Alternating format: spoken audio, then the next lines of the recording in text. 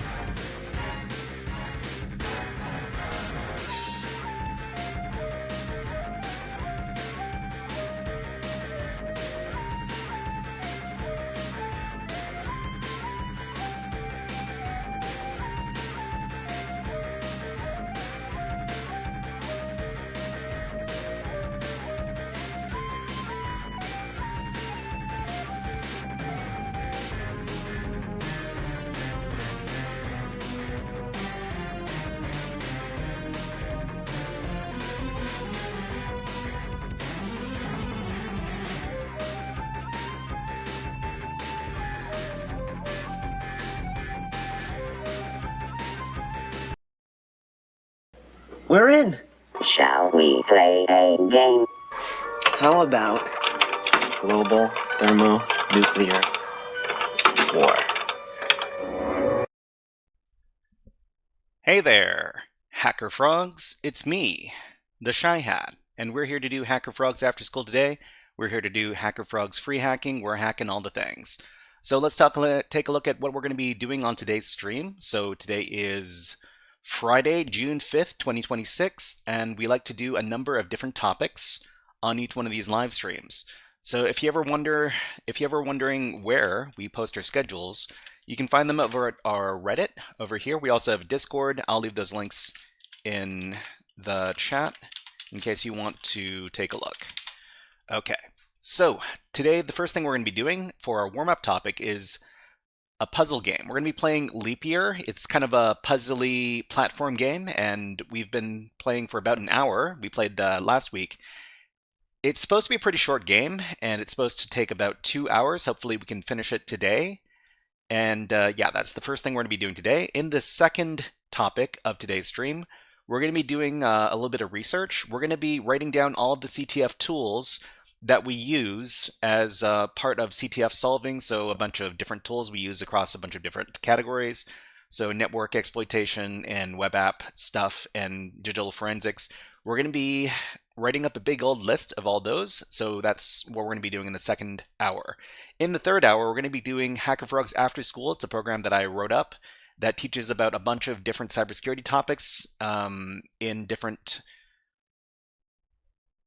subjects. So this subject that we're covering right now is cryptography. We're in session number 3, and we're going to be learning more about classical cryptography over there. That's the third hour of today's stream. In the fourth, fifth, and maybe sixth hours, we're going to be doing HackSmarter. HackSmarter is a cybersecurity education platform, and we're going to be learning about Windows Active Directory hacking with their ShadowGate module over there. So we're going to be reacquainting ourselves with Windows hacking, and we're going to be trying to see if we can hack the box. Not hack the box, the platform, but anyways. All right, so what we're going to do first is we're going to put 60 minutes on the clock, and we're going to get started with our warm-up topic. So the game that we're going to be playing is Leap Year, which you can find out more about over here. And we wrote out a bunch of rules that we discovered while we were playing the game last time. So we discovered a bunch of rules. This is a game where you jump up and you do some platforming, but there's a bunch of rules you need to follow. If you jump normally, you die. So if you jump up to your full height, you die. That's what we found on level 0. If you jump but you don't go to the full height of your jump, or you don't land to the full height of your jump, you don't die. If you land on spikes, you die. If you fall more than 2 blocks in height, you die. Kiwi, hello, nice to see you here. If you land on a person, they break your fall and you don't die. If you walk on the same plane as spikes, so if you enter the same square as spikes, but horizontally instead of vertically, then you don't die. If you fall more than 5 blocks in height, then you bounce. You bounce up 4 blocks in height. That's what we found on level 15. And if you fall more than 7 blocks in height, then you can tunnel into the dirt, and then you can, well, that's another rule. Anyways, let's start the game. I've got it running over here. Let me display it. And let's turn up the volume over here. So I had the volume off, so music. Let me know if the music is too loud. So we'll put it up to 70%. If it's too loud, let me know, and I will change the volume. Okay, let's continue then. All right. Continue game.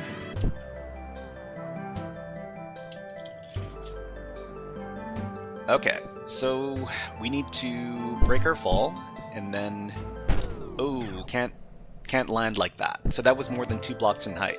So you have to be very careful when you play this game. Okay, break our fall with some people. Down here, break our fall. There. Okay, and then we can hit a checkpoint here. We need to jump on this guy. And then... okay. So we got some spikes. Oops. Yep, okay. Can't jump into the spikes. We need to time our jumps very carefully to not fall and die. Anyways, over here.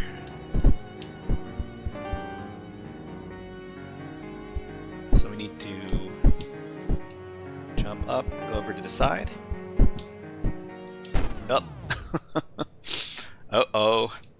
And Straw Hat Luffy, hello, nice to see you here. Hope you're having a good time. Happy Friday. Okay, can't... How do we get over here? So we need to... Okay, just walk and... I don't think this is where we want to go. Okay, so we'll just wander around. Up here. Straw Hat Luffy says it's Saturday here. You must be in... You must be in Asia or Europe. Are you in Asia or Europe, Straw Hat Luffy? Let us know.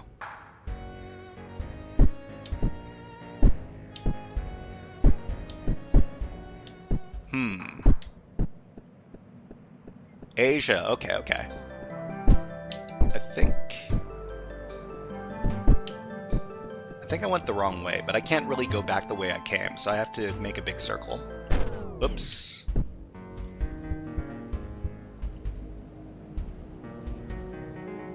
I think I might want to go back the way I came from here.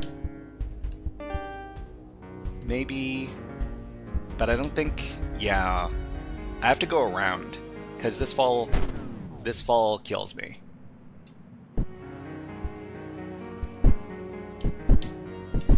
Okay, so I guess we're just gonna have to go...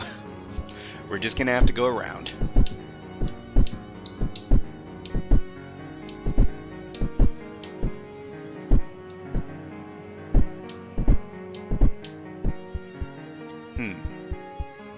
Did I join late? No, you didn't join late. We're just doing our warm-up right now. So we're going to be doing a puzzle game for about an hour or so, and then we're going to move on to the next topic. So we got a bunch of different topics. If you go to the Reddit, then you should be able to see the schedule. Let me see if I can get you the schedule.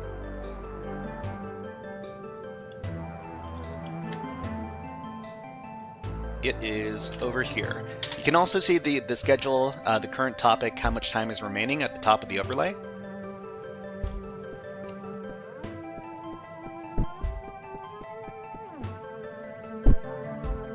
Whoops. Oh, jeez. I have to go all the way back here, huh? This is what I get for not activating these flags.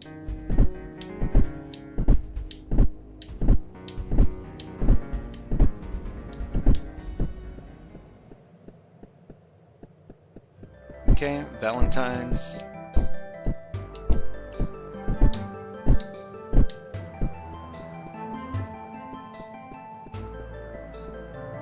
Okay, let's activate the flag over there. And then let's continue. So I guess we just go down from here.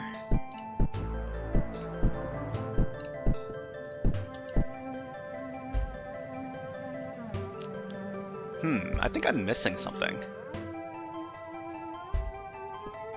Because I'm where I started again.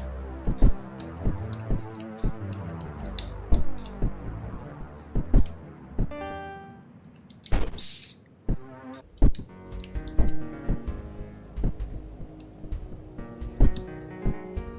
Okay, Straw Hat Luffy asks, what do I have to do if I have to learn from scratch? So, Straw Hat Luffy, what do you already know? I'm assuming you're talking about cybersecurity, right? What do you already know about technology, about computers, about networking stuff? You also need to ask yourself what your goal is as far as cybersecurity is concerned. What kind of job do you want to do? So if you can answer those questions for me, I can give you some advice. So there's something... Oh, you know what? I think I know what I'm supposed to do. there's a hidden area in this screen.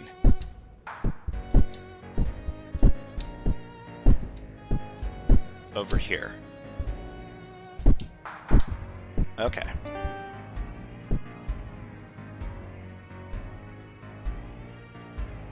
So how do we land safely? Like this?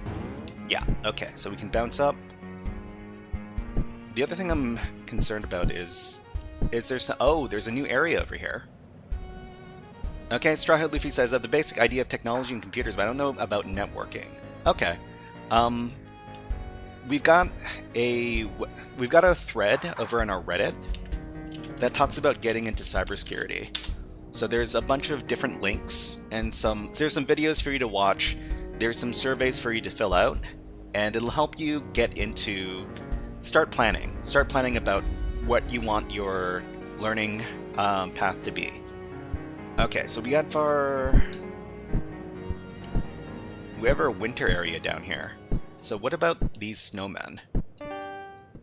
Can we do something with them? Okay, so we can jump on the snowmen to break our fall as well. So I guess we can record that as a rule. So this is...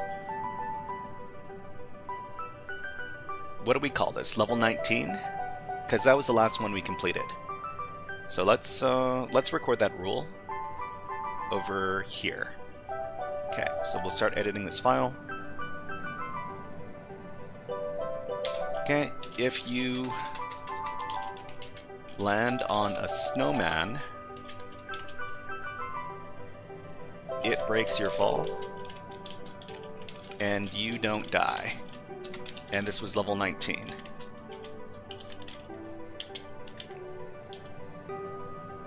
Okay, and then we'll just keep on editing this file. Let's continue. Okay, so there's flag number 24. So we have 22. I guess we can just bounce and get it. But we need to bounce and get into this alcove. Uh-oh, I missed it. We need to bounce. We need to... I didn't get it. Can we... Yeah, okay, we can go down here safely. Alright, so we've got the 24 flag. So I guess we can just jump out of here. And this leads to some spikes. There's number 25 and 26. Straw Hat Luffy says, I want to learn cybersecurity. Yeah, no worries. I'm here to help people learn about cybersecurity. What kind of cybersecurity do you want to do, though? So it's a good idea to have a goal in mind, so a type of job that you want to get into. So most people, I mean, there's a bunch of different jobs in cybersecurity. There's people who do security testing, pen testing for network or for web apps or for cloud. There are people who do digital forensics. There are people who do incident response. What you want to do, follow the link that I provided in chat and take a look at the first video there. The video will talk about a bunch of different roles in cybersecurity, and you'll have a better idea after watching the video on what you want to aim for. Okay, so how do we get the number 25 and 26? So I guess I can bounce, but that still kills me. Okay, so...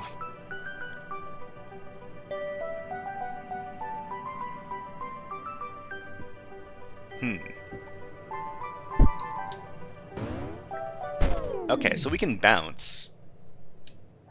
Maybe bounce and then...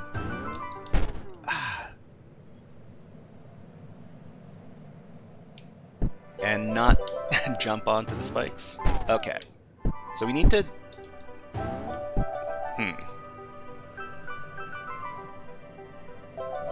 Maybe we need to get onto the other side. Bounce. Nah, okay.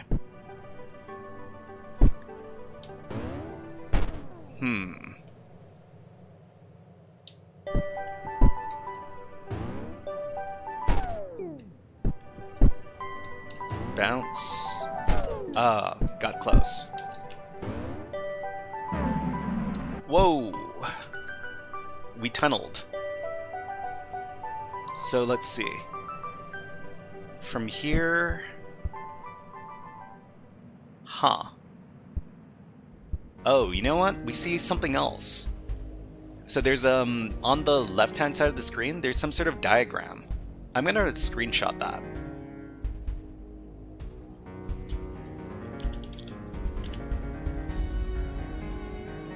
Just a second, everybody. I'm just grabbing my screenshot tool.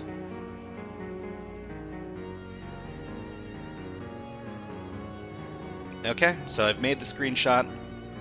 What does the diagram say? So it's circle, XX, up arrow, down arrow, down arrow. So are we gonna have to follow some sort of markers? And we see like an up and down arrow like over here, like above me, where my guy is. Okay, I'll come back here later. I saw some flags that I wanted to collect on the other side. Okay, so maybe bounce up here. Okay. And then bounce up here. Then we can collect number 27.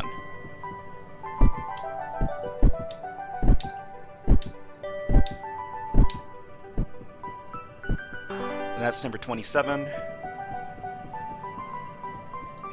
And it looks like we can maybe potentially burrow. Because to burrow, we need to fall from more than 7 blocks in height. 1, 2, 3, 4, 5, 6, 7. We might be able to do it. Okay, let me give it a try from up here. No. Uh-oh.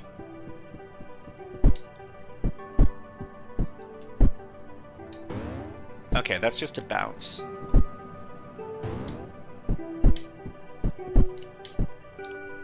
So to fall from more than 7, 1, 2, 3, 4, 5, 6, we would need to fall at a very specific angle.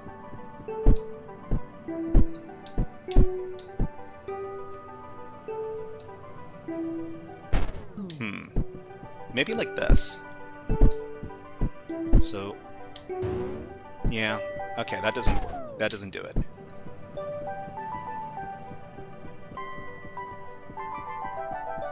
Anyways, let's move on to the other room. So the room is over here. We need to go up.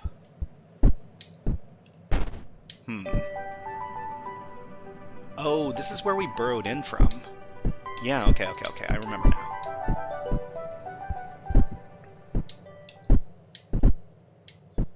This leads to a new area. This isn't actually a new area. We've seen this one. We've seen this area before. Okay, so the 23 flag is over there. We still haven't figured out how to get there. Maybe we could. Well, let's make our way back to where we were before.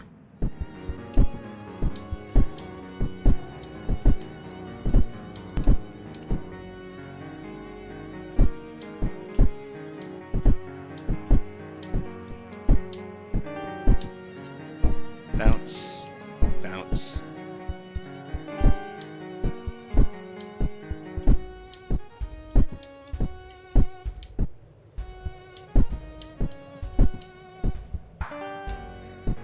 And there was a way down and there was a way up.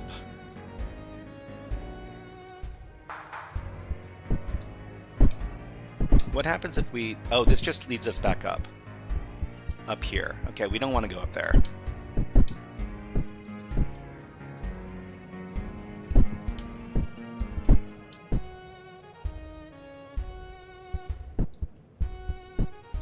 Okay, we want to go down here.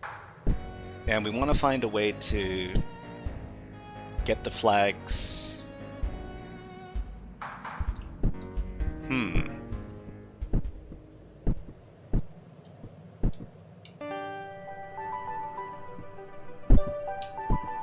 Is there something special about the blue blocks?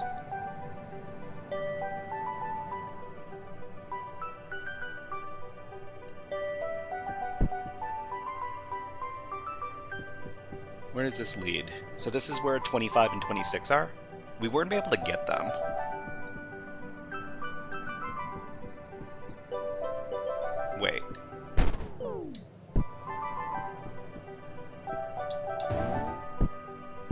can't go through. We can't go through here.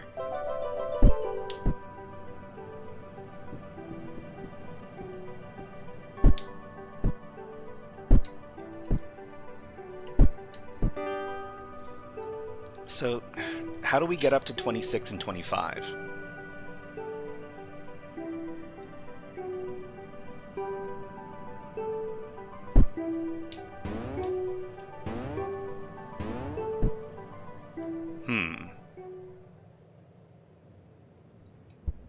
I think...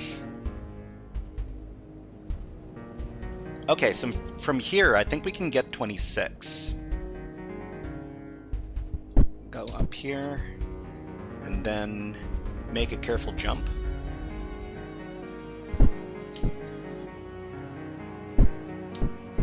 Okay, that's 26. Now we need to find a way to get 25.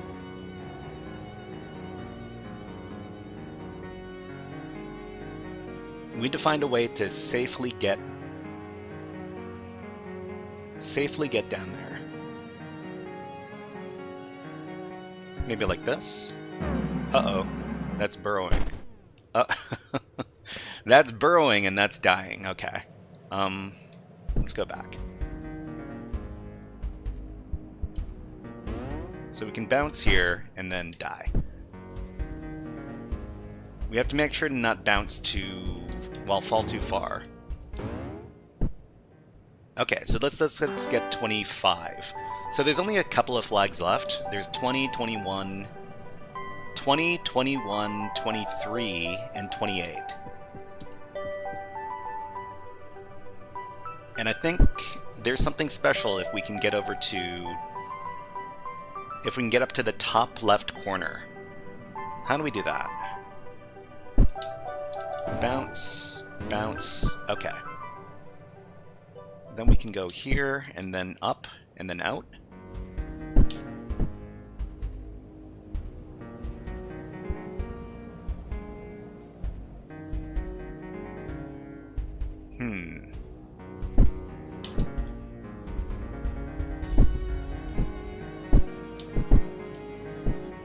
Okay, this just brings us back. We don't want to go back. We want to get that other flag.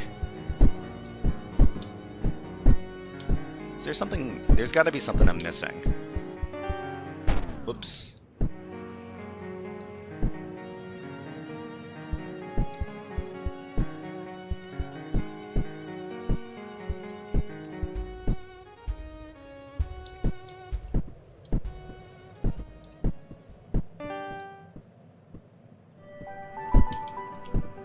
Maybe...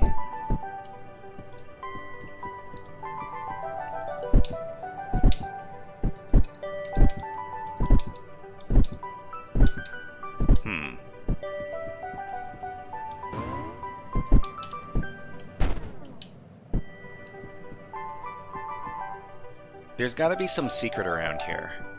Not too sure how... I'm not too sure what it is.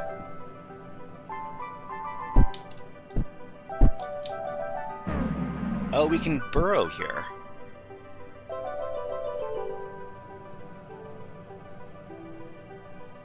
Where would we want to go, though? Okay, there's a lot... That's a lot of spikes. That's a lot of spikes.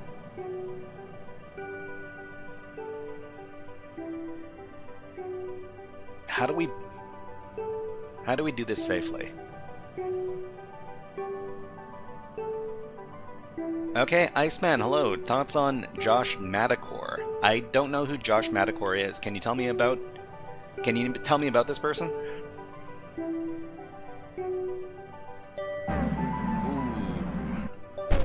Ooh. Wait. That looked almost identical. Okay, so jump from up here and then burrow. And that... Where do we want to burrow? We want to burrow to... Maybe we want to burrow to the right. Cybersecurity YouTuber usually lays out aggressive roadmaps for employment in IT and cyber. Huh. I don't think I've heard of Josh Madakor before. I'm not really a person who specializes in giving people roadmaps for cybersecurity. I'm more of a person who talks about tutorials on how to do specific exercises. Okay, so down here. Oh.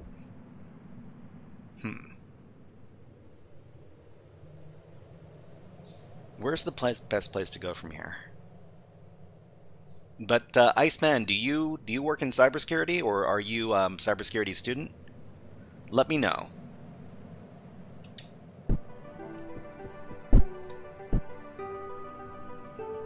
Okay, fair enough. Different vibe from both of you. Yours is a lot more refreshing. Refreshing. I mean, I'm not all business all the time. I know that people. Ooh. I mean, I think I'm dead here. There's nowhere for me to go. Yeah. A student. Okay. Okay. And yeah. So Iceman, what kind of cybersecurity role are you aiming for? Are you looking to get into pen testing or incident response or SOC analyst stuff or something else? Where would I even want to go? Maybe we can burrow. Well, might as well just keep on experimenting over here. Oh, can't land on spikes.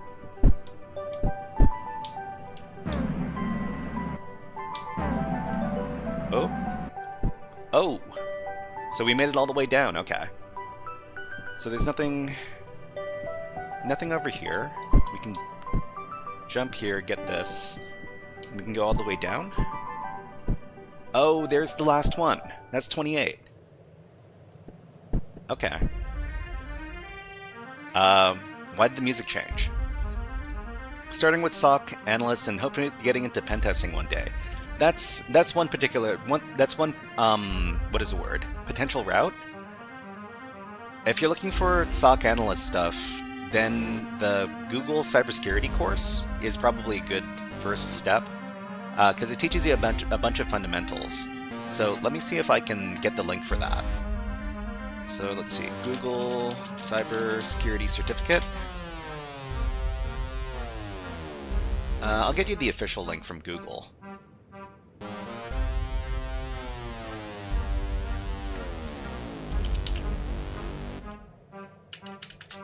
Here's the link.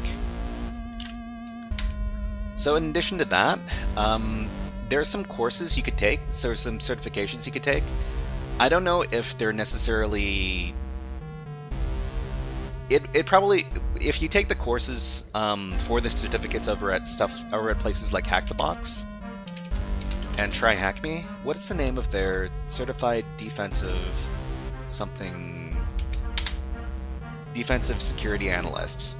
Right, let me get the link for that. You might want to look into something like this, or maybe the one from Try Hack Me.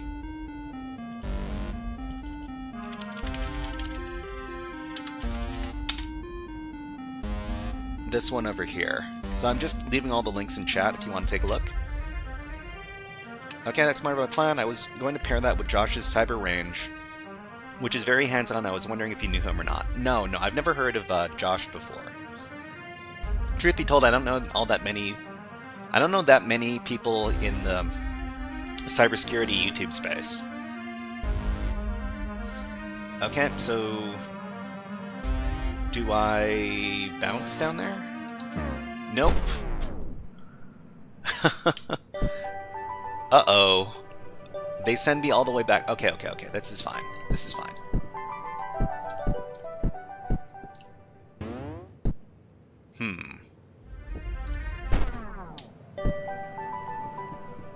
So this one's gonna be tricky.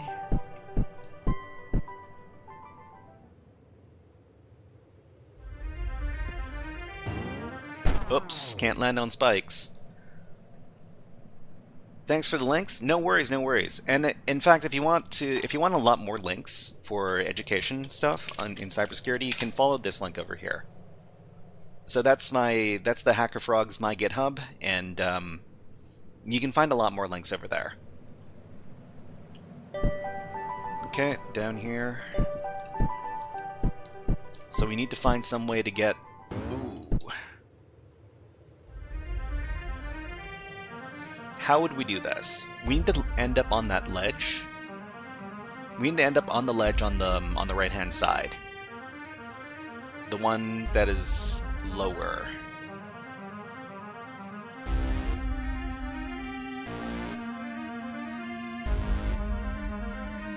How many blocks is this? 1, 2, 3, 4, 5. So if we just drop down here, we bounce. Okay, we bounce and then we die.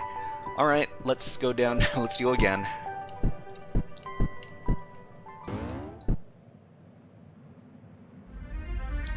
We can bounce over here.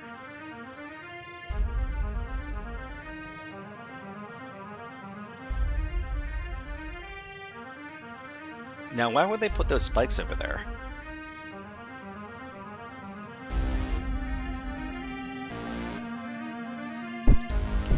Okay, I mean, we can land here. Do we just jump all the way over here? Oh, I saw I turned a different color. So, you turn a different color depending on what is activated. And I saw I turned a yellow color, which was something I haven't seen before. So I think it's a blue color if you're gonna burrow, and it's a pink color if you're gonna bounce.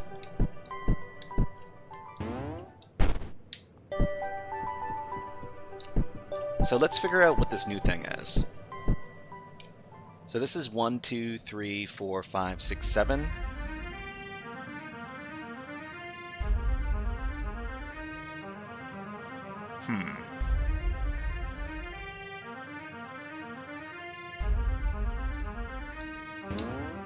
Okay, so that lets us bounce. 1, 2, 3, 4, 5, 6. So this also lets us bounce up here. Then we can jump up here.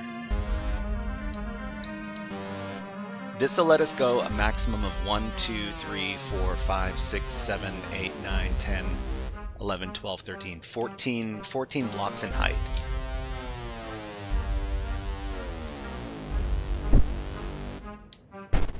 Yeah, so I turned yellow after a certain point. I wonder if I can like jump or like fly or something after I turn yellow. Let me give that a try.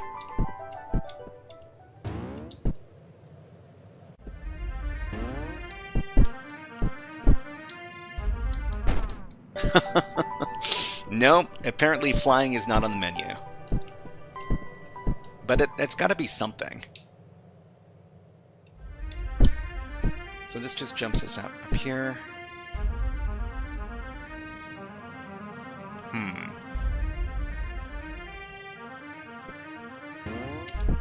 So we bounce up here. Oh, you know what?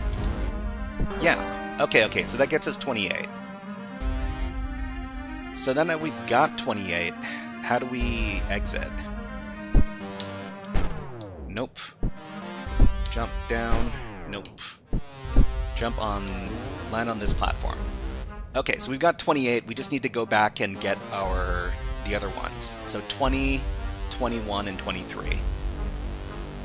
It seems easy enough to just jump up here and then jump all the way back up. But I'm sure there's got to be some other secrets in here.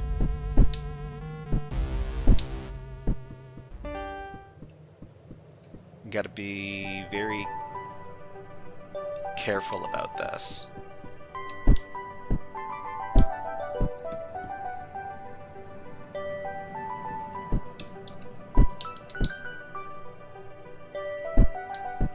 Okay, and then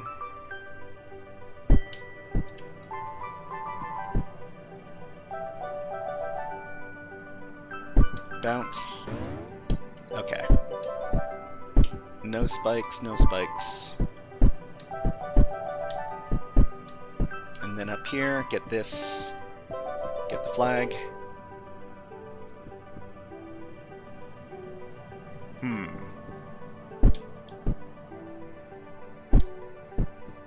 Seems easy enough. Huh. Now how do we get up there then? Do we need to bounce? Oh, we need to bounce. Okay, bounce up there. Up. Okay. So we managed to get... We just need to figure out how to get the last 3?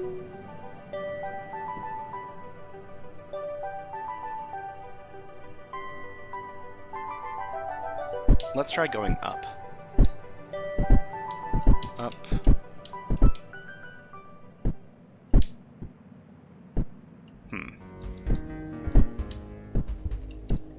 Well, we'll go the other way.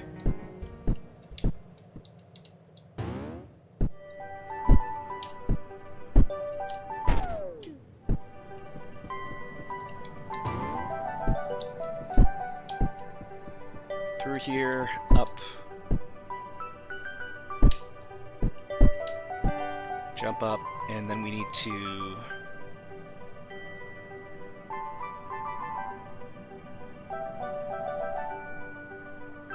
We need to bounce. Whoops. To bounce, and then bounce again. And you know what? I'm gonna try doing a little bit of experimentation here. Okay, get this flag. And then we'll try doing some burrowing. So down... Oh, I can't land on those spikes.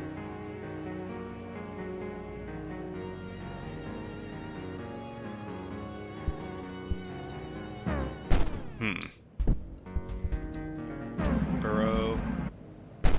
Okay.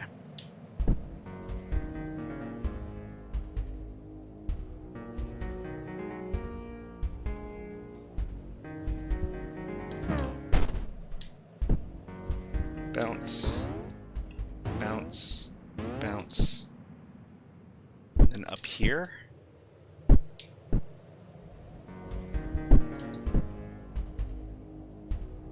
And I want to land very specifically.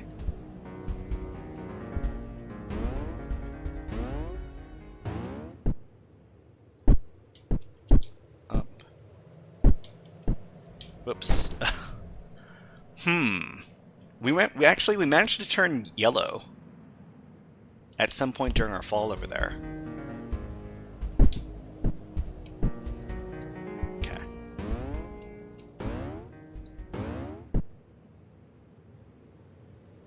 And I just need to figure out what the yellow means.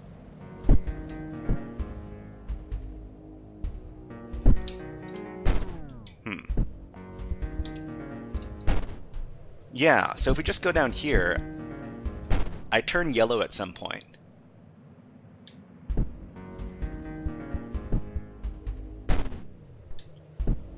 Got pretty close. But, So this is just burrowing.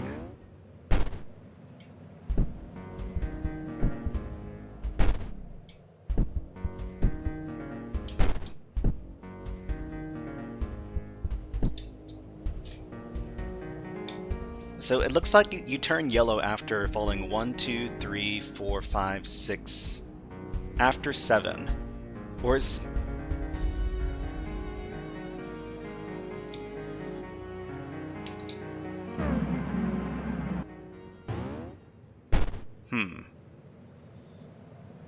Sniffin', Coke, this doesn't look like whatever the description is. So this is just a warm-up right now. So what we're going to do is we're going to come up with we're going to talk about the hacking software tools, the list of them after the warm-up is over. And that's going to be in about 22 minutes.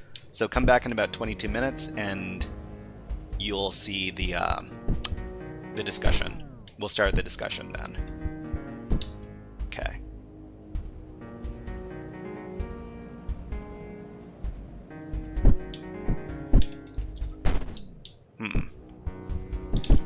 Oops. Okay, you want to stay? You want to stay? No worries.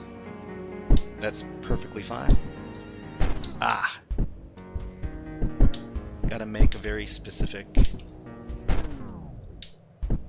a very special jump.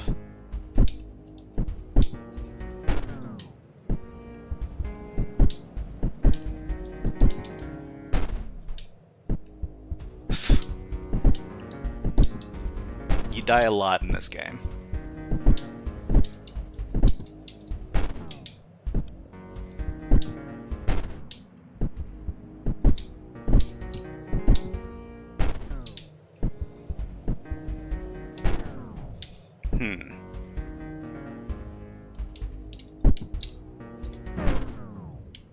So that's burrowing.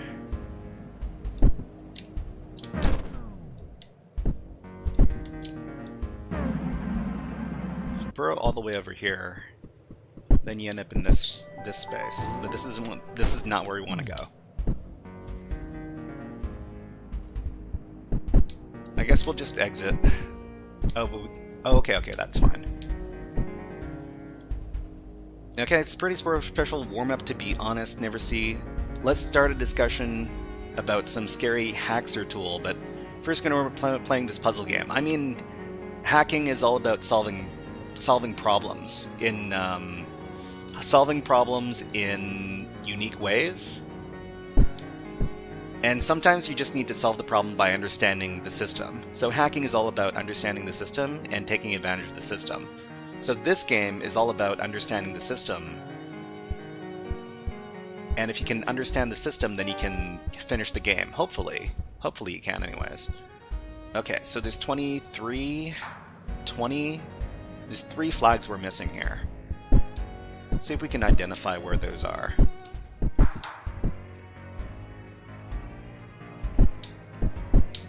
Uh-oh.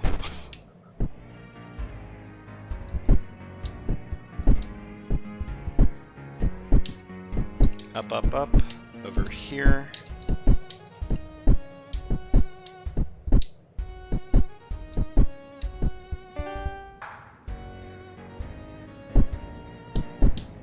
So we need to find some place where we can fall from a pretty, like a really big height. Oh, okay.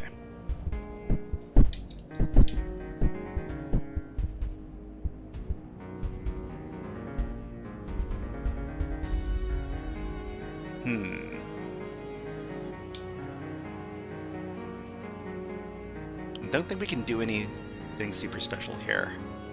Let's go back the way we came.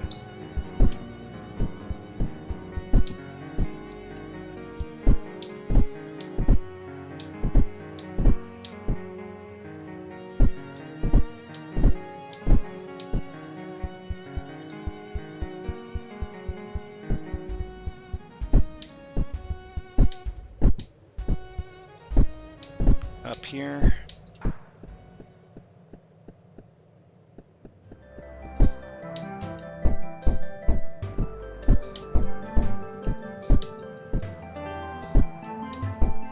And see if we can fall from a really big height over here.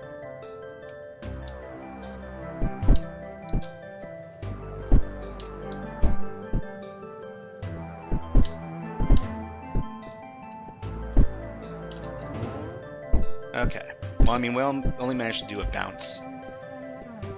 But...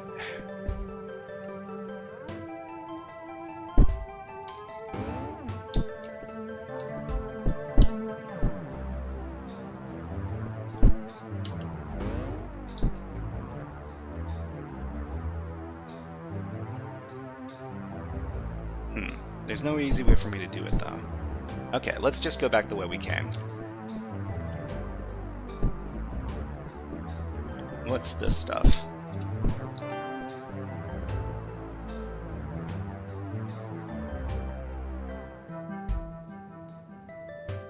Okay. Go back.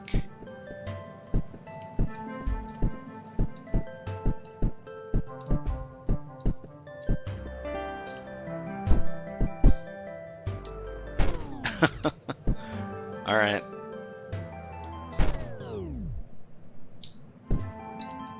got a fall and break. Well, we got a break or fall over here. Let's go back to the very beginning of the game. So there's probably some way for us to drop down from the screen above. I'm not too sure. Okay, I see the game is sending out hearts. Yeah, kind of. We got further in the game. We only have 3 flags left to collect. Okay.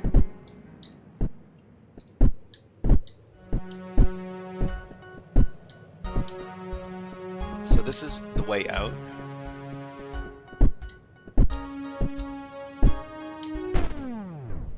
And that's the way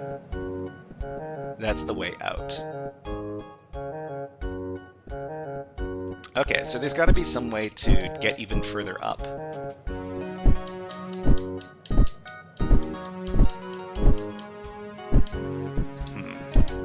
Not here.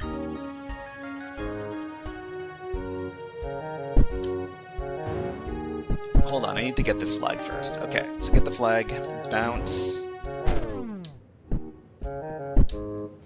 bounce, and then jump up, and then bounce, and then jump up, and then bounce. Okay. So this is where we learned about burrowing. Although I see something over on the left-hand side as well.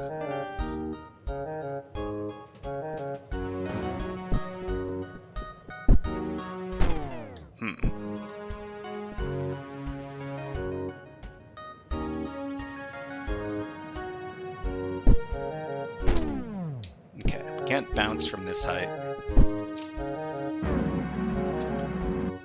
Oh. Got a burrow. Whoops.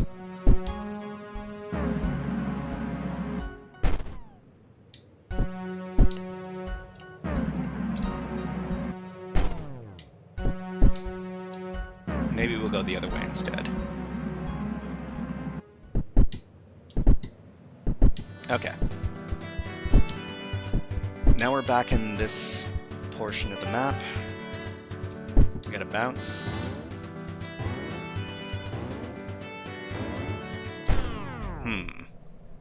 Oh, no, I think I understand. Okay.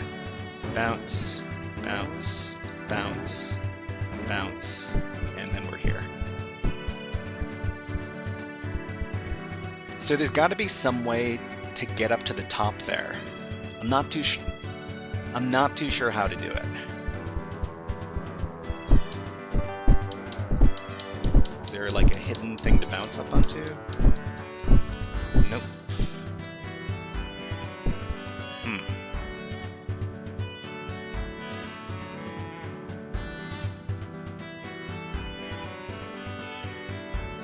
This is where we discover that we can jump into the spikes, but as long as you're not on top of the spikes, you don't die.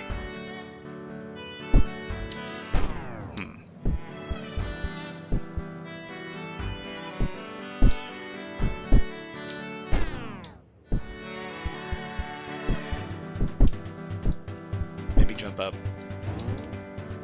Nope. Okay.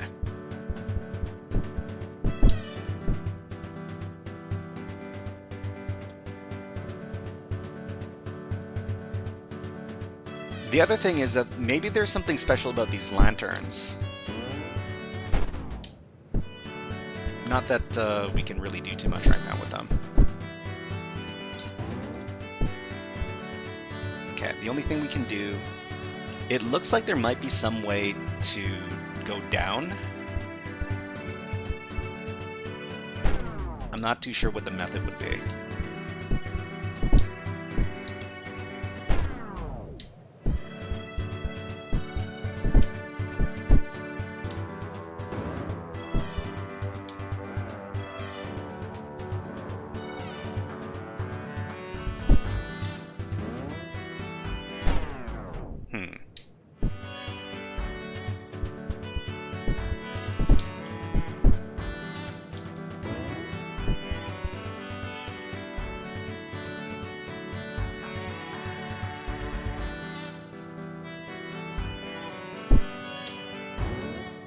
So we can bounce back up here.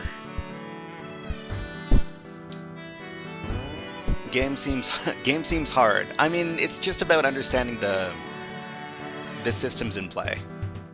So like any other system, we need to figure it out in order to get the most out of it. Okay, can't fall there. But Segfaults, hey man, nice to see you here. Okay, just... Oh!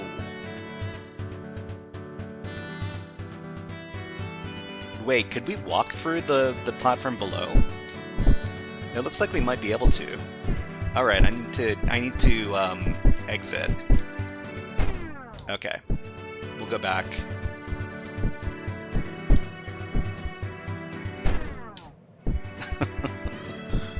Well, bounce. So they look like there might have been a way to walk off of this one. No? Okay. Guess not.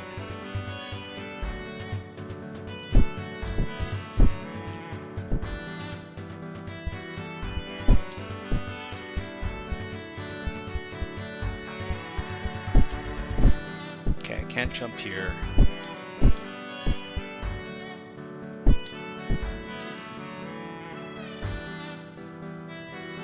Alright, let's get this flag. So from here we can start...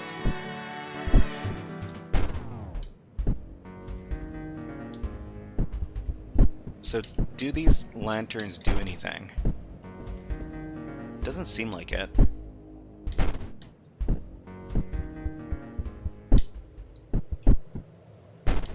Yeah. Alright, keep on going. Where does this go? Oh, okay. So we can... Can we fall from a great height here? I don't think we can. There's 23. So let's think about this.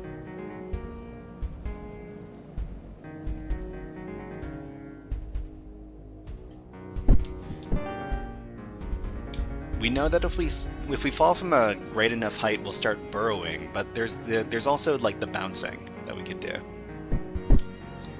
So for example, if we fall from... Whoops. If we fall from this height, then we can bounce once.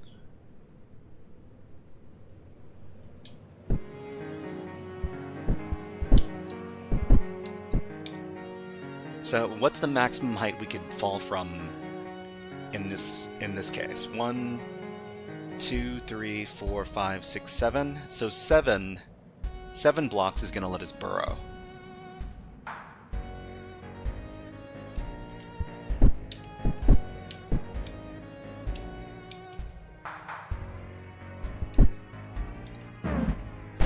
Yeah, like that. Is there a hidden platform or something that I'm not seeing? Yeah, nope.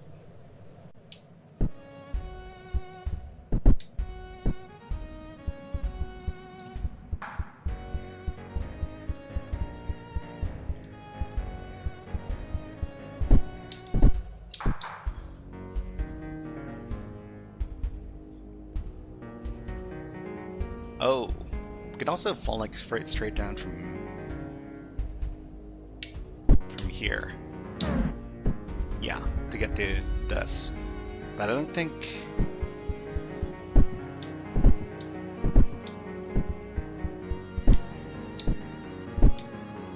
Ah, that kills us.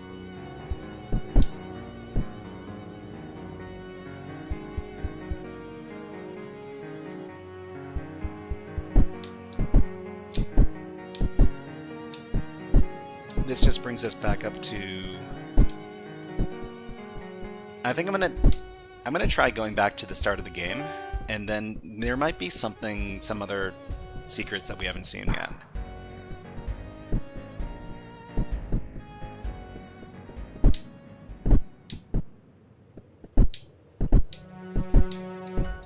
Uh-oh.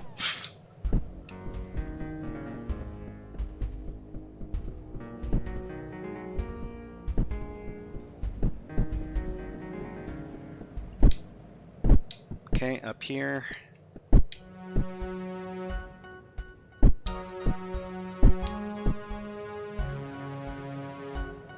Now how do we survive this fall?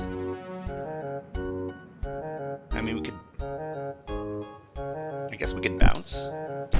Whoops.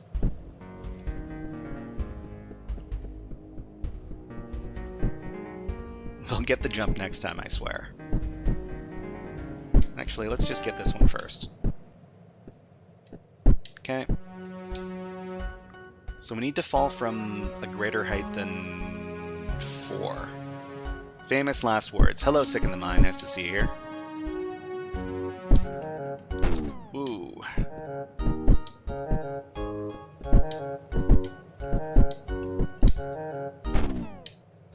I'm getting stuck on that jump.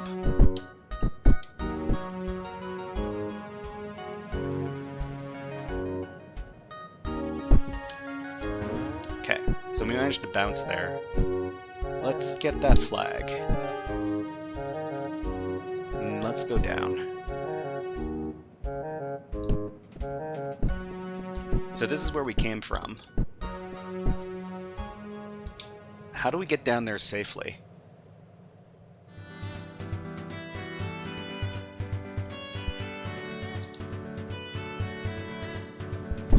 Yeah, I don't know if we can. Because if we just drop from down here, we don't make it.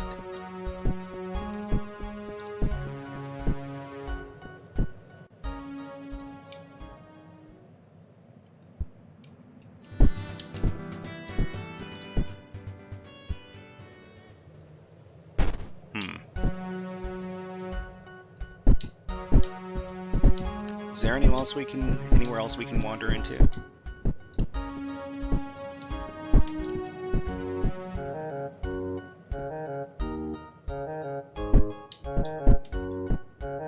Whoops. How about over here? Nope.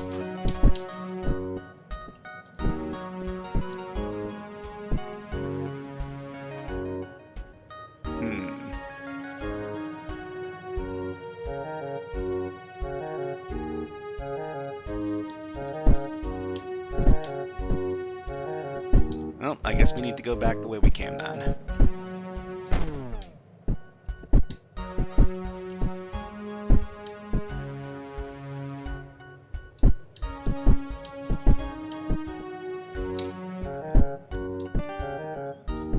Okay, and then...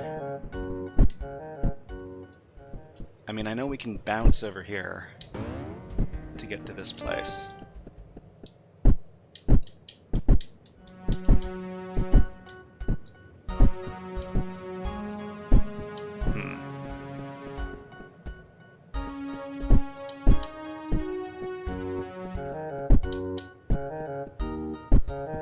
This leads us over here. And we learn to bounce.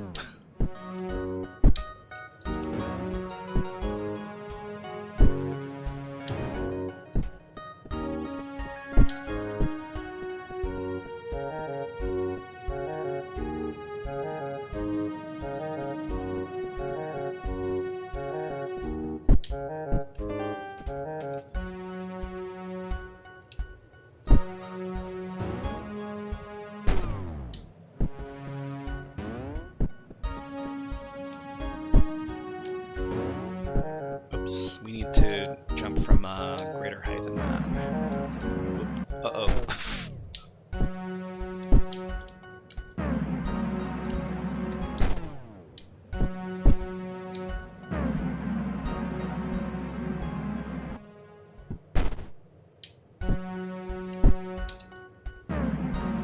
And then down here, and then over here.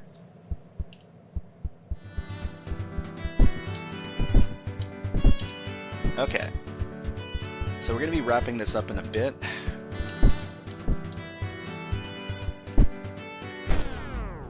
And we need to do the burrowing again. Okay.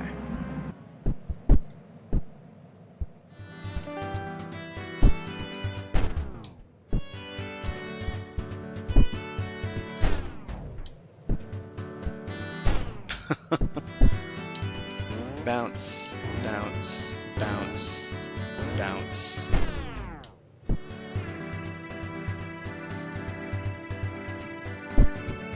Bounce, bounce, bounce, bounce. Okay. There might be something... Okay. I thought there might have been something that we could, like a special hidden route. Nope. Not in this case. Oh, man.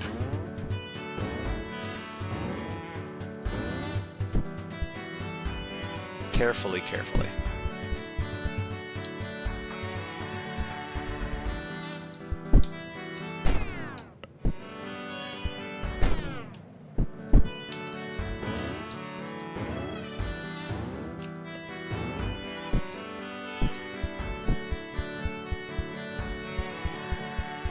Yeah, there's got to be some way to get up top there. But how?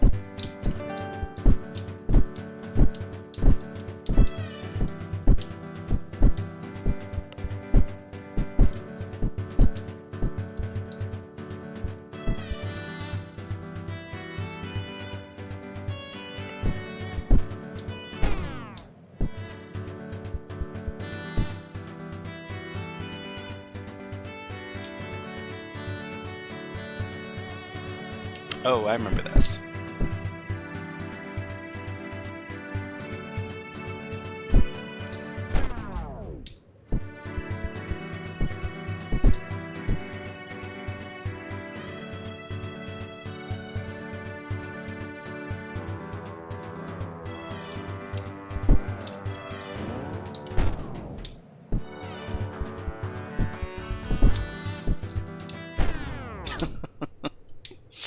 Oh, okay.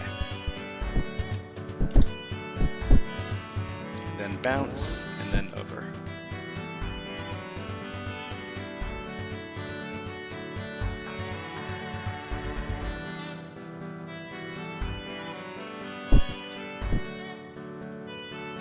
It looks like there might be something down below here.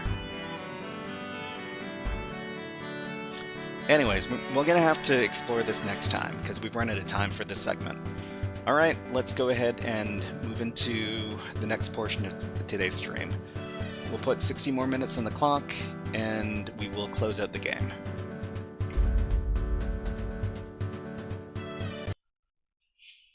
Alright, so we'll commit the changes for all the rules that we learned in today's session, and we're gonna move into the next topic. So for this next topic, I'm going to put on some music. If the music's too loud, let me know and I will adjust the volume.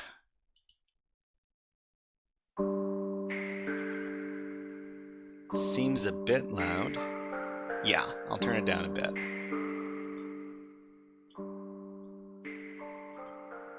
Alright, so what we're going to be doing now, if you're interested in this game, the game that I was playing just now, it's called Leap Year. I'm pretty sure you can get it pretty cheap on Steam. Let me see if I can look up the price.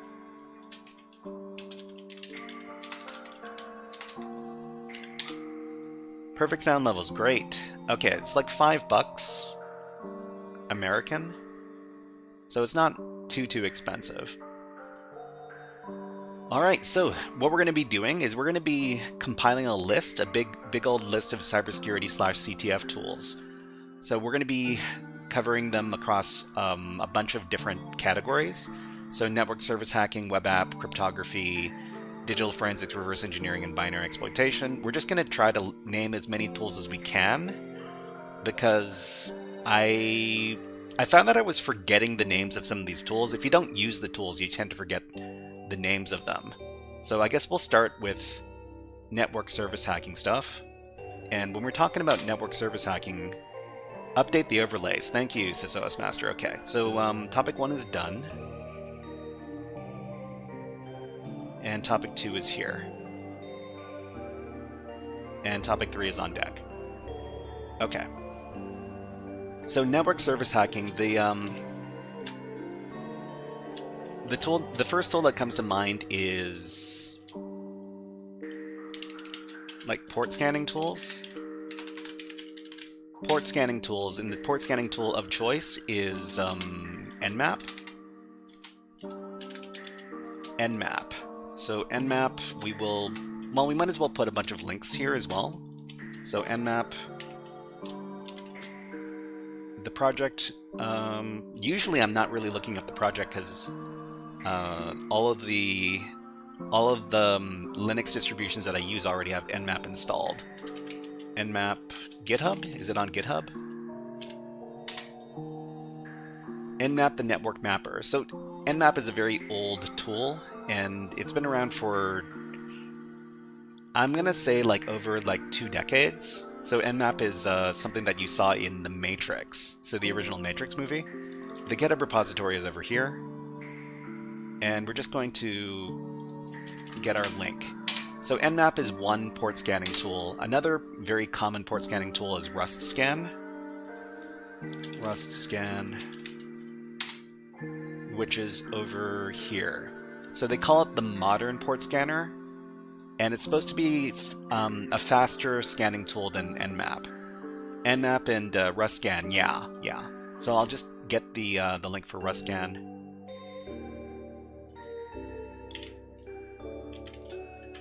So this is the link for RustScan, RustScan, okay. And yeah, so if you're looking for any particular tools and you want me to talk about the tools, or tools for doing specific things, let me know, because we're basically going to be listing out as many tools as we can in the next hour or so.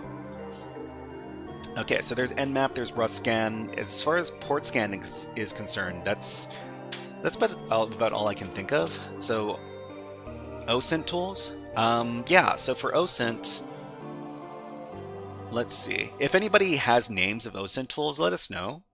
When I think of OSINT, I think of the Harvester, which you can find over here. So email, subdomains, and names, blah, blah, blah.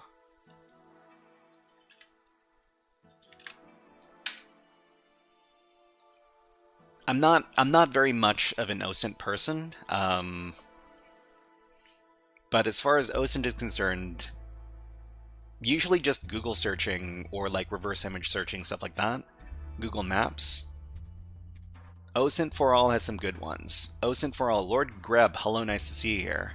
So let's see, OSINT for All. Okay, so aims to provide a practical and easy OSINT toolkit for researchers of all levels to use. That sounds pretty good.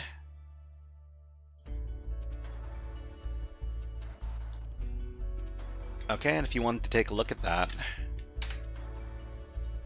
the link is over here. I haven't used it before, so I really don't know too much about it.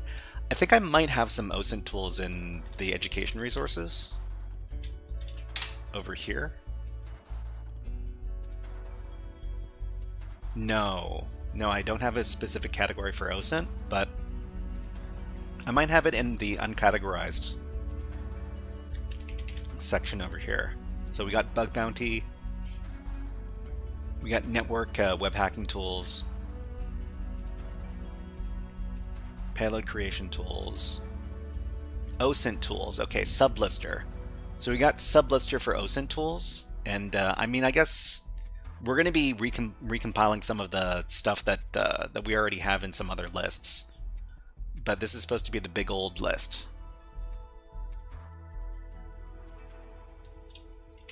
And I might as well add OSINT as a category over here as well. So binary exploitation, OSINT. So the harvester, where did I put that thing? So the harvester is over here.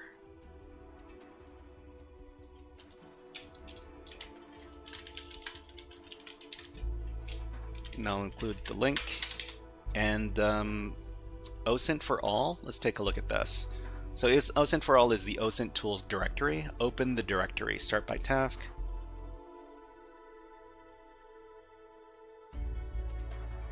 Okay, it looks like a pretty good...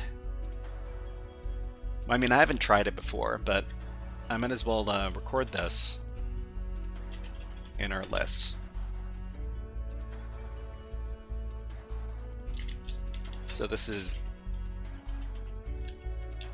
OSINT for all.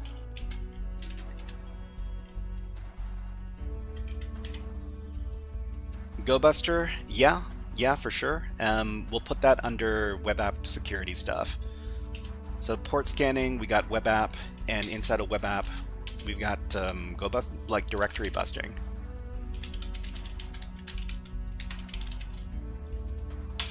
Directory busting, we can put GoBuster in there. GoBuster.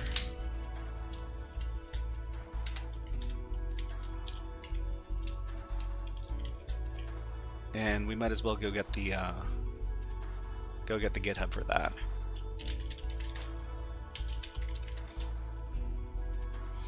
Yeah, Derb, Nikto. Nikto is more of a web app vulnerability scanner, though. It's not specifically for directory busting. Okay, so there's GoBuster, and of course when we're talking about like directory busting, there's also like, what is it called? Ferrix Buster? So GoBuster is here, and there's also Ferrix Buster.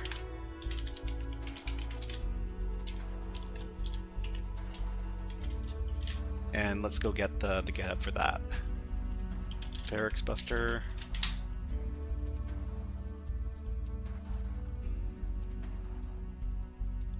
Okay, that's it over here. So, I mean, we could go for an hour and we still wouldn't be able to list out all the tools. Like, super simple stuff, you'd use the Derb tool, Derb or Derbuster. Derb is probably... Derb and Derbuster are both pretty good. Well, I know some people like Derbuster because it's got a graphic user interface, but let's get both of those. Derb, GitHub.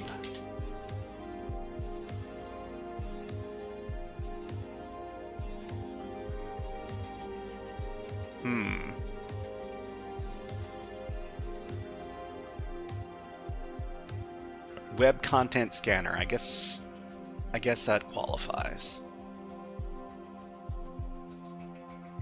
Derb URL brute forcer by Dark Raver. Yeah, I think this is the right one.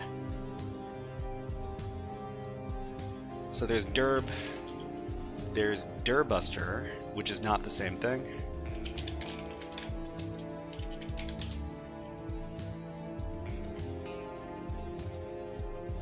That's a GitHub topic. There we go. And this kind of like segues into like fuzzing in general. So for web app, there's directory busting. There's also, can I make this a little bit bigger with that? Okay, just a bit bigger. So there's directory busting. There's also just fuzzing, and fuzzing for a bunch of different parameters. And as far as fuzzing tools go, like FFUF, which is fuzz faster, you fool. This is a very, it's a very, very good tool for doing fuzzing. Let me see if I can get the GitHub for that. GitHub FFUF. Fast web fuzzer written in Go. So I do a lot of different web app fuzzing tasks with FFUF. It's a very, very nice tool. Back here, okay. So fuzz faster, you fool. There's also wfuzz, and I think there's like one more.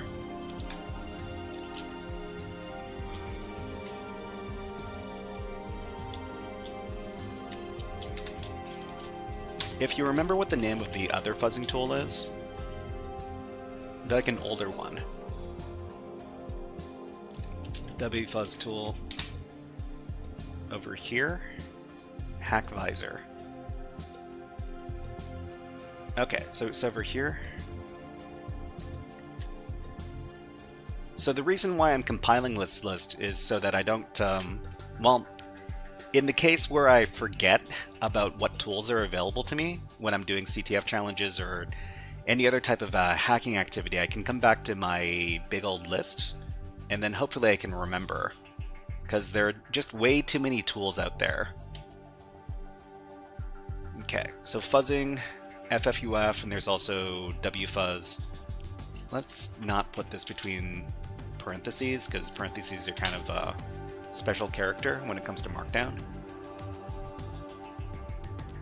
So for web app, there's also web app vulnerability scanners. So vulnerability scanners. So there's Nikto, and there is, what else is a vulnerability scanner?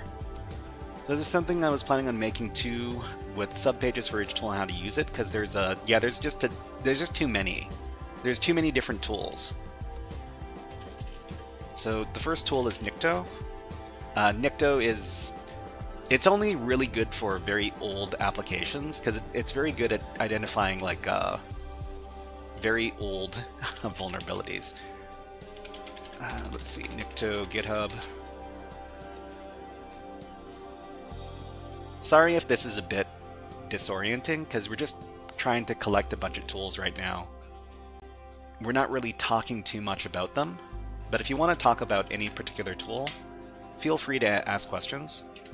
So there's Nikto, there's also Nuclei. The thing about Nuclei is that I don't know whether or not to call it a web app vulnerability scanner or something else. Let's look it up. Nuclei, GitHub, scanner. OpenVAS. Yeah, that's correct. Okay, so what does it describe itself as? So this is Project Discovery Nuclei. It's a modern high-performance vulnerability scanner that leverages simple YAML-based templates and empowers you to... It's a vulnerability scanner, but it's more of like a general network vulnerability scanner. It doesn't do just web app stuff. Many of these are multi-purpose. That's true. That's true. Sometimes you want to put stuff in specific categories, you know, just to make it a little bit easier. So let's file this under like network vulnerability scanner.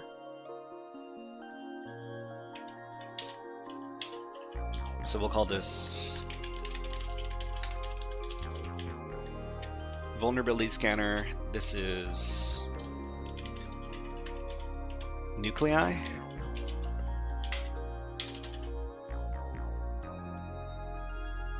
Okay, so FFUF, WFuzz, Nikto for something like web specific, OpenVAS, SysOS was talking about.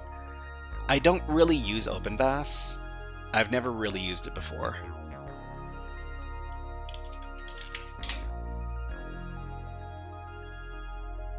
But I guess you can find it over. Is it completely commercial?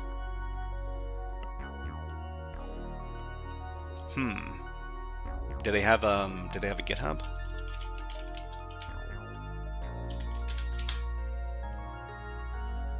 OpenVAS is mainly for when you have the infrastructure yourself. Oh, you know what? The other really big vulnerability scanner that I haven't really thought of in a while is what is that one called? The one that people use for like really cheap, quote-unquote, pen testing.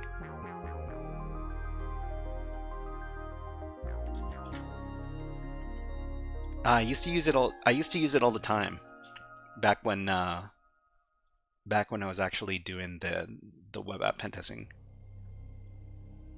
OpenVAS is open source. Greenbone is the company behind it that has additional support options. I mean, I guess we can also talk about like Zap and like Portswigger stuff, Burp Suite. That'll come later.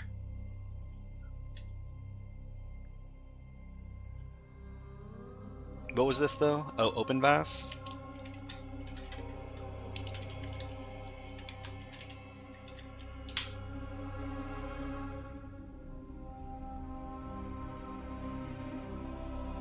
Oh, what was the name of that tool? Network vulnerability scanner. Let me ask the AI. It's like a very well-known tool. Okay, I'm thinking of a very popular network vulnerability scanner that has both free and enterprise editions. What tool am I likely thinking of?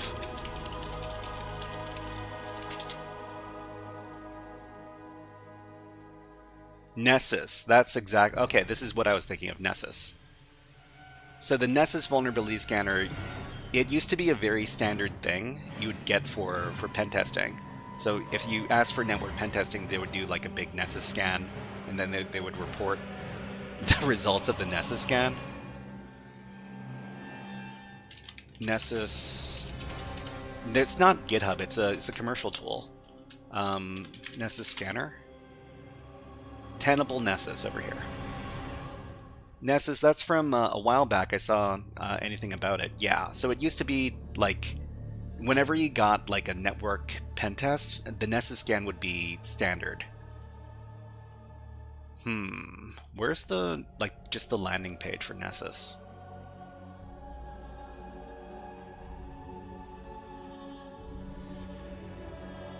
Or is it just tenable.com?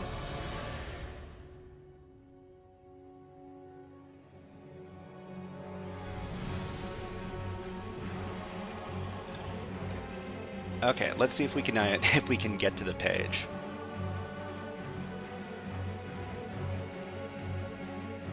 Or maybe just Nessus download.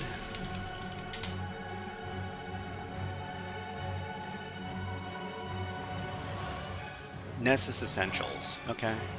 So this is like the free version of Nessus.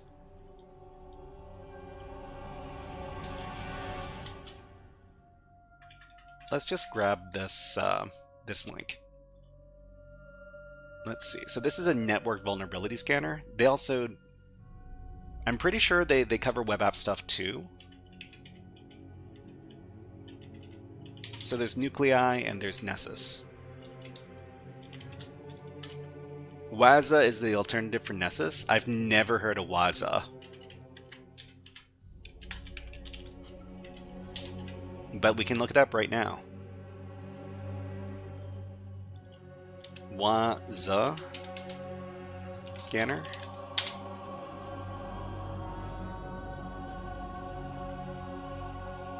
Okay, so what is this?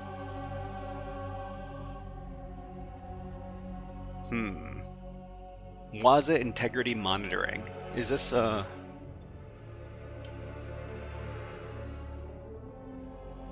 this is a SIM tool or a SIEM tool, whatever it's called. Waza.com.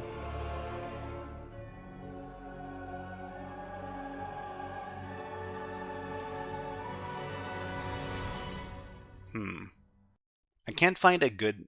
I don't know if I can find like a good link for this though. Maybe just the landing page for Waza.com.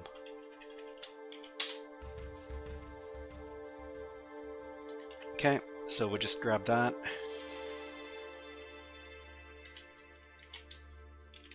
So this is Waza. Alright, so this is port scanning, vulnerability scanning, web app stuff. What is another like major category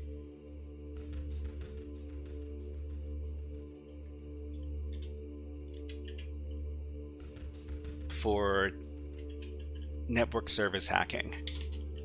So another big thing for network service hacking would be probably like protocol specific stuff. So protocol specific SMB tools, I guess.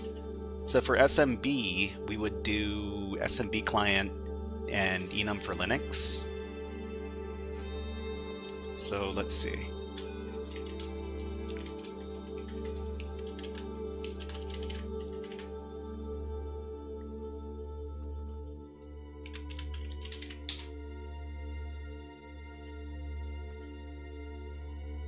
SMB client is over here. Samba.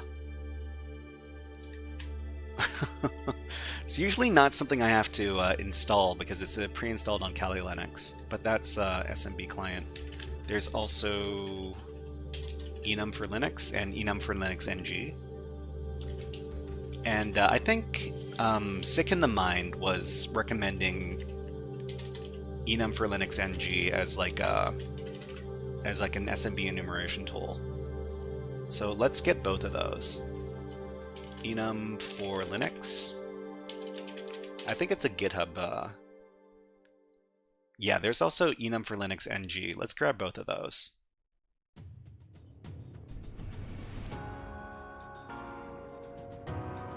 So this is the NG version. Okay, here. Enum for Linux NG and the regular enum for Linux.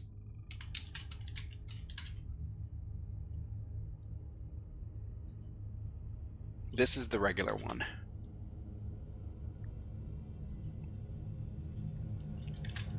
Okay, so these are SMB tools. The other thing that I associate with SMB, but is not SMB specific, is netexec.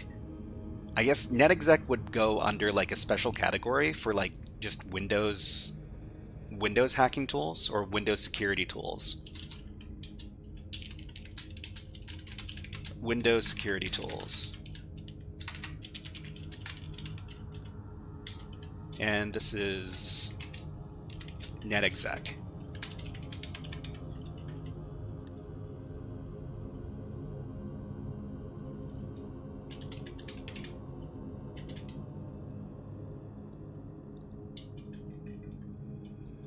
Where's the general project page? So if we just search for netexec, I guess there's a...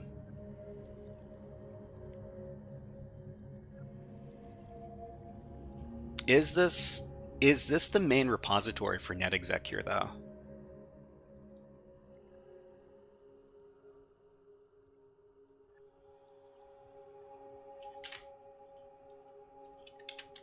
I'm not sure if I'm using the correct GitHub repository, but I mean, if it's wrong, I can always come back and revise the list. So Windows security tools, netexec is the number one. And let's see, what are some other tools? So network service hacking. There are also like DNS tools. There's, although I don't do that very often. I guess network enumeration tools. I mean, port scanning. Yeah. So there's RustScan. There is ARPScan, which discovers machines on your network. ARPScan. And we might be using some ARPScan. Well, we might be using it today. Let me see if I can get that project. ARPScan.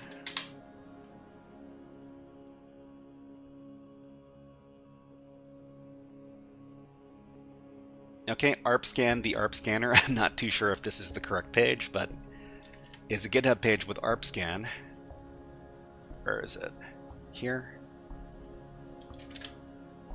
Okay, so as far as like port scan is concerned, can you think of, I mean, if you know any other, like, although this isn't port scanning in this case, I guess we can call it port scanning slash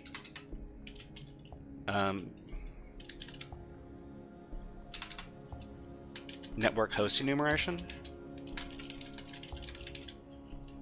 because this discovers hosts on your network. It doesn't necessarily, you know, discover ports. We got our vulnerability scanners over here, and another thing that I'd like to talk about is tools like Penelope. Penelope GitHub over here. And this is a tool for CTF stuff in particular. It's is it like a shell handler or a shell manager? What does it describe itself as? It's a modern shell handler for penetration testers and CTF players. It provides a more capable alternative to basic netcat listeners, adding automatically PTY upgrade, session management, etc., etc. So I guess we could call this like a shell handler, right?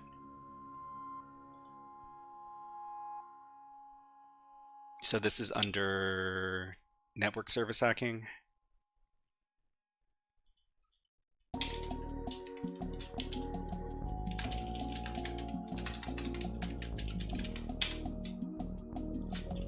and this is called Penelope.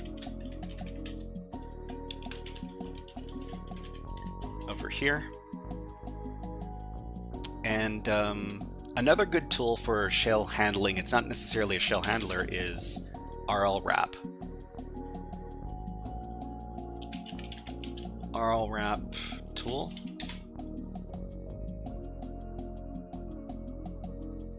Okay, so a read line wrapper.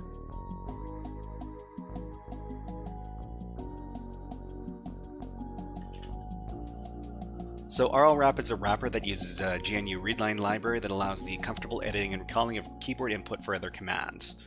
So you can wrap it around other network commands, which is really nice.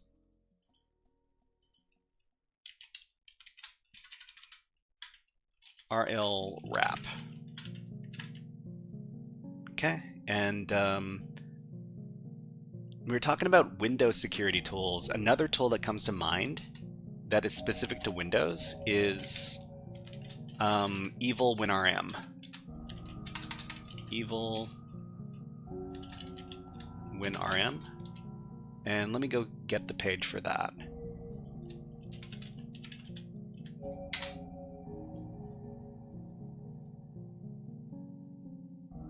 Here it is.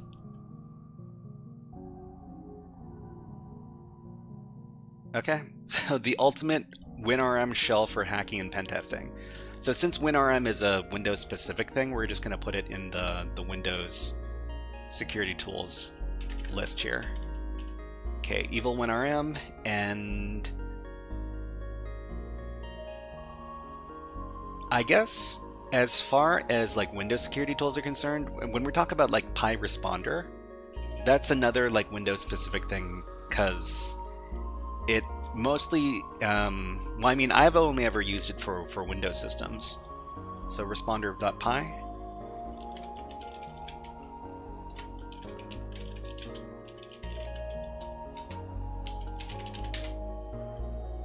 Okay, so what does it describe it as?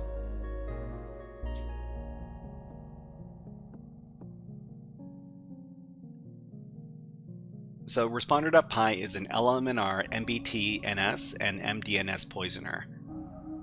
So it'll answer to specific MBT-NS queries based on the name suffix. So all of this stuff right here, LLMNR, MBT-NS, this is Windows specific. So I'll go ahead and file this under Windows Security Tools.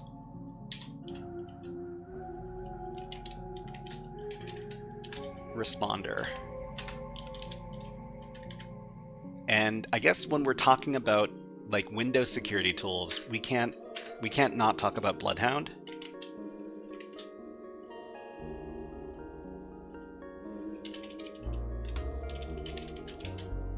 Bloodhound AD GitHub. Spectre Ops, right.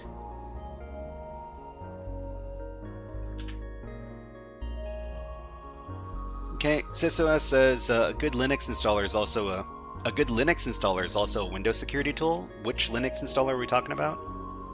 I mean, we do the enumeration against Windows, but we can do it from Linux.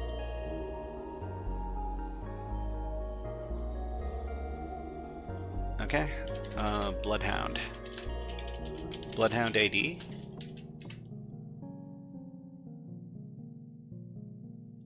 Man, we already have so many here. And we haven't even really gone away from like network stuff and web app stuff. There's still all these other categories like cryptography, digital forensics, reverse engineering, OSINT, etc., etc. It's a joke. No worries, no worries. We appreciate jokes here sometimes. So that's let's see. So for web app, we've got directory busting, we've got fuzzing. I guess we can also put down our proxies, web proxies.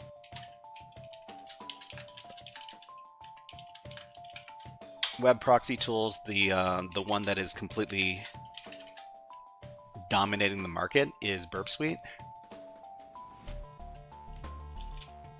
And that's over at portsfigure.net.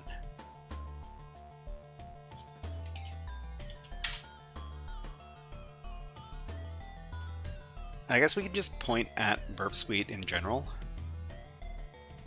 Or maybe we'll just point at Burp Suite Community Edition.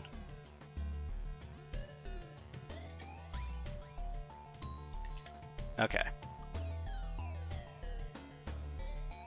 So Burp Suite. So there's Burp Suite here. There's also a few different competing tools. So there is also Zap. I don't know what to call it anymore. Is it OWASP Zap? I heard that it went back to OWASP. The Z attack proxy, and then there's also Kaido. Let me see if I can locate those. Z attack proxy. Oh, it's part of Aikido security now. Is it?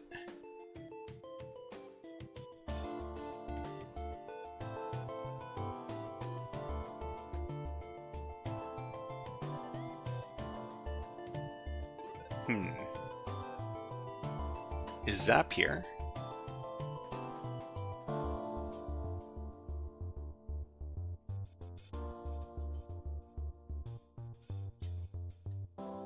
Okay. Oh no, it's from checkmarks. All right.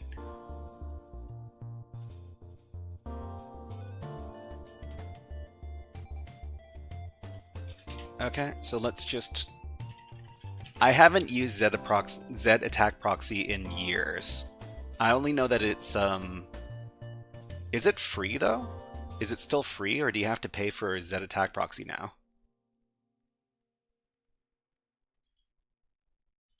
So let's not call it Zap. We'll call it,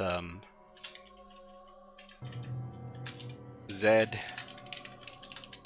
attack proxy. Okay. Something's making... Wait, are you hearing noises? Oh, it must be the website that's making noises. Okay, so there's Z attack proxy, and there's also Kaido. Kaido.io, I guess this is it.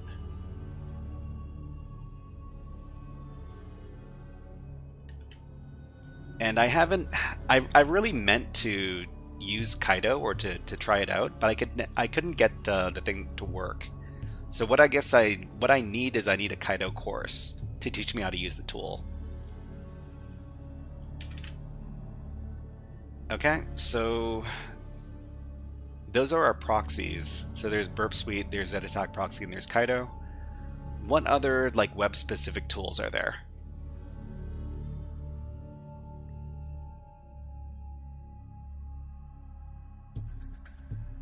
We talked about fuzzing tools. We talked about directory busting tools.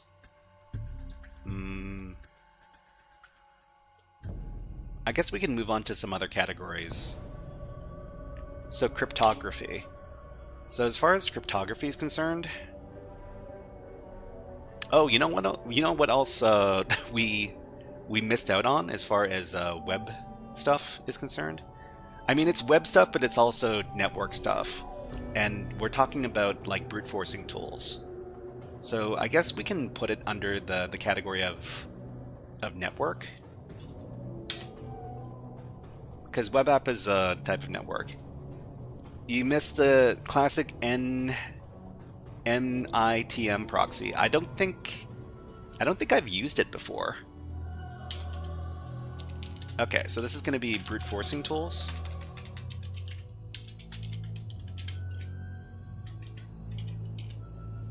So brute forcing tools, we've got a bunch of them that we that are pretty common in the space. Let's just do like 3 or 4 of them. There is your classic Hydra. April, hello, nice to see you here. We're just doing lightning. Whoa, we've already been talking for more than half an hour. Man, time just flew. We were talking about CTF tools. So Hydra,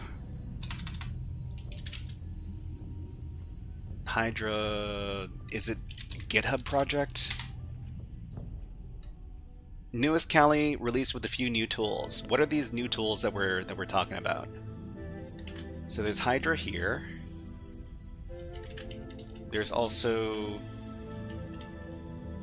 what else do we like to use for brute forcing? Ncrack is an old one. There's also Petator.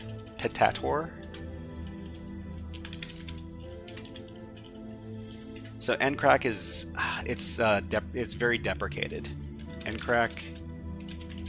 I wonder if it's on GitHub. Ncrack network authentication tool. Oh, and you know what? We didn't even talk about Metasploit. But let me get the link for Potato first.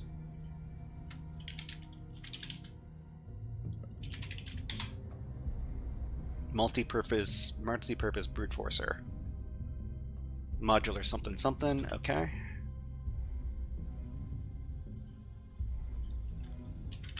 So that's Potato.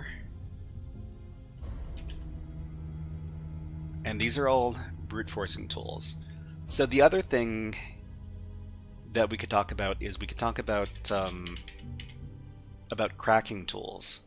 So I guess this would go under cryptography because we're talking about Kraken. So let's see. April says Adaptic C2, extensible post-X and adversarial emulation framework. Atomic Operator, utility to execute atomic red team tests across multiple operating systems. Fluxion. And let's see, GEF, a modern experience for GDB that provides advanced debugging capabilities. Yeah, I mean, we could talk about this all day. I assigned like an hour to talk about this.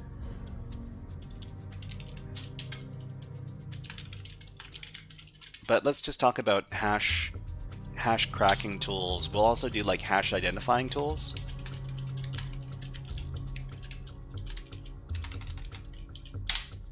So hash cracking, hash identifying. So for hash cracking, I've got a couple of examples. I've got more than a couple of examples. So for hash cracking, we've got John the Ripper. We've got Hashcat. We've got CrackStation. And I think there's something like called like hashes.io. We should add any new tools we find during an exercise to the list. I mean, I guess we could. The thing is that I'd like to keep this curated as well. I'd mostly like to keep it to tools that I've used before, and not tools that, you know, that have just been mentioned and I've never touched. I have used a lot of John the Ripper.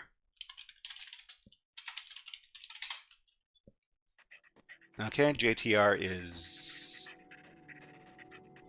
here, maybe? Okay, and then we'll get Hashcat. Yeah, tools that we use. Okay, Hashcat is here. This does not make for a very good viewer experience. It's just me getting a bunch of links and then adding them to the GitHub. CrackStation. So CrackStation is also very nice. Crackstation.net. If you want to crack some hashes. They've got very good rainbow tables.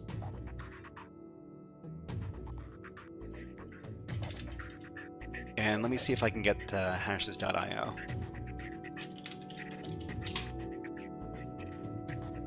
No, it's not hashes.io. What is that thing called?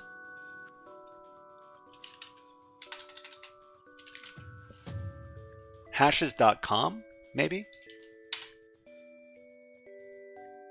Yeah, hashes.com, okay.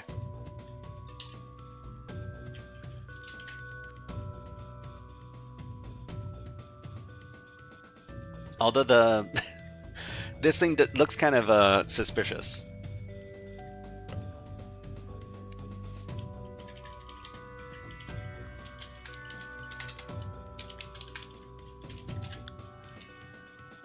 Okay, so those are our hash cracking options. So we also have hash identifying. It is kind of sus. Yeah, I agree. So hash identifying. What are our top tools for identifying the hashes? So there's something like I think there was a tool called Haiti hash ID. Yeah. Okay. So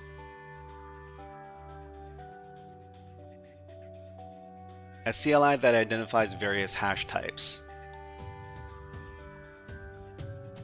Where's the... is it here? There was a bunch of different tools that could that can identify hashes.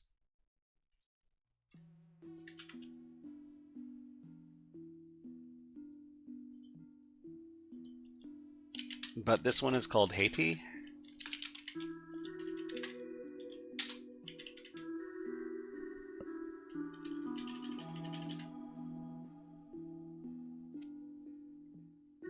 And there were a couple of other ones. Hash identifying is not something that I'm usually doing. It's something I'm going to have to look into later. So for digital forensics, ooh, digital forensics is a really big topic as well. So there's disk image forensics. There is network packet forensics.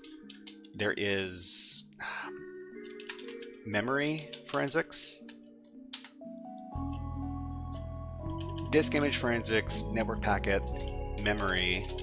There is steganography. I guess we could put steganography under digital forensics as well. Or would steganography be better suited to cryptography? Because you're hiding information. Hard to say.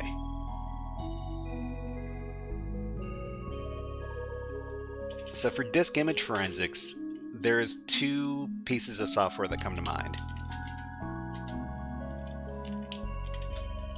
So there's the sleuth kit,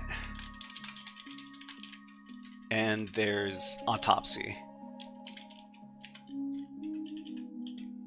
And let's find those right now.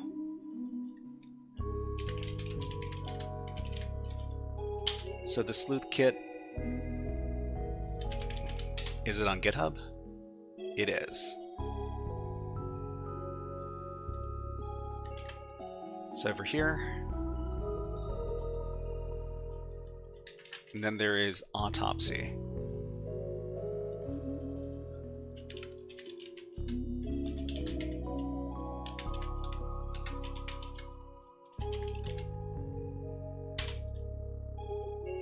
Okay, over here.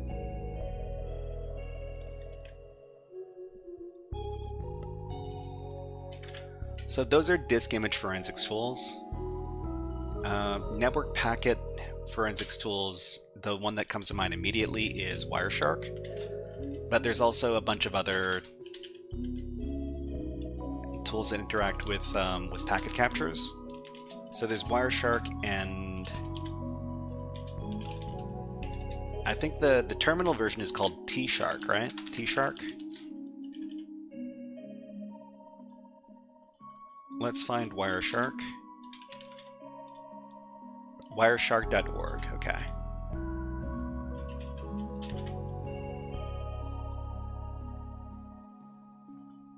Man, I should have budgeted more time to this.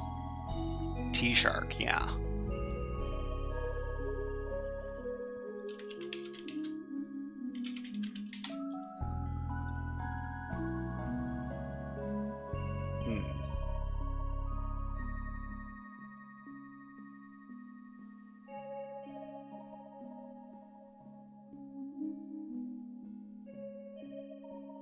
What happens if we just search for T-Shark then?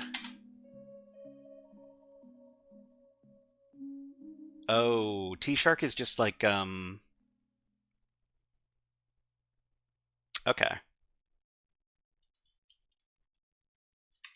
All right, so we'll record this over here.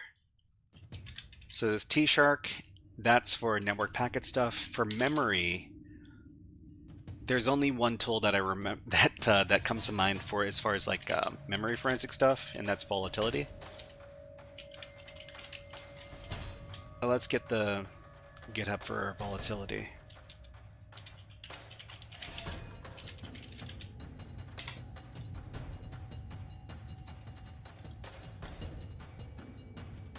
Okay, and it's read-only. Okay, that's fine. So if you're looking to do some digital forensics diving on used hard drives and other devices that you find in secondhand stores, you probably want to look into learning how to use volatility. Not volatility, autopsy, because that's the disk image one. Okay, so memory forensics, and steganography. So for steganography, ooh, you probably want to, well, there's a few, depending on what the file format is. And the first one is steghide. There's also stegseek and zsteg. They all kind of like, so steghide is the basic tool. Stegseek is the brute forcing tool, and zsteg is the one for PNGs. Let's look those up. Steghide.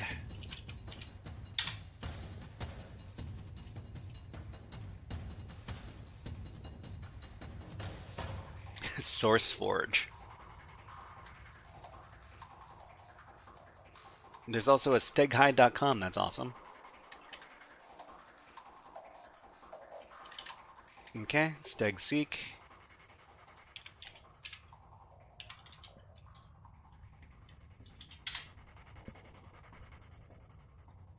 This is the tool you want to use if you think you're dealing with like a JPEG file that has steganography stuff in it, because it runs in under 2 seconds. It's very, very fast. And I think there was like another tool called like Stego Veritas. I don't remember what exactly its deal was though. Stego Veritas. Yet another Stego tool. Okay, and what's up with this one?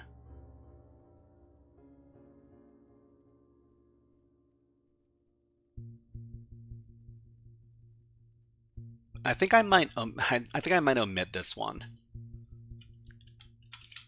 And we'll take a look at zsteg instead. Okay, maybe you could do some videos on automating these tools. I prefer to do these through Python than use pre-made tools. I'd prefer to do these through Python than to use pre-made tools. I mean, there are probably Python scripts that do a lot of the stuff that these tools do, that achieve the same sort of functionality that these tools do. The thing is that a lot of the time Python has problems with performance. So you could achieve the same kind of stuff with the Python script, but sometimes the Python script is going to be way slower than the dedicated tool. Not that I'm saying that Python is bad. I like Python a lot. But usually a dedicated tool is going to beat out a Python script most of the time. What the Python scripts have for their advantage is that the Python scripts can do basically anything, whereas the specialized tools only do the very specific thing. Okay, so zsteg is here. Let's separate those out. And then we've got our reverse engineering, binary exploitation, and OSINT. The problem with compiling these kind of lists is that it's useful for me, but it's absolutely horrible for the viewer experience. because it's just me collecting a bunch of links. But that's okay. We only have 7 minutes of this left, and then we'll move on to our class. So reverse engineering and binary exploitation. There are a bunch of different tools I like to use here as well, and we've got a break going on, or sorry, ads going on in Twitch. So I'm just going to take a break and put on the birds, and we'll be back in about 60 seconds. Okay, so enjoy the birds. We'll be back in about a minute.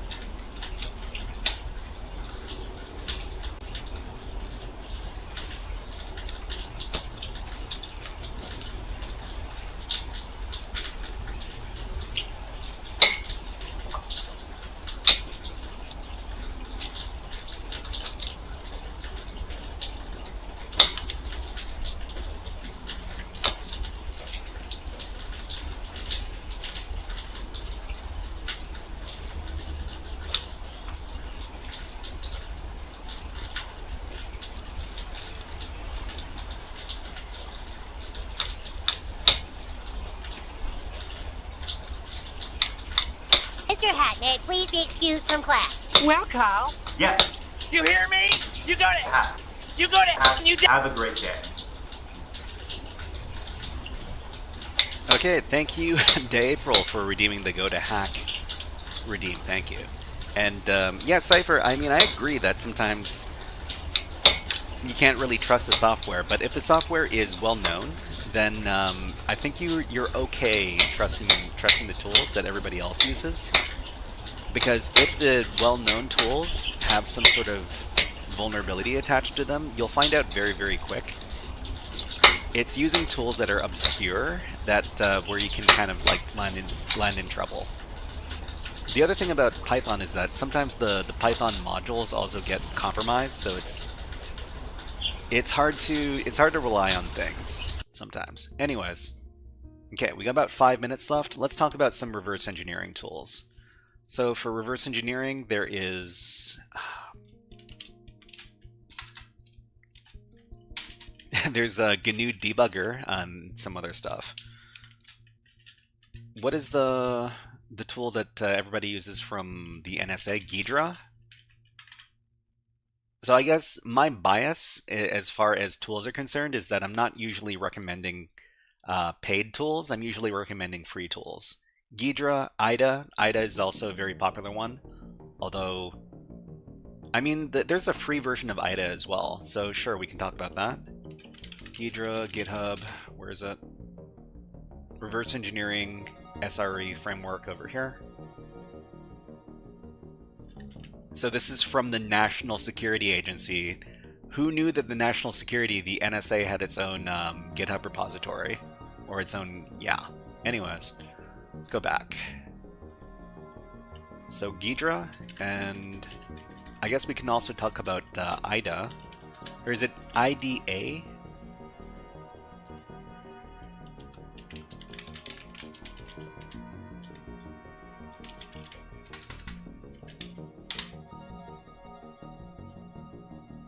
Okay. I've used Ghidra. The shadow brokers. I mean, the shadow brokers didn't disclose Ghidra, but the shadow brokers and the NSA have some history, of course. Hexray's IDA free is over here. Sure.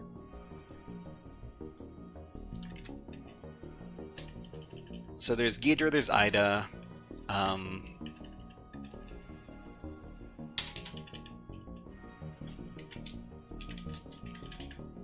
I guess we could also talk about my favorite CLI-based tool for reverse engineering and binary exploitation, which is called Radare 2.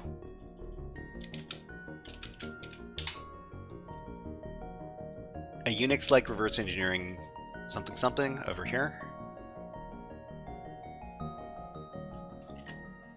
So I really like Radare 2. It does a lot of stuff. But it doesn't do everything.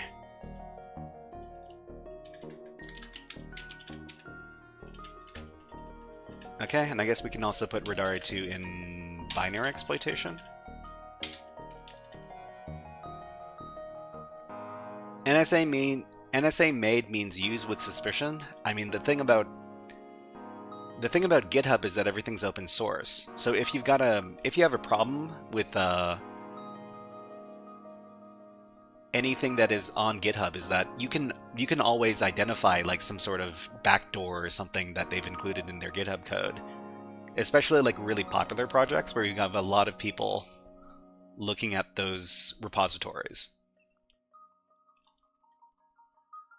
I mean, I guess the same goes for any other tool that you find on GitHub.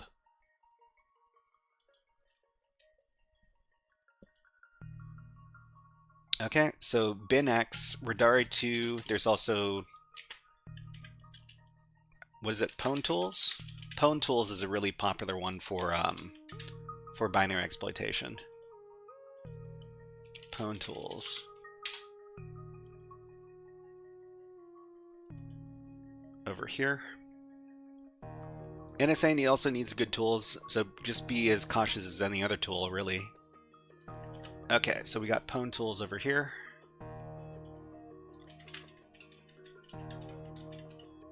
We got the OSINT. Yeah, we only managed... it feels like we've only really scratched the surface. But it looks like we've identified at least like 20 or 30 tools. Maybe even more. We might wrap it up over here. Binary Ninja, that's true. Binja. Is there a free version of Binary Ninja?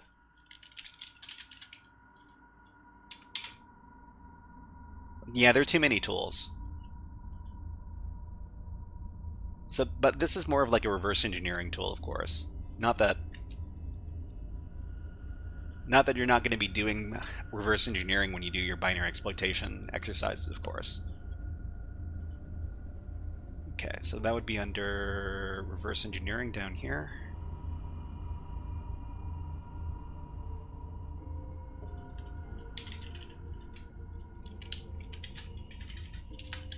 Binary Ninja. Okay, so we'll call it here because we could be here all day and we've already gone for an hour. And let's go ahead and do our next portion of the stream. So we're going to be talking about doing our class, and our class is going to be on cryptography. So we'll put 60 minutes on the clock, and let's talk about cryptography with HackerFrogs AfterSchool. Oh, you know what? I'll give everybody a link to what we just finished writing. Just a second.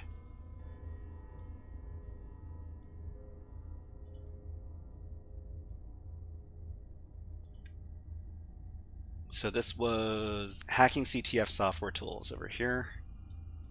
If you want to take a look. So you're a hacker? Well, you could say that everybody's kind of a hacker.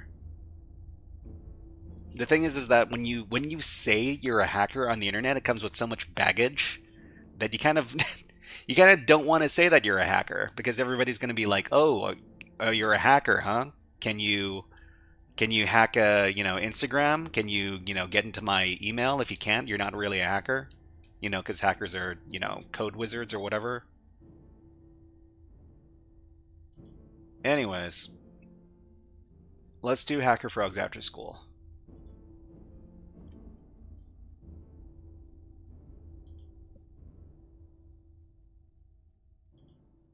Okay, so we're talking about classical ciphers part 2.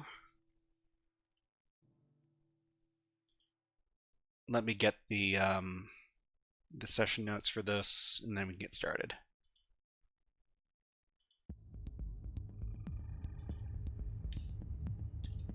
Okay, so most of the links that we're going to be covering today can be found over here. Of course, the PicoCTF links are kind of broken now because PicoCTF has rebranded as Scilab. Okay, SysOS says I can, especially Instagram things, Meta AI. I'm also an ethical hacker, so I won't. I mean, people also don't know the difference between ethical hacker and like criminal hacker, so they think that that all hackers do all the hacking stuff, which is not exactly the same. Well, not exactly true either. Okay, everybody, let's do HackerFrogs After School. So we're talking about classical ciphers part 2, so this is session 3 of cryptography. Hey there, HackerFrogs. This workshop is the third session for cryptography basics. In the last session, we learned about the following cryptography concepts. We learned about all of the jargon words that we talk about when we talk about cryptography. So a cipher is a cryptographic algorithm used in encryption and decryption. Plain text is a message or piece of data that is not encrypted. Ciphertext is an encrypted message or piece of text.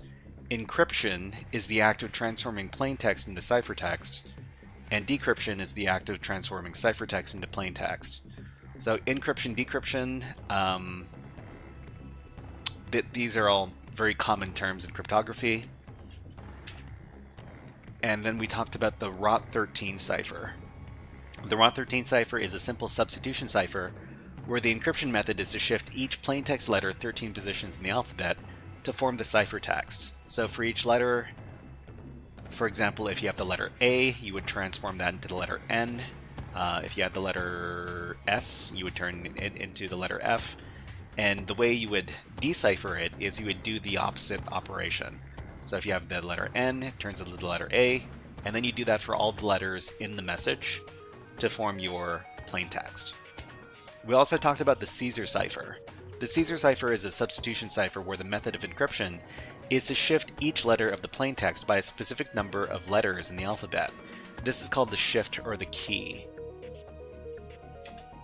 So in this session, we're going to be talking about more classical ciphers. Specifically, we're going to be talking about the Vigenère cipher, the rail fence cipher, and different types of transposition ciphers. So let's get started. So the first cipher we're going to be talking about is the Vigenère cipher. It's a type of symmetrical substitution cipher. How is this different from the Caesar cipher we were talking about? Well, the typical Caesar cipher uses a rotation number which substitutes plaintext letters for ciphertext letters.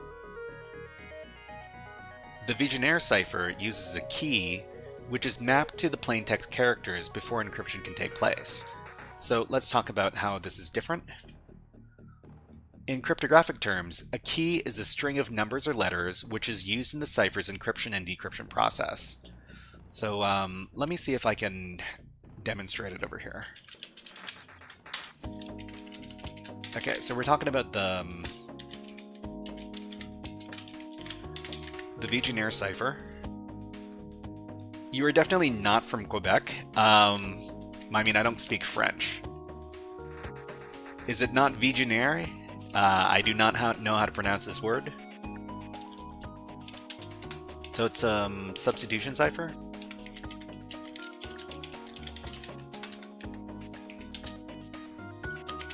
It requires a key to be used with the message. So the key is a string of letters that is used in encryption / decryption.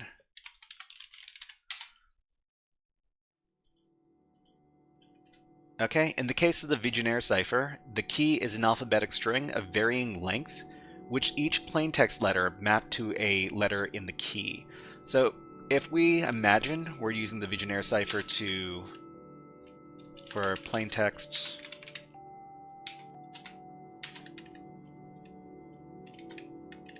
HackerFrogs, we'd have to, before we encrypt it into ciphertext, we'd first have to create a key. So the key, I don't know, green hacker. So the plaintext HackerFrogs, we're going to encrypt it with the Vigenère cipher using the green hacker key. So a misspent youth. A misspent youth? So the first letter of the plaintext is mapped to the first letter of the key. The second letter of the plaintext is mapped to the second letter of the key, and so on. So if we're talking about this example, the letter H in the plaintext is mapped to the letter G in the key, and then the letter A is mapped to the letter R, and then we keep on going until we've mapped all of the plaintext letters to all of the key letters. Okay, so for example, given the plaintext crocodile and the animal key, the two would be mapped in the following way. So we got crocodile and then animal. So the thing about the length of the plaintext with the Vigenère cipher is that the length of the key should be at least as long as the length of the plaintext. Otherwise, it is less secure. So we see here that animal here runs out of letters after the D. So we have to repeat the key from the beginning again. So we need to wrap around. So as indicated from the example above, if the number of the letters in the key is shorter than the number of letters in the plaintext, the letters in the key will repeat from the beginning letter of the key until all of the letters in the plaintext are accounted for. After the letters in the plaintext and the key are mapped to each other, each plaintext letter / key letter pair needs to be looked up on the Vigenère cipher. Sorry, on the Vigenère table, which is a 26 by 26 table that looks like the following. So we would map each one of these pairs on the Vigenère table here to figure out what the ciphertext letter is. So for example, we've got our example.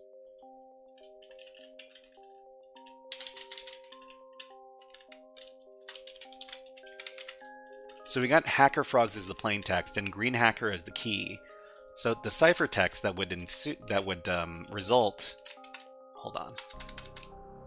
Just want to make this a little bit more presentable.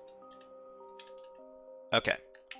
So if we look up plaintext H and key G on this table. So plaintext H, key G.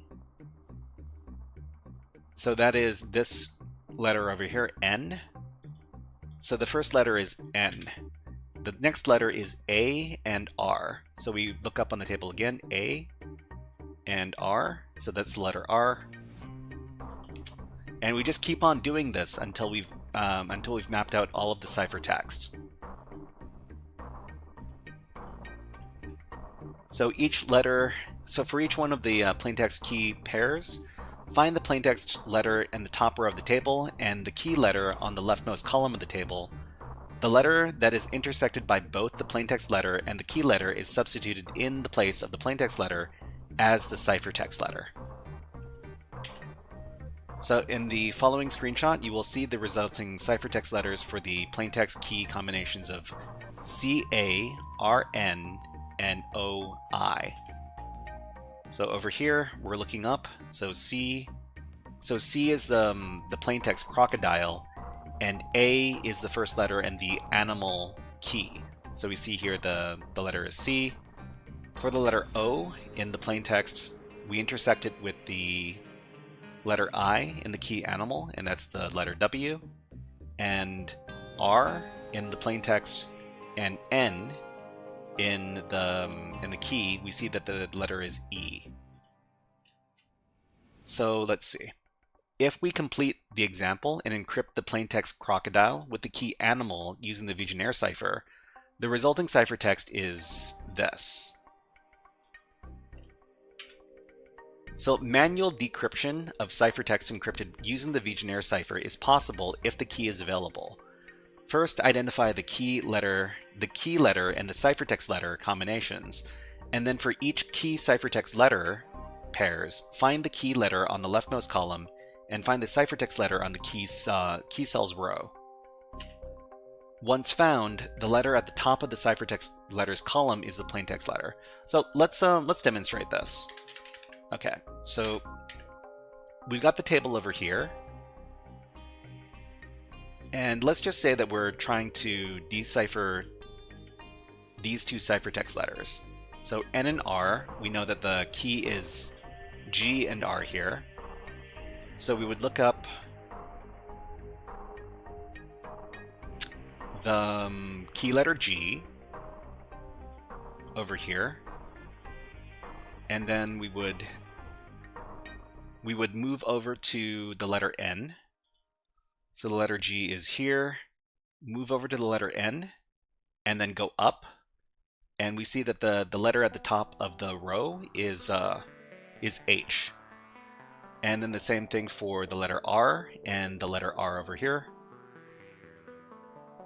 So the letter R, it's here, and then we go up at the top, and that's the letter A. So that's manual decryption of the Vigenère cipher.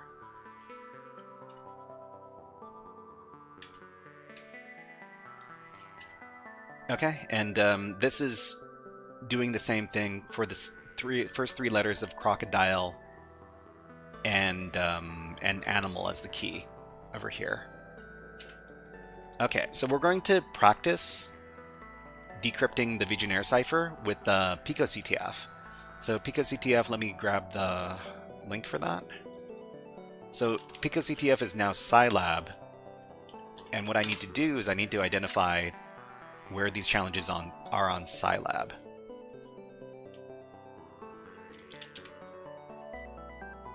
Okay, so the Vigenère challenge is over here. If you're logged into Scilab, you'll be able to do this with us. Okay, so in the challenge it says, can you decrypt this message? Decrypt the message using the key Scilab. Great. Okay, so where's the message? We got cipher.txt. Alright, so we're just going to copy the link. And I think everybody can get access to this link, even if they're not logged into the website.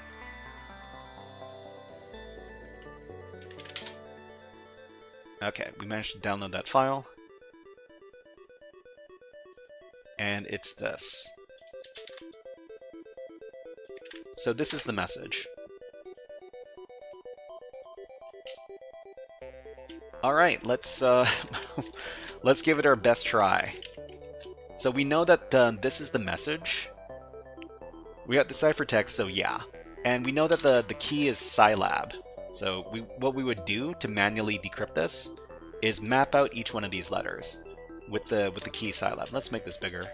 So Scilab, Sci.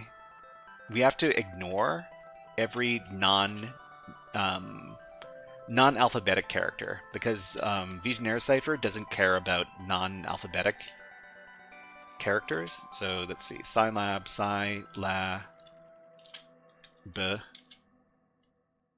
Sci, La, B, Sci, La, B, Sci, like this. Okay, so we only care about if there's like if there are numbers or symbols, we ignore those. The link works without being logged in. Awesome, awesome. Okay, so what we would do if we wanted to manually decrypt this is we would go to this Vigenère cipher table. So let me see if I can grab one. Vigenère table.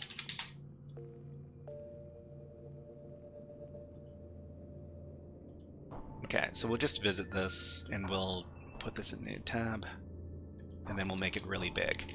If you want to take a look at the same thing that we're looking at, this is the link. So we're going to manually decrypt the first few letters of this message, and then we're going to take a look at an automated tool because decrypting this all manually is a big pain in the butt and it's slow, which is something we don't like. So we look up the letter C over here on the table, and then we slide over to the letter R. Let's do that. So the letter C is here. We slide over to the letter R, and then we go up. So that's the letter P. And then we do the same thing for Y, and then we slide on the Y row, we slide over to the G. So Y, slide over to the letter G, and then go up. That's the letter I. So this comes out to Pico. So this comes out to Pico CTF because this is the beginning of all the Pico CTF flags. Just cheated with CyberChef. No worries. They're not really expected to do this all manually. Let's demonstrate how to do this with CyberChef. So if we go over to CyberChef, which is our favorite tool for dealing with messages like this, you would grab the data, so the ciphertext here, then paste into the input here, and we want to apply the Vigenère cipher. So this is one of the operations you can search for. So it's Vigenère decode, and when we do Vigenère decode, we need to supply the key, so scilab, and we get the flag. Okay, real hackers do it by hand. Well, real hackers also value their time. So we should know the principle on how to do it manually, but we shouldn't have to do it manually the whole way through because that's what we have tools for. Okay, so that's solving it using CyberChef. There's also like a very well-known website which is used for codes and deciphering stuff. It's decode.fr. Decode.fr over here. So this is a very good website for dealing with all sorts of ciphers and hidden messages and stuff like that. I think they've got a dedicated tool for the Vigenère cipher. Let's identify it.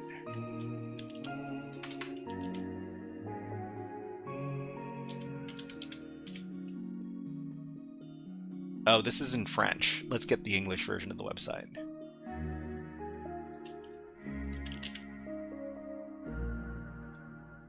Vigenère cipher. Okay, so this is the page. One unfortunate thing about this website is that it's kind of a heavy website, which means there's a lot of stuff loading in the background. And there are ads and stuff like that. But then again, this is a free tool. Whoops. Okay, let's grab that ciphertext message again. French for HackerFrogs. I mean, the fact that we call ourselves frogs does not mean we're French. Okay, so we got the plaintext language is English, and then we know the key password. So we're just going to put the key in here, scilab, and then we're going to click on decrypt. And the results should show up in here, and we get the flag. Okay, so the reason why we're learning about Vigenère cipher in particular is because Vigenère cipher shows up in all sorts of CTF challenges. It's also a very what is the word? A very good example of a classical cipher that has a key that that used to be very, very popular. Anyways, we can go back to the Scilab challenge. Where is it? Over here. Paste it in and submit. Obscure? I wouldn't say it's obscure. It's more of like a very common example. So Vigenère cipher is probably the most used cipher in easy level cryptography CTF challenges next to Caesar cipher. So Caesar cipher and Vigenère cipher are both very, very popular. Outside of cyber communities, I've never heard about it. Yeah, I mean I guess you can call it you can call it meta, as in people in CTF challenges really like covering it. Anyways, let's move on to the next challenge. So Vigenère cipher. The next cipher we're going to be talking about is the rail fence cipher. So another well-known classical cipher is the rail fence cipher, which is not a substitution cipher, but rather a transposition cipher. So transposition as opposed to substitution means that the actual contents of the plaintext are not changed, but the order of the letters or the order of the characters are changed around. So for example, for transposition ciphers, there's ciphers where the context of the plaintext are rearranged to form the ciphertext. So for example, HackerFrogs would be switched over to be this string over here using the railfence cipher in one instance. Okay, we've got ads running on Twitch, so we're just going to take a little break and put on the birds. Okay, check out these birds. We'll be back in about 60 seconds. But enjoy the music and enjoy the birds.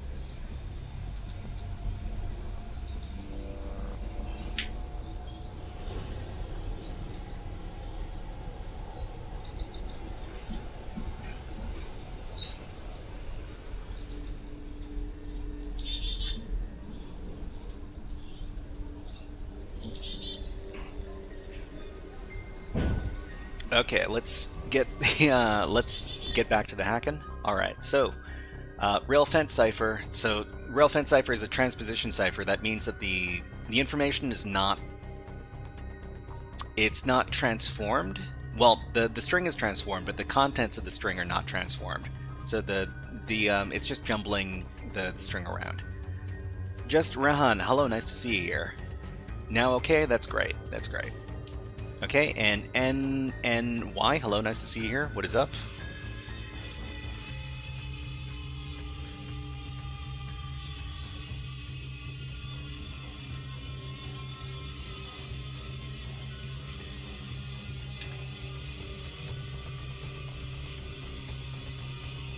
Oh, just Rehan, hello, nice to see you here. We're talking about cryptography. We're talking about a classical cipher called the railfence cipher.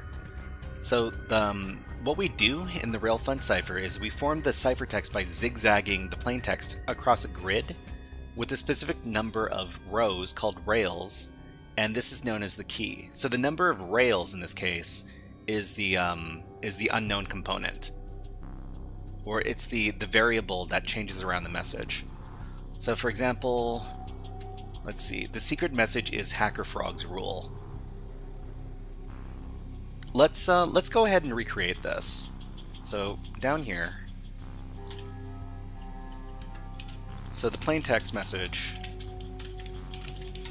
is HackerFrogs rule.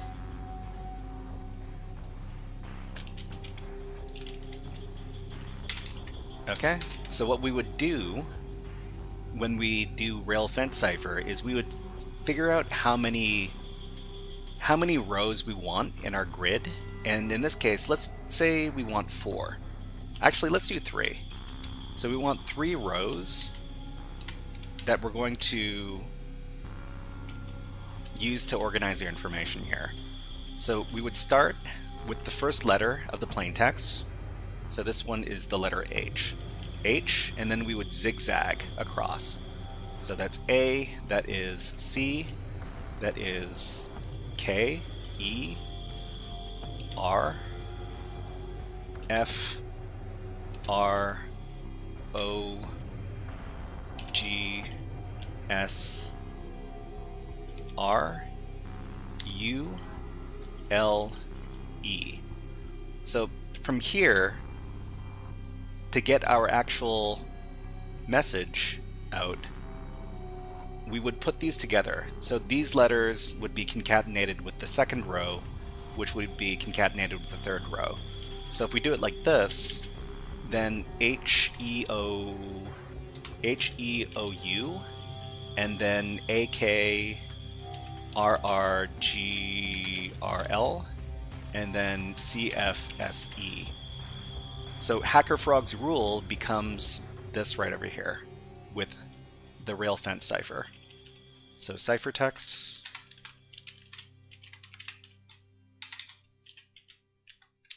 this. So did I put in an extra letter? It feels like I put in an extra letter. Yeah, I did. Okay. All right. So this is how we would manually encrypt this message. So decrypting the message is it's kind of a pain in the butt. So you would grab your ciphertext message, and then depending on how many rows, you would try to rearrange them. So so these would be, if you know that there's 3 rows, for instance, and you know the length of the string, then you know it would be first 3 letters are the top row, and the last 4 letters, the first 4 letters are the top row, the last 4 letters are the bottom row, and everything in the middle is the middle row. There's a very convenient application that we can use for rail fence cipher. Actually, I wonder if it's in CyberChef. Rail fence cipher decode. Okay, so we can go here and we can just drag it in. And we know that so in this case, we know that there's 3 rails. So if we take our encrypted ciphertext, thank you very much for following on Twitch, Waffler. So we grab our encrypted ciphertext and we put it in. CyberChef automatically decodes it, and we get the output HackerFrogs rule. So if we know the number of keys, and we know that it was encrypted using rail fence, we can very easily get the output using an automated tool. So I mean, if we didn't know what the key was, we could start playing around with this. So was it 2? Is it 4? And just play around with the number of the key number here until we actually get a message that we can use. Okay, so let's go ahead and learn more about it with a challenge. I think the name of the challenge is rail fence. Yeah, it's over here. So if we have the ciphertext and we know the number of rails used, the key, then we can decrypt the ciphertext. So let's learn more about the rail fence cipher by working through a challenge on Pico CTF. Let me get you the link. It's over here.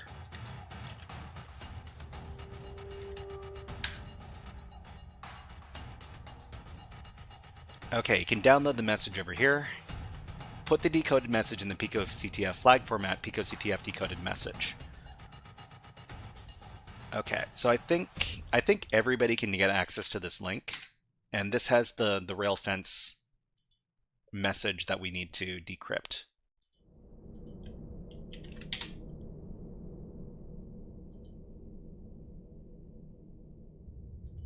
Okay, so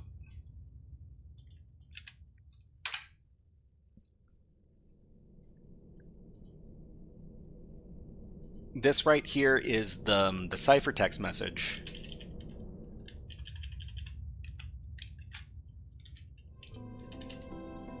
Oh boy.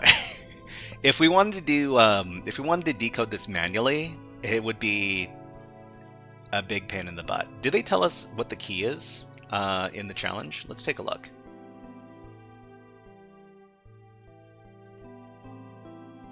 Okay, so it was using the rail fence with 4 rails. Can you decrypt it? If you use the tool to decrypt it, it's very, very easy.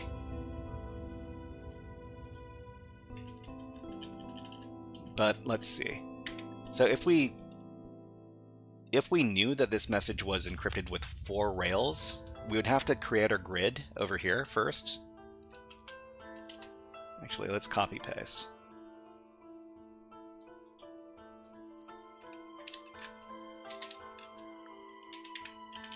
Okay. So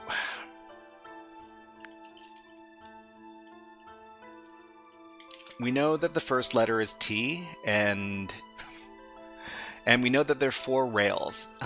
There's got to be some sort of there's probably like some method to know how many rails,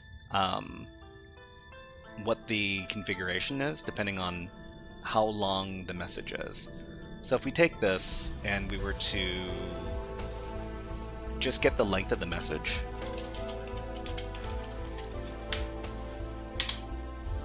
whoops, pipe it into word count. So this is 56 characters. Let's do a search. Rail fence. 56 letter string. How many letters on each rail?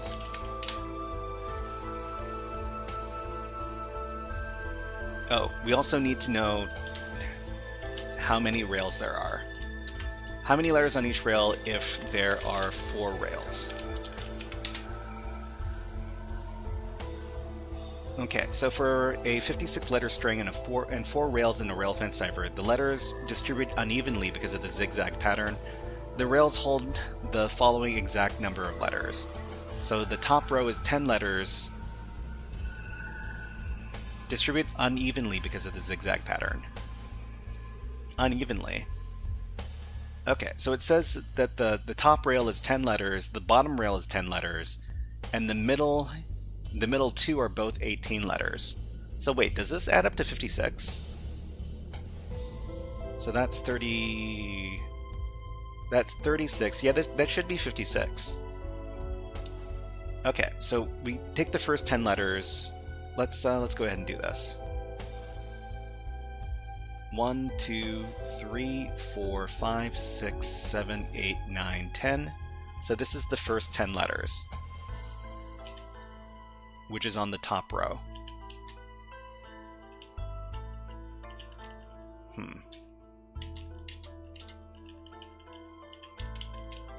So the top row is these 10 letters. The bottom row is the last 10 letters. 2, 3, 4, 5, 6, 7, 8, 9, 10. Over here. And then 18 letters form the middle. 18 letters times 2. 2, 3, 4, 5, 6, 7, 8, 9, 10, 11, 12, 13, 14, 15, 16, 17, 18. So this is the second row. And then from 8 until the letter D. Here. This is the third row. Okay. So we know that it's T and then H. Because this is a second. Okay, this is really confusing to look at. So let's just do this using the tool, because manually it's a big pain in the butt. So we can go over to CyberChef and we can paste in our message. We can tell it that it's got 4 rails.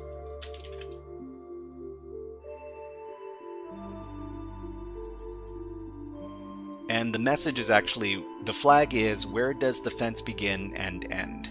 Over here. So this is the contents of the flag. The other thing we could do, aside from using CyberChef, is we could use another tool like decode.fr. Go back to here. And then rail fence.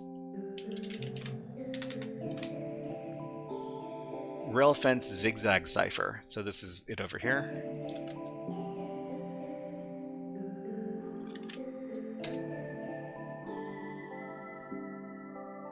Man, these ads are really annoying. Okay, so rail fence cipher. We know the key is 4. And we do the decryption. And the flag is where does the fence begin and end, and we also have the pattern.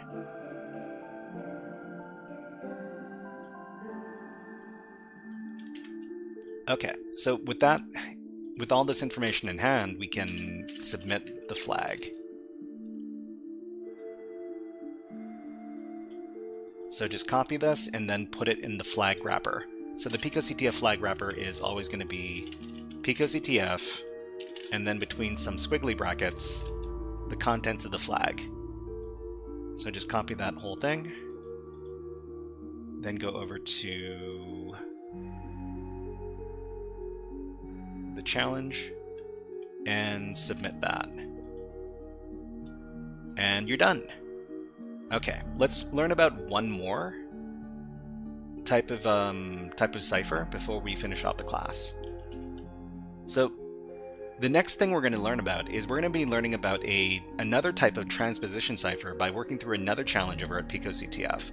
So the name of the challenge is Transposition Trial, and they're going to explain how the cipher works inside of the challenge. So let's see. Here we go.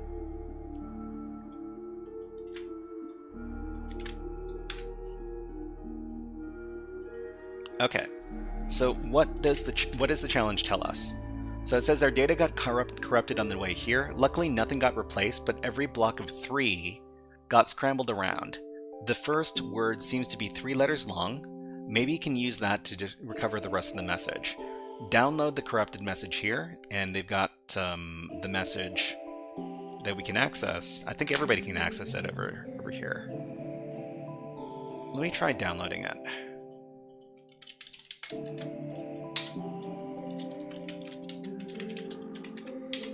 Okay. So this looks kind of like the rail fence cipher.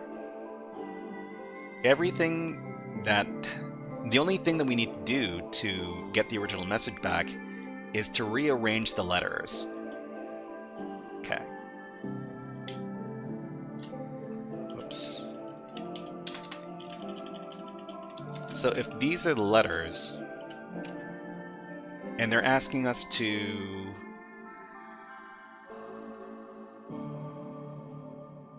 use blocks of 3, and that things got scrambled around. Okay, so actually I think I can make it a little bit easier for everybody to see by dragging this over here. Okay, so what we need to do in this case is we need to separate this entire message into blocks of 3 letters. So 3 letters, 3 letters, like this, so that every 3 letters we separate them out.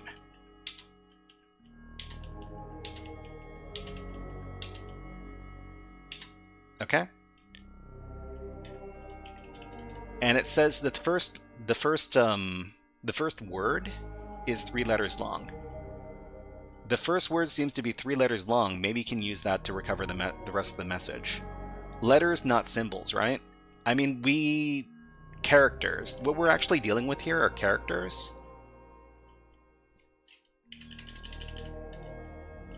So if we're playing around with the characters, and we think that this has to be a word, the only word that makes sense is the word the. In this case, we put the 3rd letter in the first character place. And if we follow the logic, and we put the 3rd character in the first character's place for every one of these blocks, that means that we can just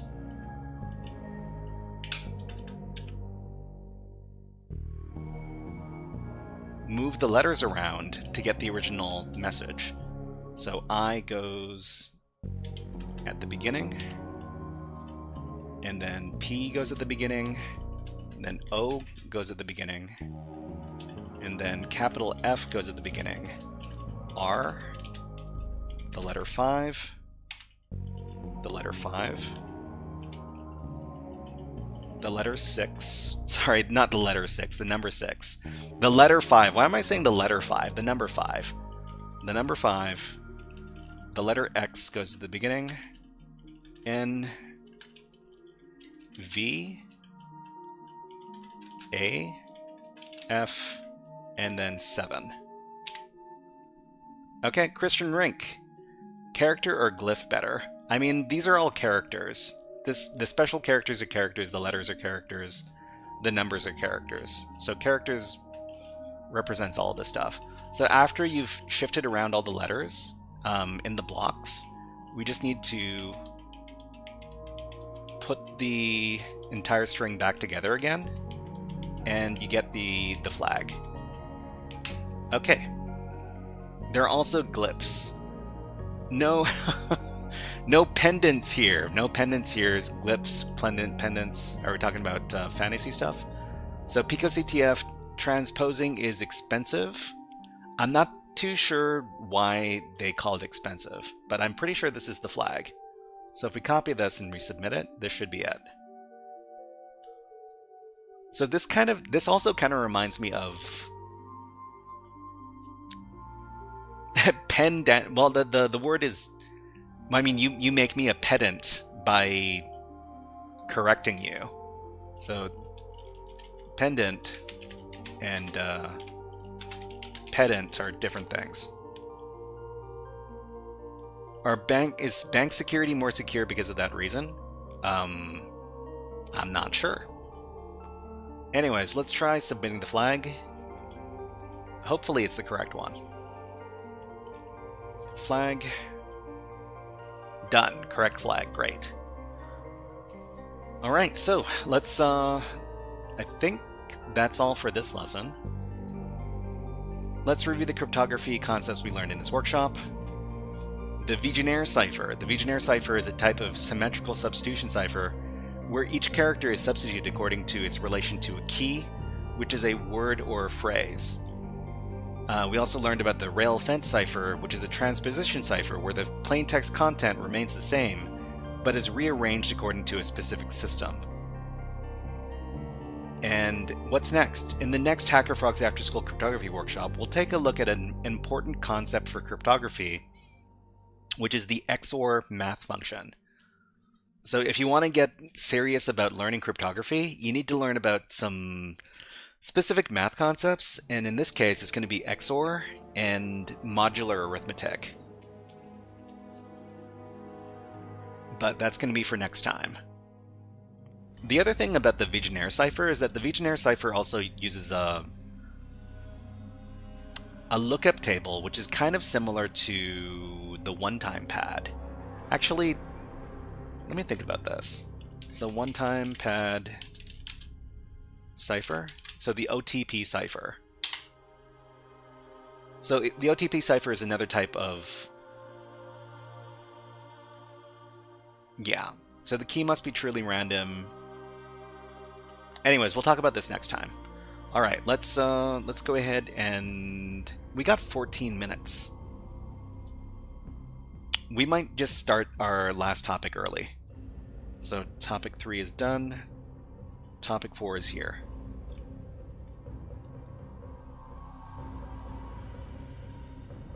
And what we're going to be looking at is we're going to be doing some Windows hacking. Oh, it looks like my frog avatar has become stuck. Okay, I'm just going to reset the frog avatar just a second.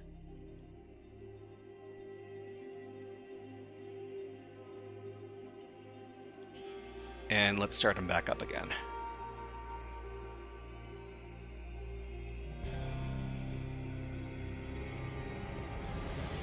Okay, so we'll try to move through our exercise slowly today so that we can explain everything what's going on.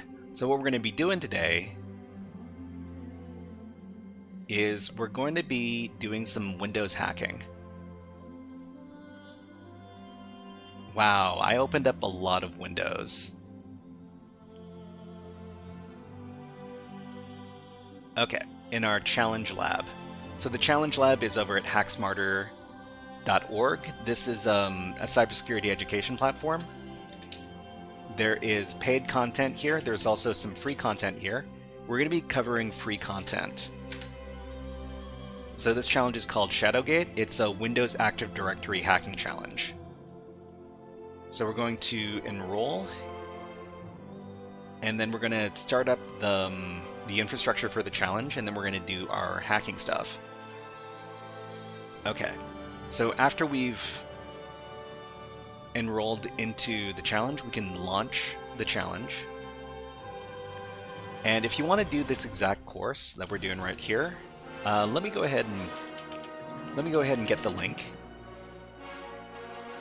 You can follow along with the challenge if you want to. It's over here. You're going to need to have an account over at HackSmarter to take part. Okay, so we're going to power on the challenge. Oh, it's already running.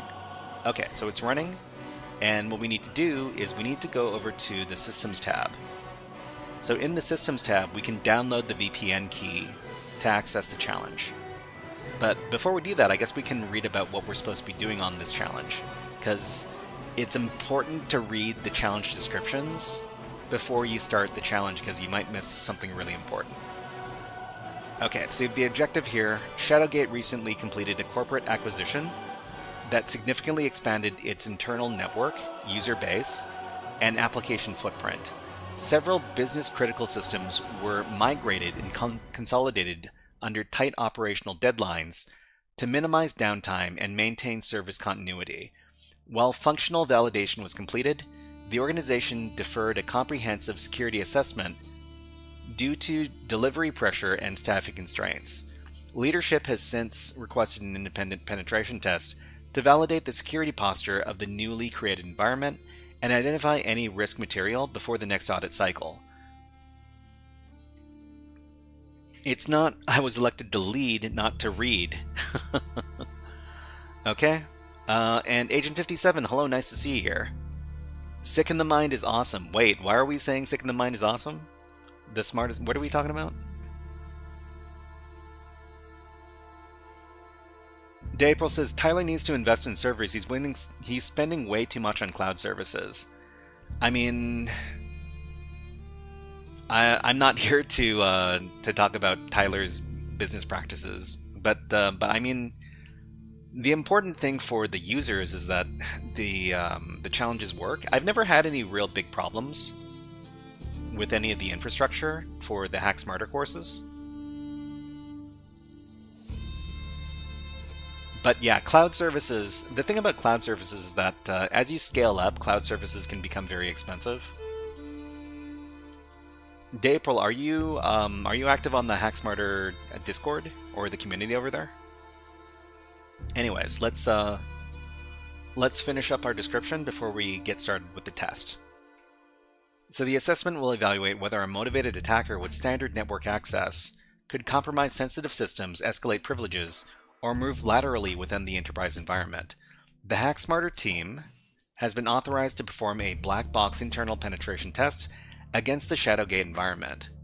Okay, so this is an internal penetration test, which means, well, this is internal testing simulation, which means we already have credentials for the network. Okay, you rated him last time I hung out. Oh yeah, awesome. But yeah, I'm not sure how much Tyler pays in like cloud services and stuff. Okay, initial access. The client has provided you with VPN access to their internal network, but no credentials. What? No credentials? Oh, okay. We have access to the network, but we don't have credentials. All right. 4K a month. Seems kind of expensive, but I'm not too sure how much money he's making off of the platform right now. The interesting thing about HackSmarter is that as they add more content to their platform, it becomes more worth it to get a monthly subscription. So I'd say that if you're interested in learning about network security and web app security, HackSmarter is a pretty good option for paid content. I'm not too sure how much they charge per month. Let's take a quick look. He's running a loss, that's all I know. Okay, subscriptions. So unlock all labs for $9.99 a month. I mean, this is pretty cheap. This is cheaper than you would pay for Try Hack Me, and it's also cheaper than you would pay for Hack the Box. There's not as much stuff over at this platform as there is at Hack the Box or Try Hack Me, but it's a pretty good like budget monthly subscription. Not throwing shade, I just think he should buy some servers. No worries, no worries. Okay, let's go ahead and start the challenge. We're going to download our VPN key, and then we're going to use it to access the environment. Open ports. Oh, we've got details about open ports. Oh, okay. So we don't need to do a port scan. We already know what's open. Although I guess we could do a port scan just in case this information is not accurate. Anyways, let's get started. Let me close out some of these windows I'm not using.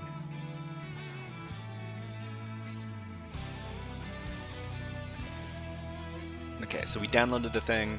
I'll go over to my platform access. And then we'll copy over the key.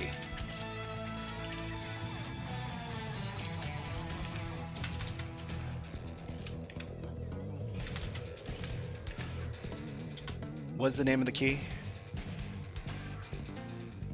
Challenge Lab Shadow.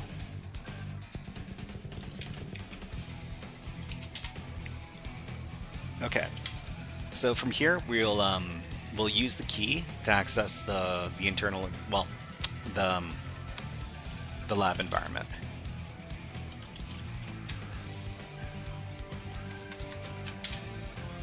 Okay. So in a second, we should be connected to the network range, and we should be able to ping the machine over at this IP address.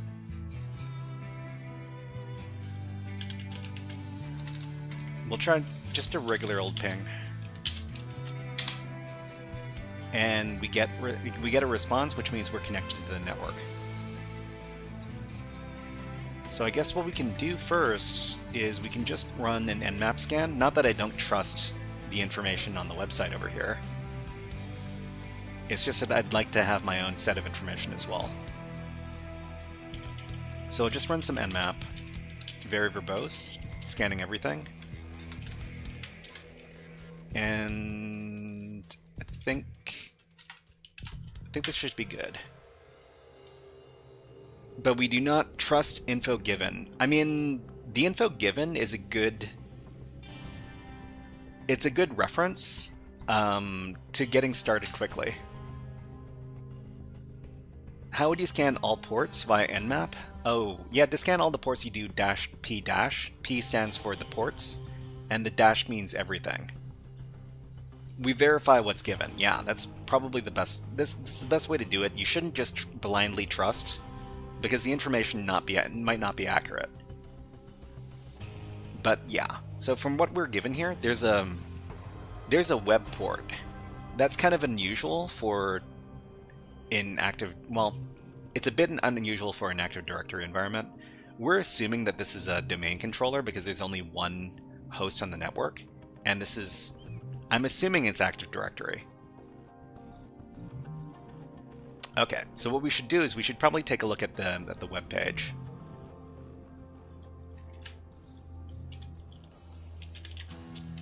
Live dangerous. I mean, that's not really what we do over here. Huh. Looked like it hanged. Let's go back. Support 80 is HTTP, so IIS. This should be Internet... What was it? Internet Information Services. And this should be HBD 10.0, which means that we're dealing with Windows 10. Huh, why can't we load up the web page? That's weird. But the other thing we should be doing is we should be doing our SMB enumeration as well. Because this is a Windows machine, and Windows machines The easiest way to enumerate a Windows machine, especially one that is on an Active Directory environment, is to start scanning the SMB service. So let's go ahead and do that. So we'll create a special tab for our favorite tool, netexec.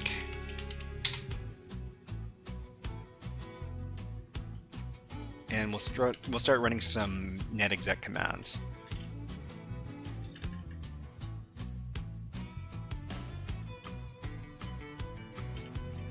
So the first thing we're going to try is we're going to try a null session, which means we're going to try to log in to the SMB service without a username or password.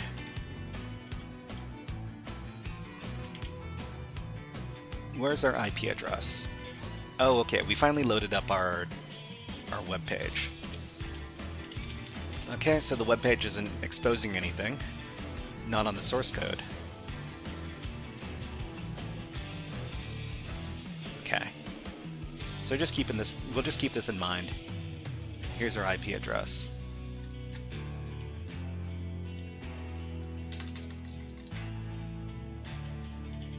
Okay. So we're just netexec to shadow.gate. Okay, so we're given a domain. If we're given a domain, we should probably map this. You should probably map this to our etc host file. So ShadowGate at this IP address. We'll just do this over here. Sudo nano etc hosts.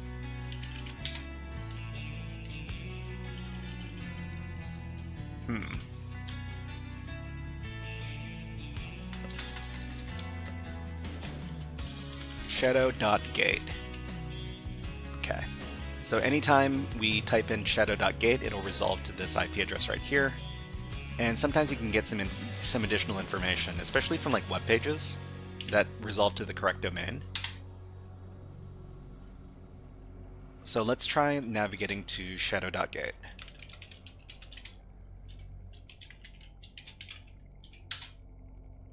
Okay, same page.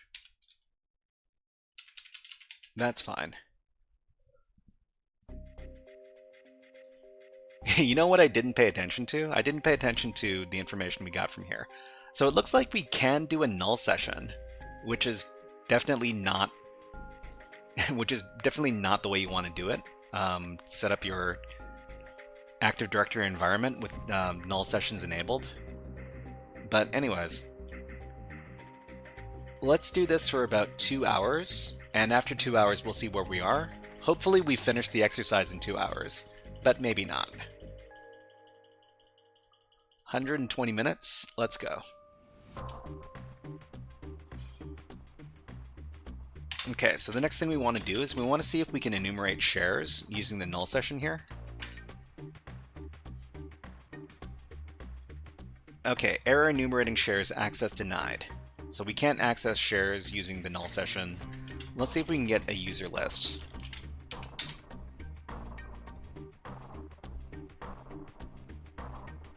Oh, looks like we can get a user list.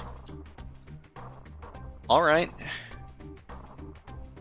Is that an opt-in feature? Why would you? That's a good question. I mean, I'm not an expert on Active Directory administration. But if somebody here is, let us know why, well, if it's an opt-in or opt-out for null sessions. Okay, we got Athena, Mr. Brownlee, B. Brown. Okay, we got a user list. So what we can do is we can just copy all this, and we can create a user list out of this.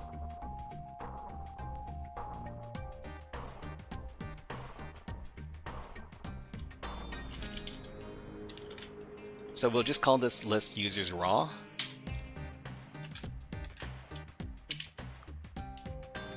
Now it's 100% opt-in. Snollygoster, hello, nice to see you here. It's an LDAP feature. I don't know whether it's opt-in or out. Okay, so before we get going... Hold on, let me just remove this thing here. Okay, so users.raw.txt, this is what we got from netexec. So we can probably use some Linux foo to just get, well, maybe we can use this command that's in my history here to get exactly what we want. Nope, that doesn't work.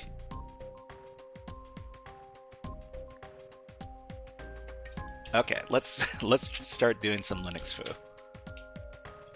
So cut d field 2. So this gets us this. What's the best way to divide these? Wrong field. Field 2, field 1. No, there's no backslash in here. Okay, so we should be cutting by some other delimiter. How about cutting by spaces? Man, we just need to get the correct field. 7. Yes, we love Active Directory. Well, I mean, maybe we can cut by... We can cut by the number 1, maybe.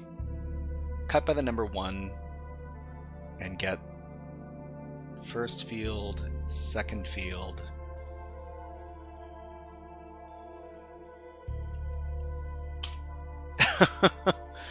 To hack, right? Not to use.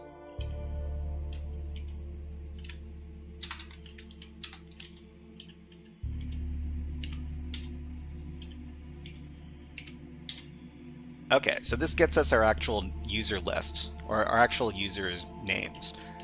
And then we can...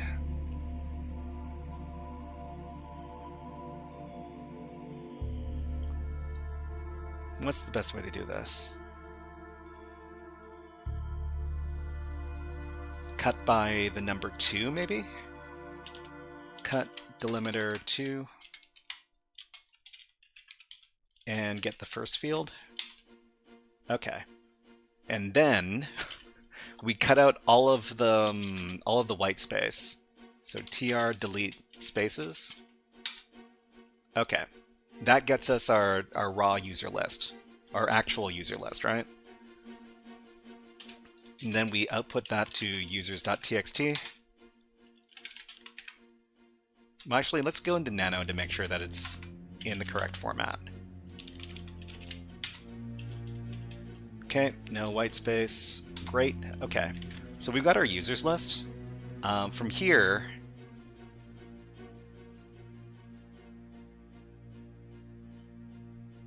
what do we want to do? We have a users list, but we don't have any passwords. We want to get a legitimate username password credential before we can start doing some attacks.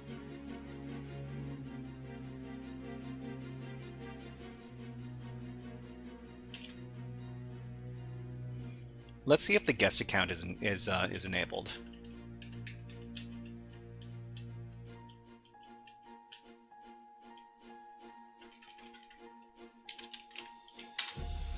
Whoops, not that, not that. Okay, so the guest account is disabled. So there's no guest account, but there is a null session. We can't get shares. And we were able to get the users list, but maybe we can do like a rid brute to get some additional information. Okay, so we can't do rid brute. So another thing we could do is we could start doing some directory busting on the web application. So just go over here and then do some fuzzing. So we'd run GoBuster.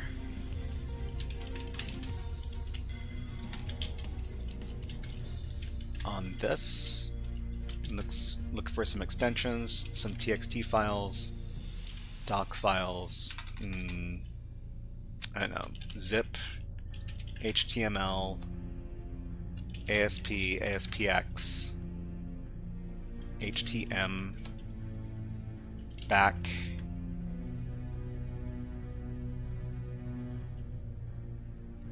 what other extension should we look for? And we also need a word list, user, share, word lists, directory list, medium.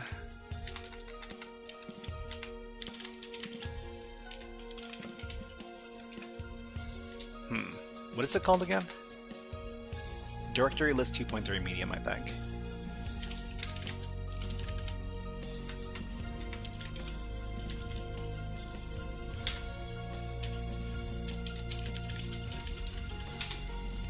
This one, directory list 2.3 medium. This is a pretty standard list we use in CTF challenges.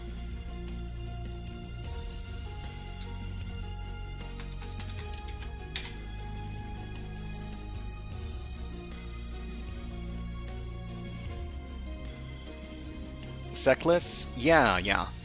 Oh.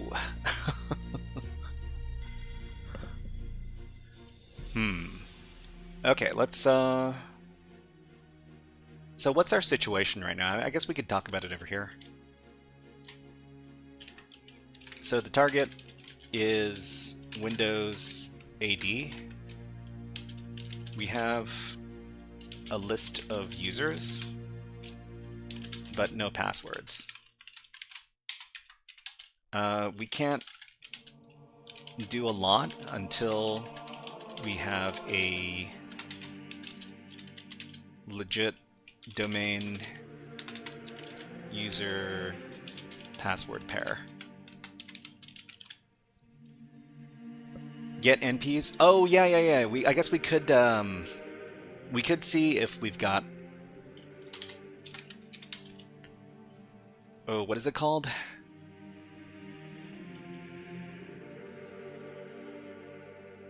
As rep roast.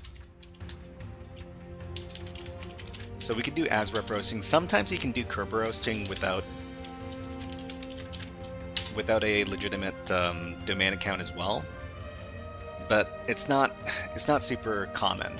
So we can do some as rep roasting. What was that command? So netexec as rep roasting. So the good thing about netexec is that it's your all-in-one tool for Windows hacking, and they've got a whole wiki. So without authentication, we can use it. We can use this one, as rep roast output.txt. Let's try it out.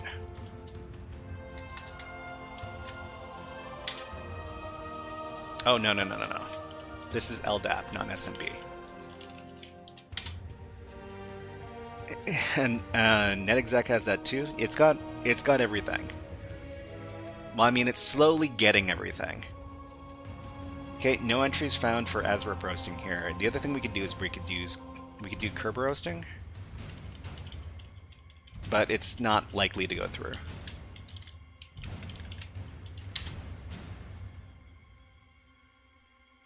Also, no entries found.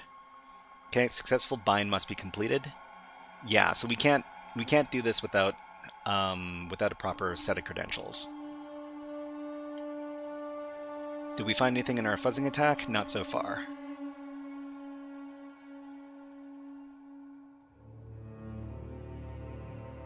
Okay, so we'll just leave this alone for now. The other thing we could do is we could just look for robots.txt really quick. Yeah, not found, huh? That's fine.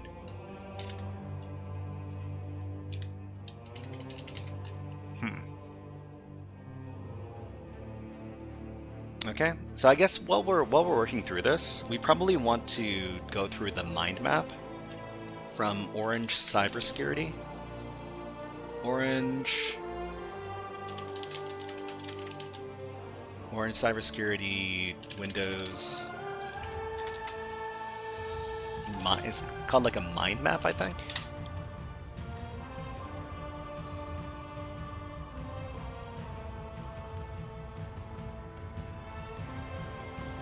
Orange cyber defense. Okay. So let's find the mind map for Active Directory. AD mind map. Well, there's a bunch of these. I guess the latest one is from 2025. Sure. So if you want to follow along. So no credentials, scan the network, find the DCIP, zone transfer, anonymous or guest access on SMB shares. We tried that. Enumerate nmap, LDAP, enumerate users, brute force users.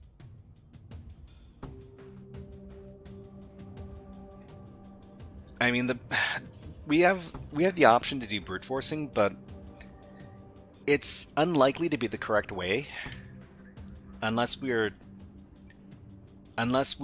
directed at a specific user account. Although time roasting might be fun. We did a little bit with time roasting last time. There's also quick compromise, like stuff like zero logon. I don't know if, well, we could try. So netexec also has a zero logon module that we could try out. So zero logon, is that SMB or LDAP for zero logon?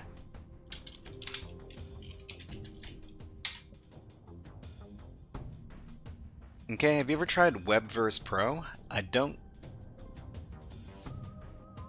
never heard of it. I've never heard of WebVerse Pro. Let me know what that is.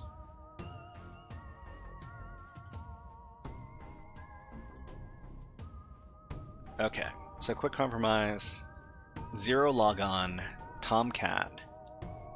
So the other unusual thing about this particular Active Directory exercise is that there's an IIS server. Have Kerberoot run in the background with a decently sized password list, and try the time roasting stuff or Bloodhound. I didn't see any shares. Yeah, I can't. I mean, apparently on this particular SMB configuration, we can't see shares unless we've got a legitimate password pair. Sorry, credential pair.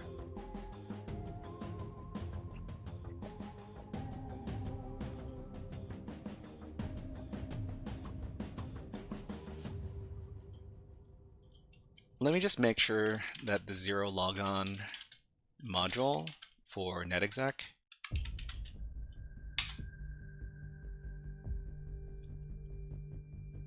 if it's LDAP or SMB.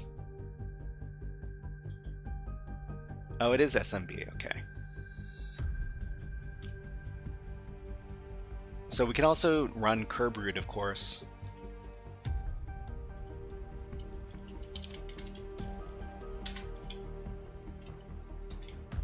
That means we need to download the tool. So Kerberoot is a tool we can use for Kerberos brute forcing. Let me go ahead and download it.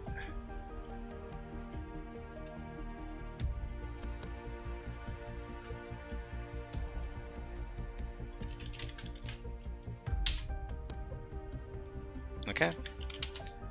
It says it's a web application security training platform focused on web hacking and pen testing labs. Okay. Provides realistic vulnerable web applications. I forked Kerberoot to make it usable with NT hashes. That sounds like a lot of fun. Okay, we need to make this thing executable, and then we need to run the thing.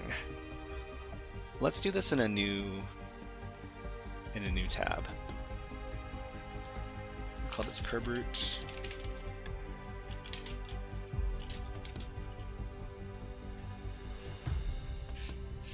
So how do can we get Kerberoot to run over a list? Or do we have to always specify the user? Let me take a look at the documentation.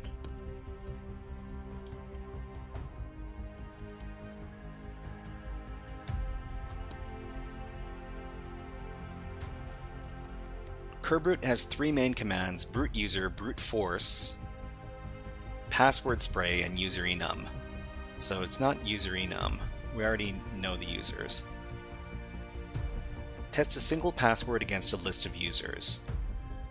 Brute force. Read username password combos from a list or standard in and test them. Brute force a single user's password from word list.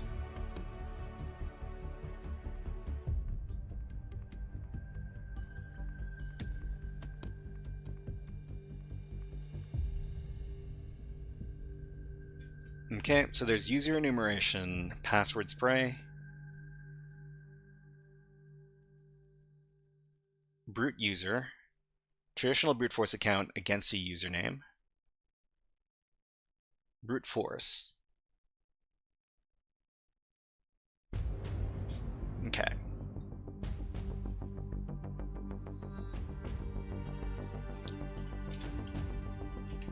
So the thing is, so the domain is shadow.gate, and the DC address is over here.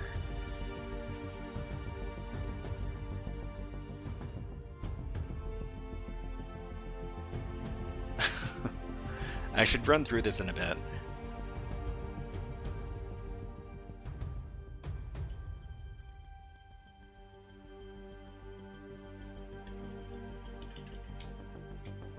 Okay, it recently launched and would be really great if you could solve some of the CTFs from there. Let me take a quick look. What's it called? Webverse Pro, huh?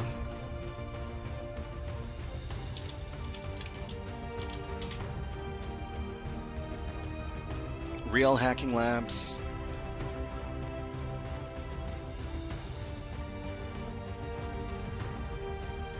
Okay, Real Labs, Real Chains, Real Skill.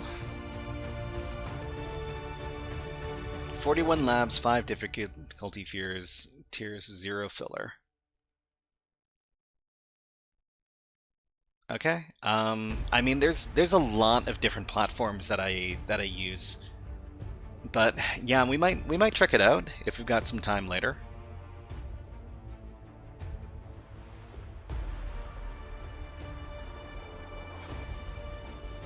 Okay, so this is the password spray. I mean, maybe the thing about password spray attacks is that password 123. I wonder, I mean, we can give it a try. Because that'd be really funny if it actually worked.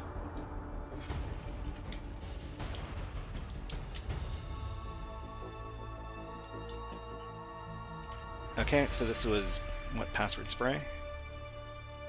Was 88 even an open port? Is this an AD box without Kerberos? I saw 88 was open in the list. Let's go down. If it's an AD box without Kerberos, that'd be really weird. Oh, you know what? Yeah, I don't see 88. Which means we might be barking up the wrong tree. Hold on. So we got a list of the open ports in the challenge description. It says it should be open. But let's give it another scan. So we didn't see 88.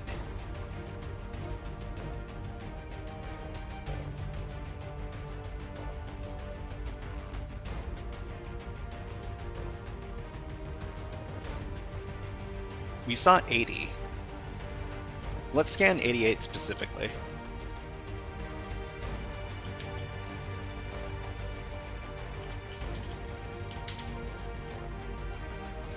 Yeah, it's open.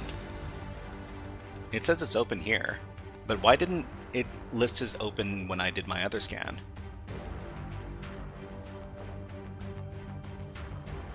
Isn't Kerberos kind of odd to find unless they have on-prem AD? Yeah, I mean Kerberos is pretty standard for actual servers. So if it's like if it was cloud servers, then it wouldn't be Active Directory anymore. It would be Azure. All of our clients hosted in Azure. I mean, we're dealing with Windows Active Directory here, not Azure. Okay, so let's run that Kerberos attack. Is password spray? How do you spell that?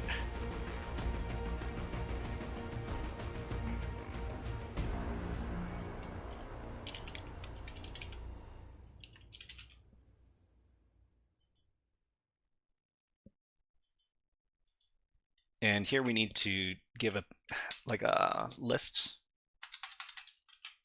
users.txt.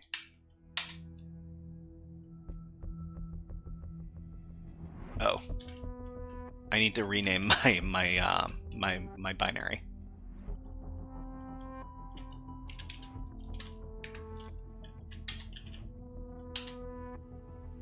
Okay. Is that not still Active Directory? No, Azure is not Active Directory. It's a different thing. Active Directory and Azure are different systems.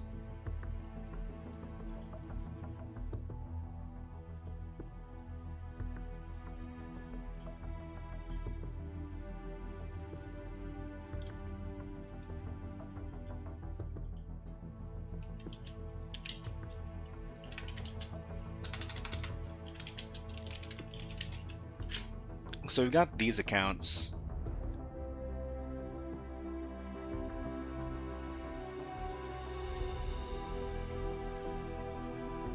Oh, you know what?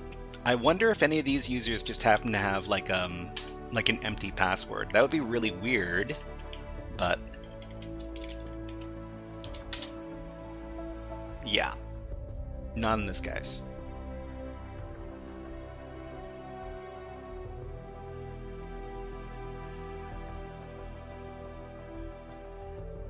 Okay, let's see. Amit says, if you solve CTFs from there, it will really help me understand the different types of vulnerabilities. I'm learning MERN, and this will be added skills. I mean, if you're looking for a place to learn about web app security stuff, the thing that I recommend the most is to learn from Portswigger. It's very, very well known, and it's also free. I don't know if the stuff over at Webverse, it's probably... The other thing about Webverse is, do they have like a free option over here? Because they're talking about pricing. Okay, access to free labs and free challenges. Yeah, I don't know how much free stuff they have over here.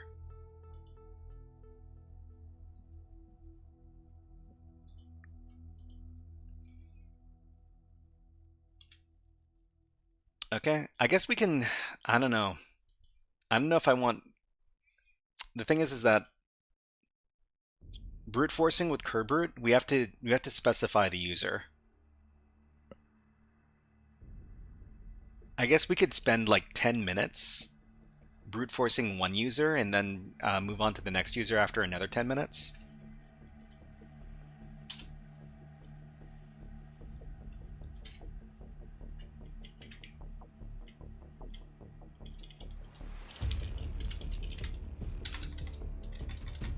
What was the command? Like brute user?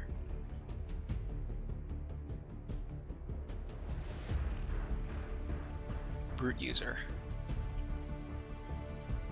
Password to spare out the loop?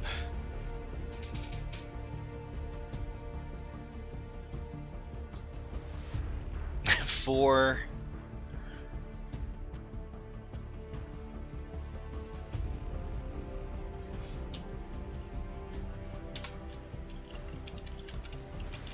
password spray and then users. I guess we could set up like a Python script or something that does it. Or like a bash script. We could bash script this.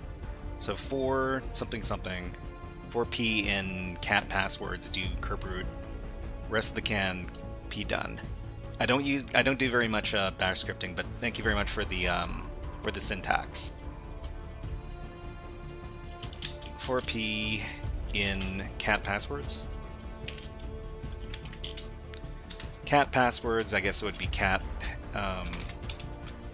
user share word list rocku.txt.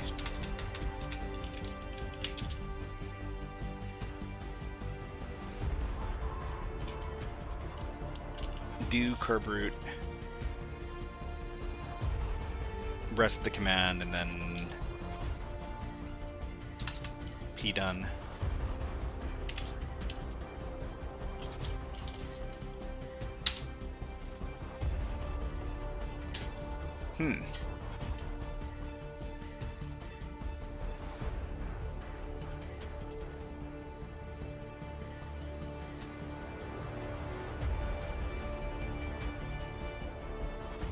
I missed, oh, parentheses. Where are those parentheses? Oh, cat, okay.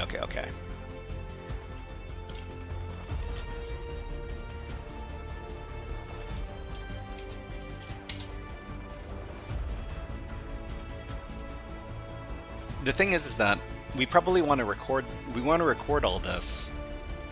Otherwise, we're not going to... Uh-oh.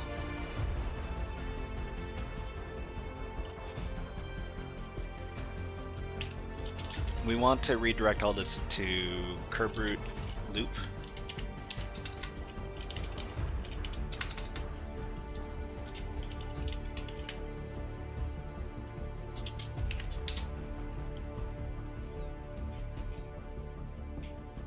Okay, and then let's see. Local Ken, hello, nice to see you here. What is up? Okay, so... Whoops.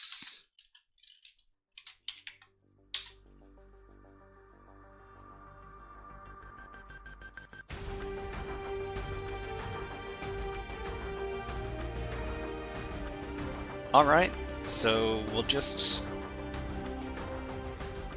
leave this running for a while. And we'll move on to some other attacks. So I think I might want to try the time... what was it? Time roasting? Yeah, I can do other stuff while that runs. So what was the time roasting? Time roasting... time roast. So I think the last time we used a Python tool over here. Timeroast.py. Oh, okay. There's a bunch of stuff in here that we need to install. Maybe. Copy the raw file. And then we'll make another tab for this. We'll call it time roast.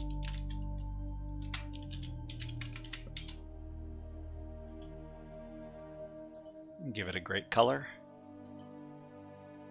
There's an NXC module? Oh, is there? Jeez. Hold on, let me look it up. NXC time roast.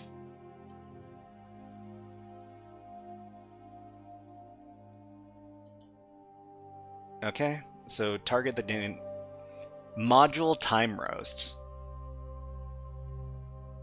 Isn't that great? Okay, let's give it a try.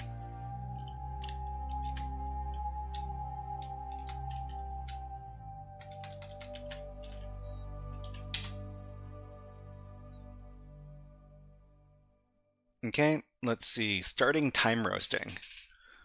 Man, NetExec has everything, jeez. Okay, so we've got this. We just need to do the hash cracking. I find it hard to pay attention. If you have if you have any specific questions about what we're doing, please type in the chat and we'll try to help you out. Okay, so this is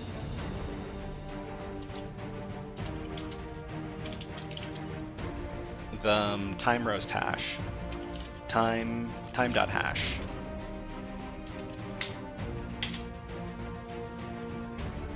But hello, Atbow, nice to see ya. Okay, so time roasting, we saw it in the mind map over here.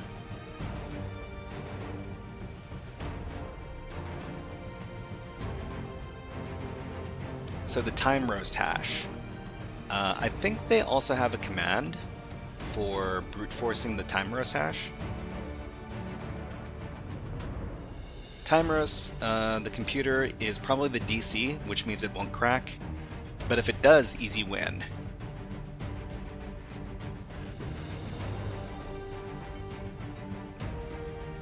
So let's see, as rep roasting, man in the middle. Cracked hash. Cracked hash.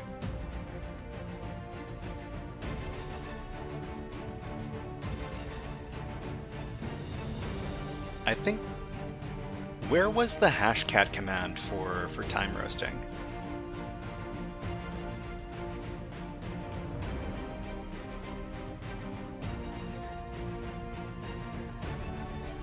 Okay, the output of the time roast can be fed directly to hashcat in order to crack. Use hash type 31300 and the username flag. Okay, so this is cracking. Well, I mean, I guess we can do it in the same tab here.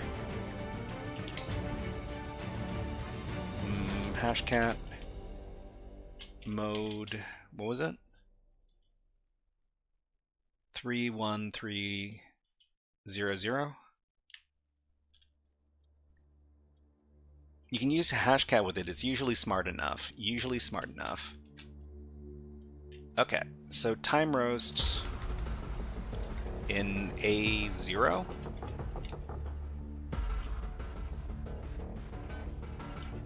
Time.hash.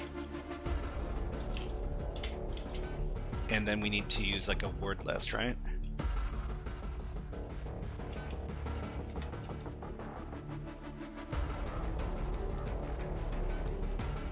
We need to use it with the username flag.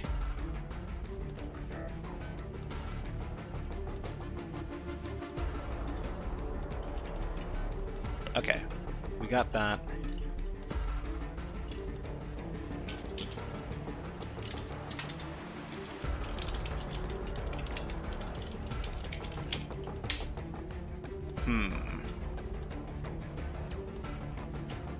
I think I've got the...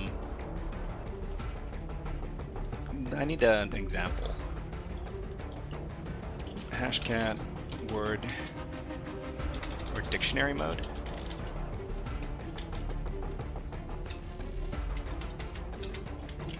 This give me some hashcat example.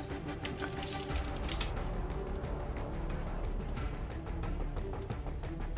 Okay, so A0, and then the hash, and then the word list. So we need to do it like this.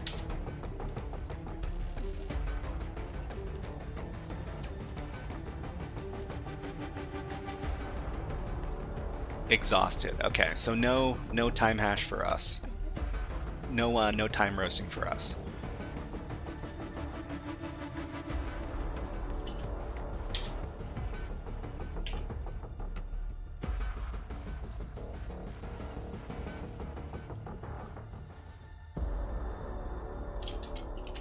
We'll grep for tested 9 logins, 1 success.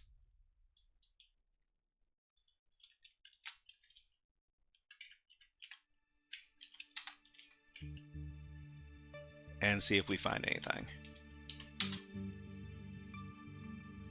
Okay, we found a success. We found a success with Kerbrute. Snollygoster, thank you very much for the suggestion to do the Kerbrute password spray loop. Okay, so grep and then get 10 lines? No.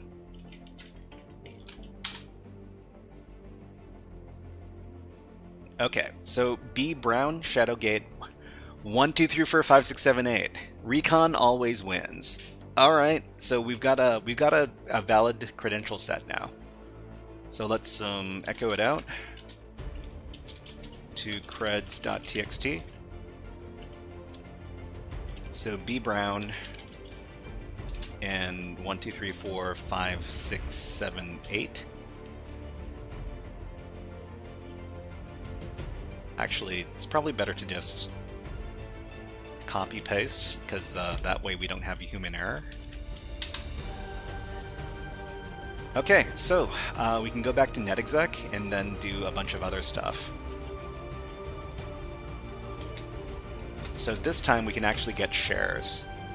So B Brown.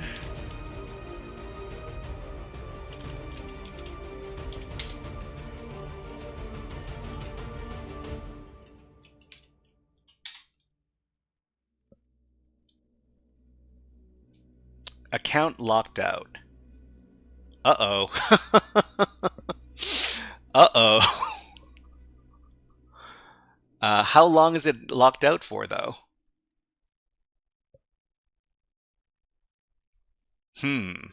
Okay. I don't get it. So what did Kerbrute do? Did you brute force the password? Yeah, Kerbrute is a brute forcing program, and we brute force the password for one of the users. Actually, let's stop. We stopped it, right? Let's stop this thing. P.S. We should have one for.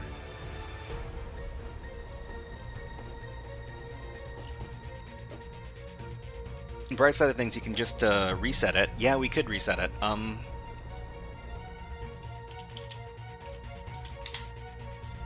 Okay, let's get rid of the loop. Where's the loop? Yeah, let's kill this thing.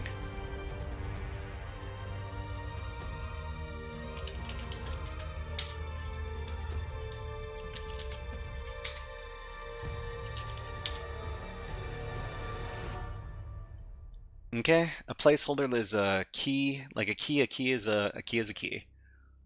No such process. Let's look for it again. PSAw grep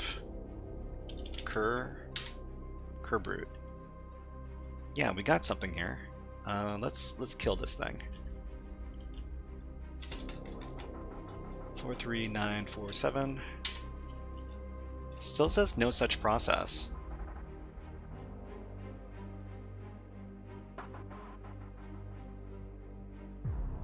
Yeah, isn't there a rate limit if someone tries that on real websites? I mean, we're not dealing with the website. We're dealing with network services. But yeah, I mean, usually they would set some sort of not necessarily a rate limit, but some sort of password policy.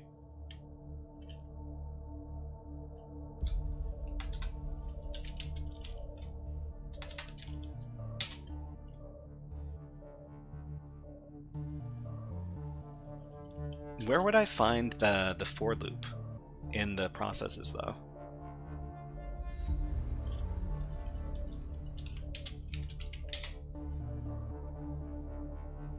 There usually is if people are doing their jobs properly.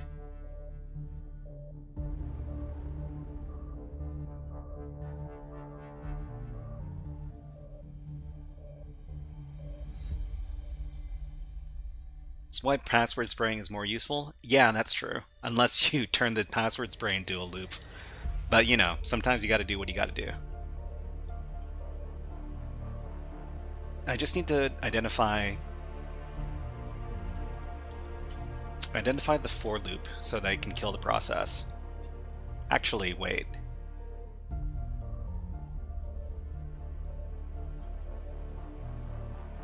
Let's go up.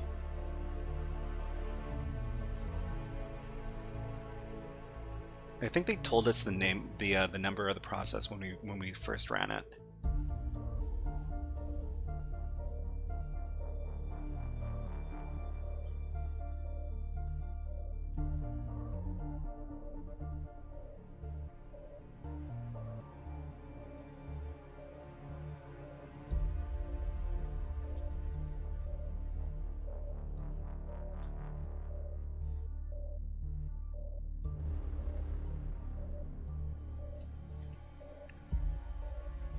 Kill all bash.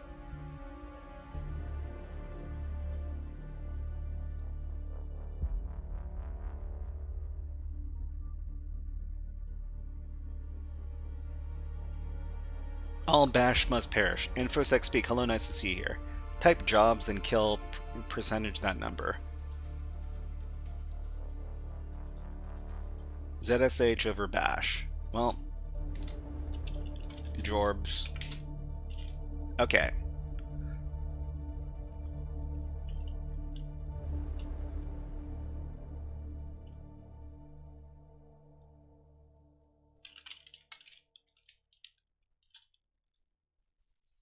Automod did not like that comment for some reason. Which one?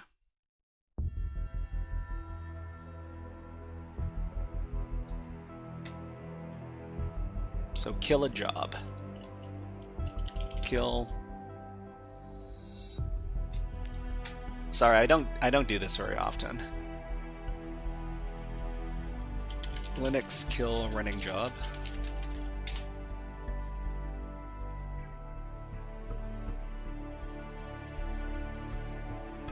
Okay. Foregrounded job, backgrounded job. So kill %1. Okay, kill %1.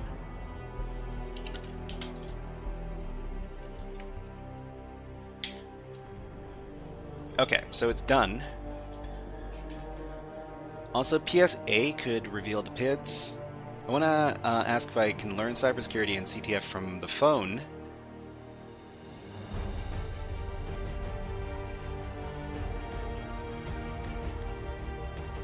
So PH says, I want to ask if I can learn cybersecurity and CTF from the phone. Do you not have access to a computer? Or like a laptop? It would be kind of inconvenient to learn everything from your phone. At some point, you probably want to try some try getting access to some other hardware. But let's get into cyber. Check out this website over here, the Reddit thread. Okay, so we'll try again to see if we're still locked out. Okay, account locked out. Let's reset the environment then. Because if the account's actually locked out, we can't proceed.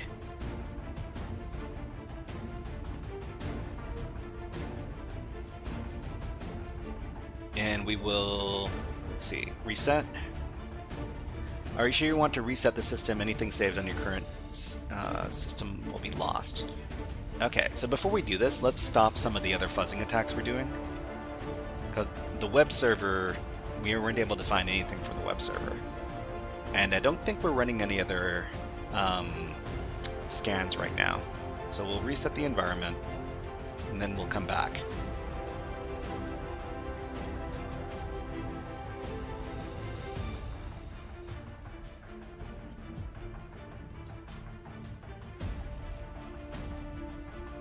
Okay, so let's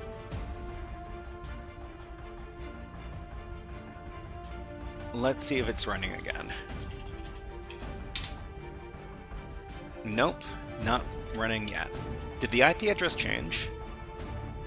So 55212. Okay, it should be back up. No, it's a different IP address.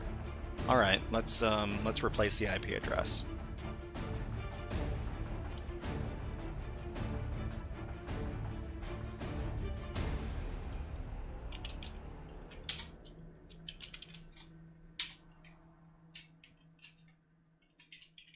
Okay, so the IP address is now this one.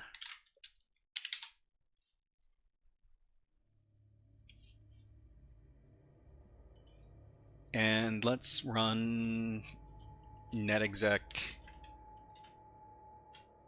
with ShadowGate.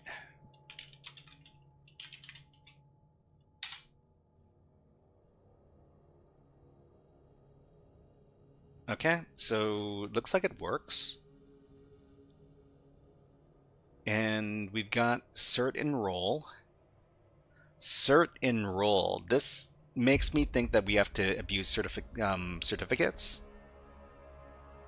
What skill level is the challenge that we're doing? I'm pretty sure that this is an easy level Active Directory challenge. Let me check. Yeah, this is an easy level Windows Active Directory challenge.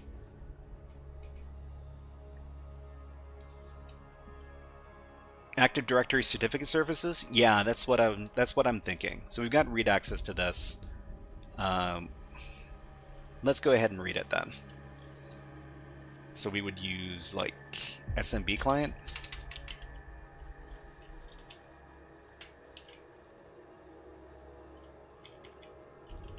Shadow.gate slash, or it's like // here. And then this is cert enroll. The user is B Brown.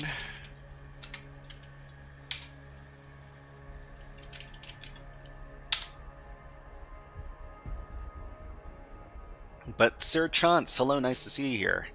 Hope you're having a good Friday. Okay, we've got certificates. I guess we should download all these.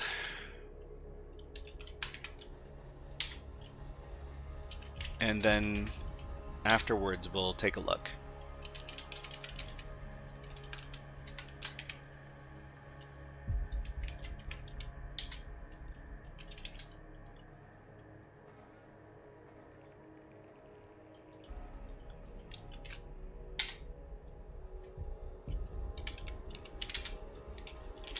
Okay, so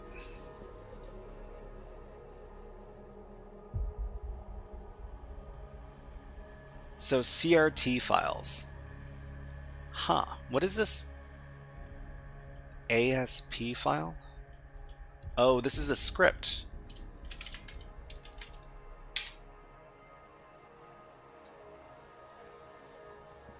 Okay, Aristo, hello, nice to see you here. Where can I learn all these things? Windows Active Directory hacking? Osmosis, that's Sam Ploris, hello, nice to see you here. What is up? But yeah, I mean we've got playlists for Windows hacking stuff on HackerFrogs. Let me see if I can find some stuff for you.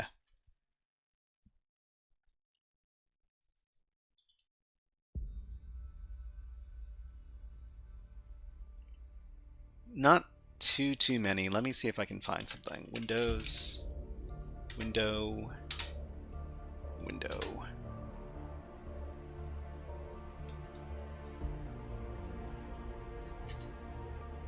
Yeah, Windows hacking challenges. We got a playlist of them over here.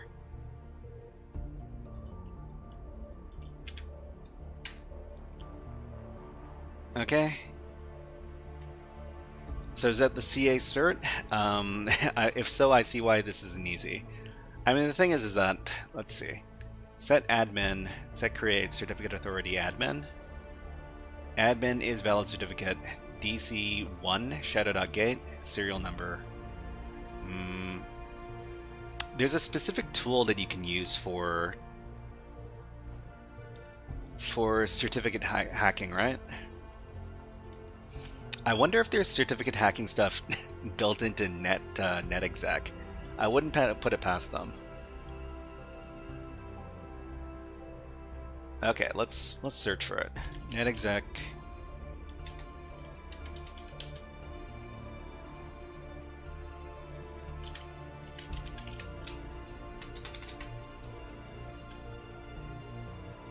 What is the name of the vulnerability again? Certipy.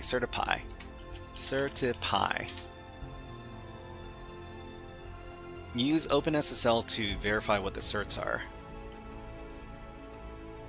Okay, using certificates. When authenticating with the certificate, NetExec will generate a cache.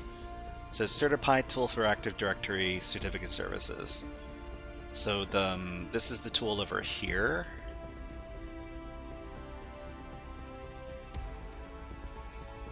Powerful offensive and defensive toolkit for enumerating and abusing Active Directory Certificate Services, ADCS.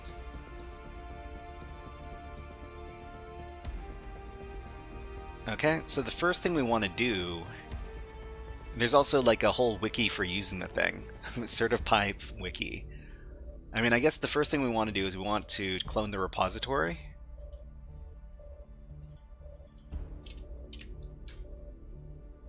And we're not doing any time roasting anymore. Maybe we can just rename this thing. Certipy. Okay, and then we'll git clone the entire repository. Okay, we've got ads running on Twitch right now, so when ads run on Twitch, we'll take a little break and hang out with the birds. Here are some of my favorite birds.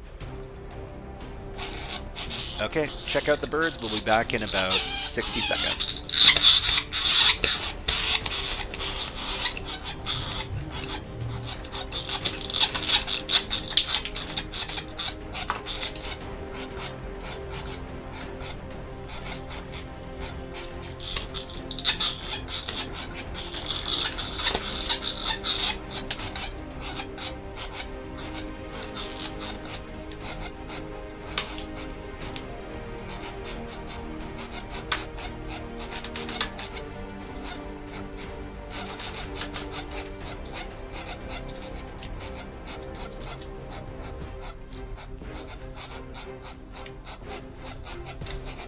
Mr. Hacknet, please be excused from class. Well, Kyle, Yes. you hear me? You go to Hack. You go to Hack. You Have a great day. Okay, thank you for the Go to Hack Redeem Day, April. Thank you. I saw a bird one time. Cybernerd Dante, what is up? What is up? Nice to see you here, and happy Friday. It's a Friday night. I hope you're having a good time. Okay, let's put the birds away and get back to the hacking. So we discovered that a bunch of certificates on here, so we suspect that we might be able to use abuse the Active Directory certificates to get access to the system here. So how do we run the thing? So certipy is, it's a directory, right?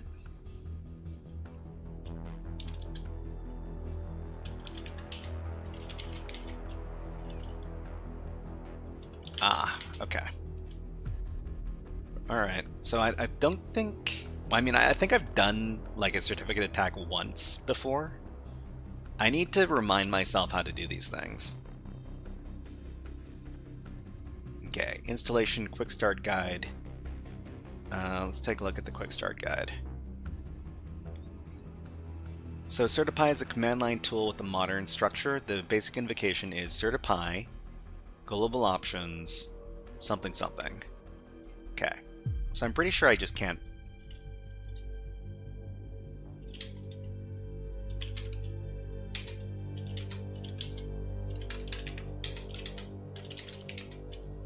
We need to install certipy before we can run it. Okay, so where's the installation instructions?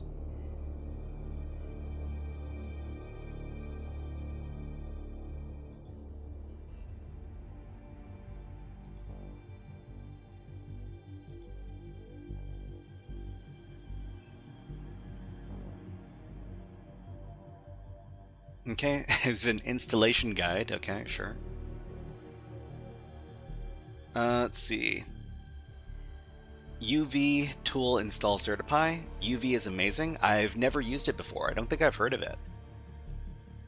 So let's see. Linux installation, Debian, Ubuntu. Create and activate a virtual environment. Optional but recommended. Okay, okay. So it's certipy AD. Yeah. Let's go ahead and activate our virtual environment, and then we can install the certipy tool.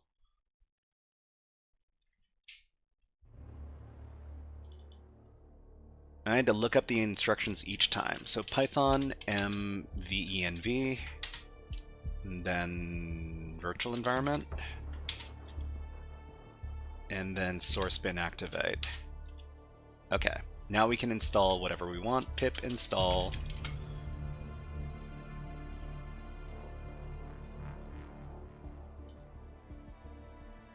UV handles all Python installations for stuff like this, so they're all isolated. Yeah, I mean that sounds like a very useful. It sounds like a very useful tool. Pip install certipy AD.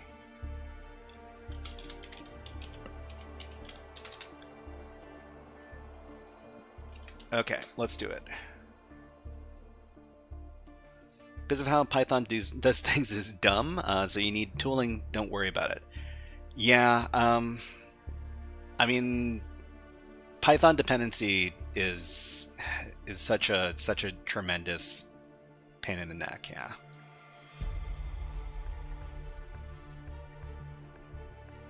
Okay, we should be done with this in just a second. Oh wow, my my avatar froze again. What the heck?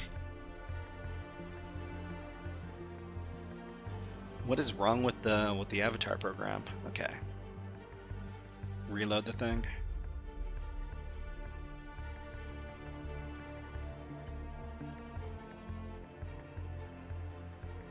Okay, we've got it installed now, so we should be able to just run certipy. So certipy, and let's get the startup guide. Sure, blame the program, of course. So certipy H will show global options. Okay. Yeah, okay, it seems to be working.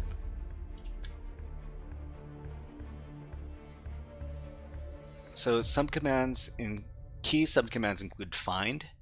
So enumerate ADCS configuration of the domain. This scans for CAs, related objects. Let's see. Request a certificate from a CA. All right. So example usage, certipy find. Okay. So we can just copy all this stuff and then give the command.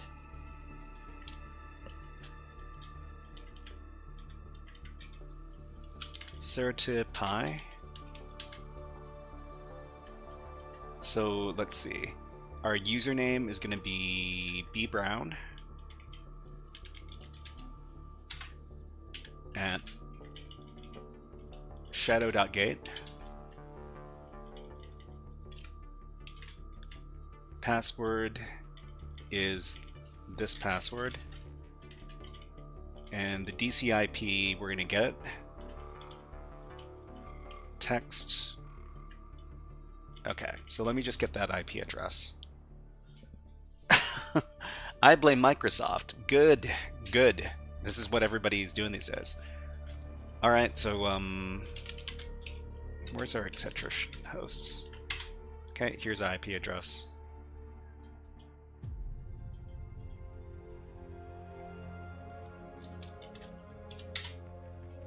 Am I missing something?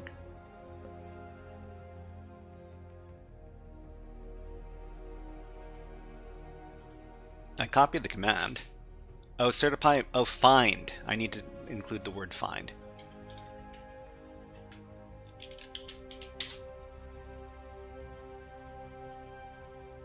Okay, finding certificate templates. Found 33 certificate templates. Finding certificate authorities. Found 1 certificate authority. Found 11 enabled certificate templates. Failed to connect to remote registry. Successfully retrieved CA configuration for ShadowGate DC01CA. Checking web enrollment. Use debug to print a stack trace. So error checking web enrollment timed out. Saving output to this thing, okay. So I mean, I'm pretty sure I don't need to be in this directory anymore. So the certificate is here, right? So this is the ShadowGate, the DC1 ShadowGate cert right here.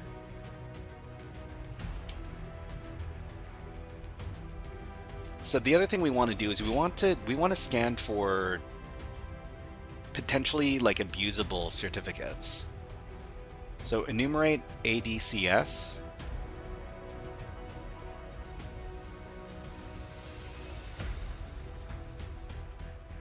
The output will list all the templates, their settings, and the flag and any misconfigurations. Okay, so it looks like, well, let's check. Let's check to see if we got something like that.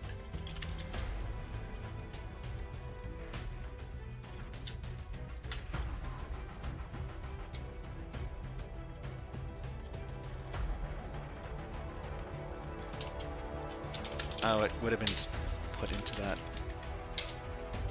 Okay, so we found, this is it, yeah, okay. So we need to look for specific certificates that that might be abusable.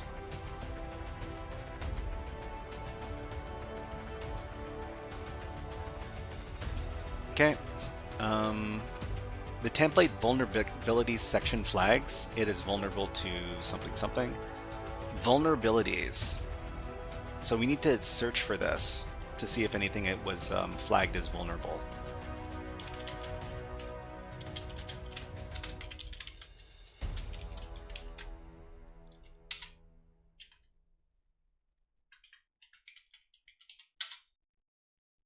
Okay, we found something. We just need to get the information around there. Okay, so what is this? So I think this is the certificate we found, and we found this thing, vulnerabilities ESC8 web enrollment is enabled over HTTP. So how do we take advantage of this? How do we do the attack?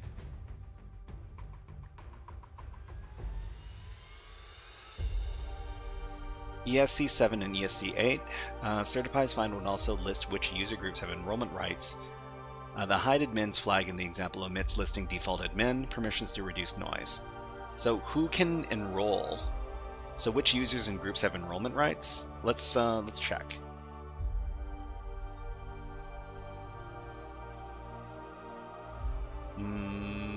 Web enrollment true.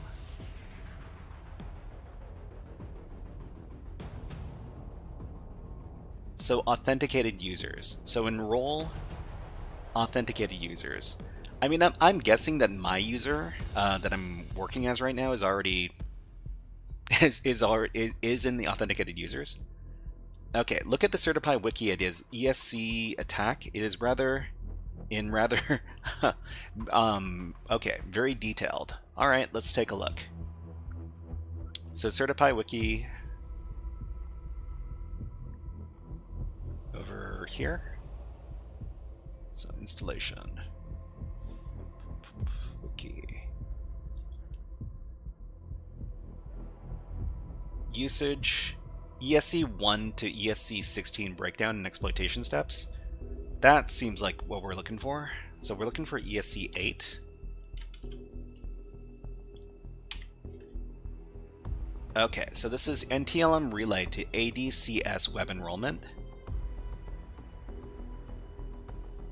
So this describes a privilege escalation vector where an attacker performs an NTLM relay attack against an ADCS HTTP-based enrollment endpoint.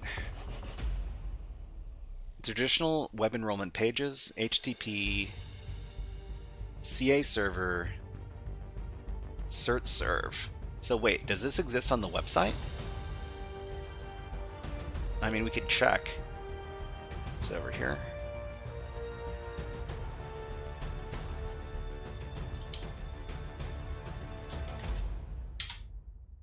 Oh, wow. We need to log in. Okay, I mean, what would the login be? B Brown, and then our ridiculous password. Wow, that was it. That was it. Okay, well. Use this website to request a certificate for your web browser. Okay, great.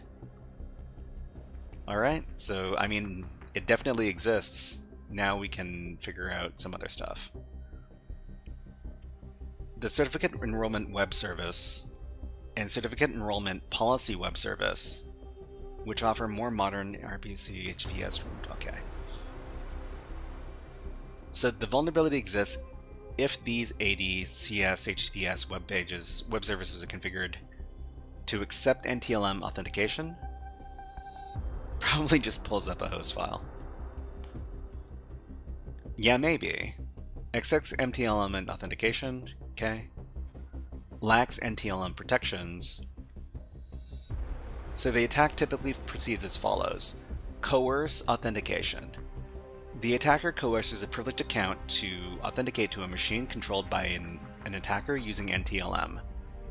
Common targets for this coercion include the domain controller machine account, using tools like Petit Potam or Coercer, or there are RPC-based coercion techniques, or domain admin user accounts.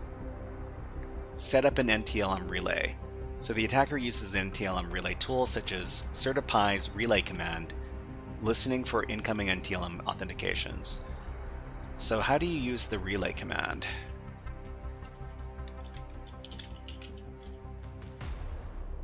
Okay, perform an NTLM relay attack targeting ADCS, HTTPS, or RPC.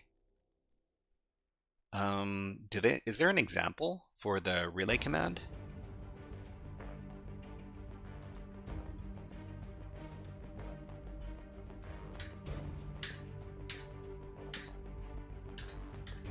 No, they don't have an example for the relay command. Okay, maybe I can search that on the internet somewhere. Certipy relay command example.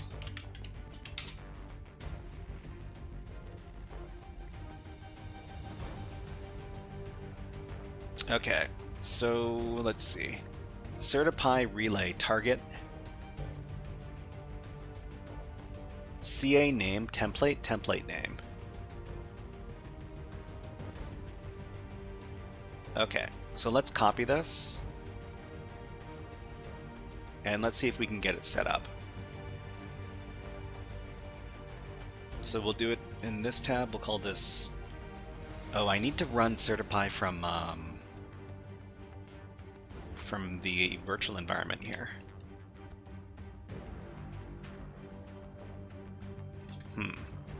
Let's do a quick tmux inside of here.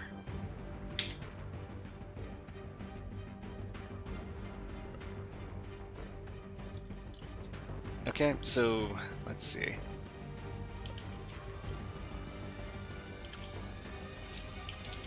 Because we might want to do more than one thing with Certipy at the same time. So we'll do our NTLM relay here. Certipy relay target HTTP ShadowGate.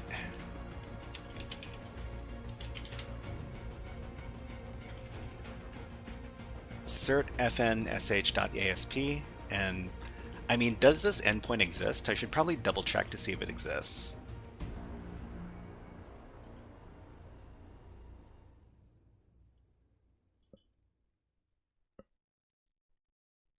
Over here.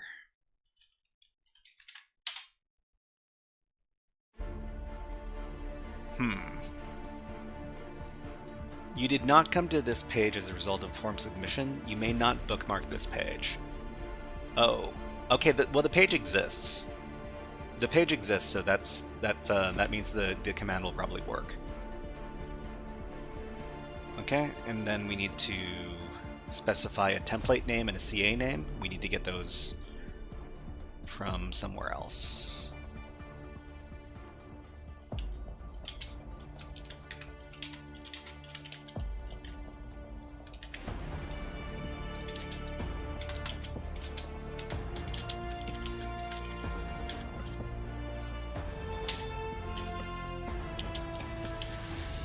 Okay, so what is the name of this particular template name? So the template name is...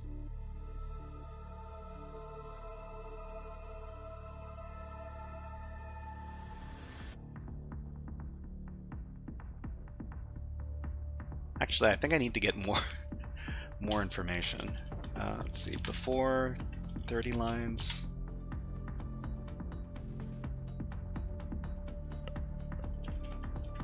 $50 lines.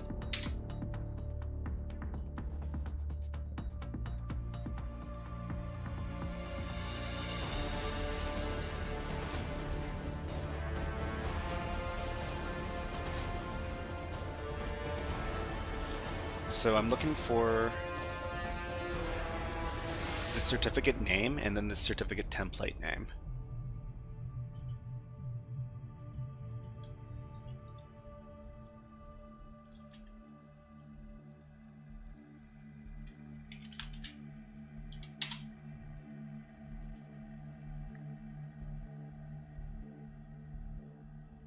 So certificate templates, template name, Kerberos authentication. So the template name is Kerberos authentication.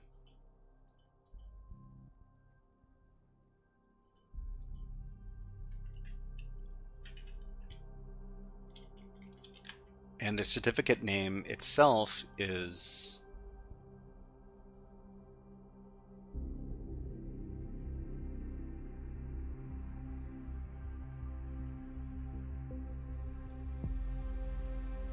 where's the name?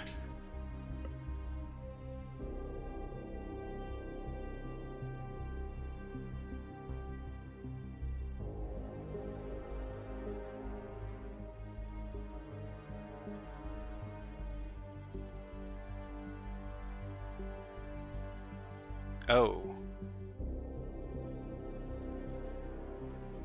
Maybe the template is this, directory email replication. I'm not sure. I'm not too sure which name to use.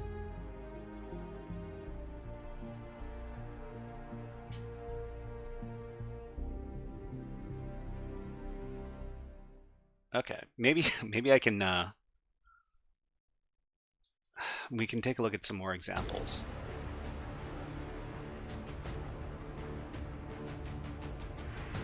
Okay, so we need the target, the certificate authority name. Okay, Snelligoster says certificate authority is clearly Shadow DC01CA. The template name is likely domain controller. It's in the wiki.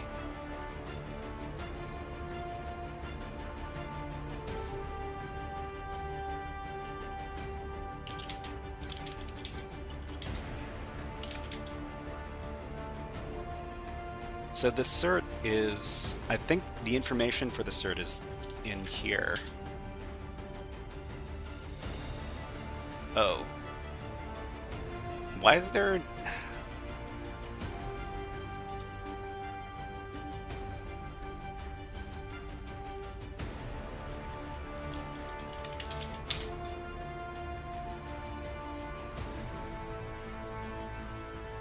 OpenSSL? I mean... Oh, okay. You open this up with OpenSSL. OpenSSL on to open a CRT file. OpenSSL read CRT file. To read and decode a CRT certificate using OpenSSL, use the core command OpenSSL. This thing. This command decodes the file and displays its fields.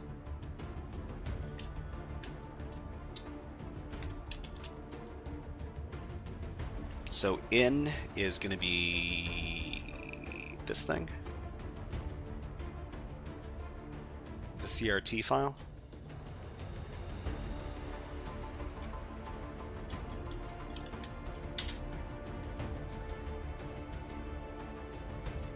Okay, so let's see.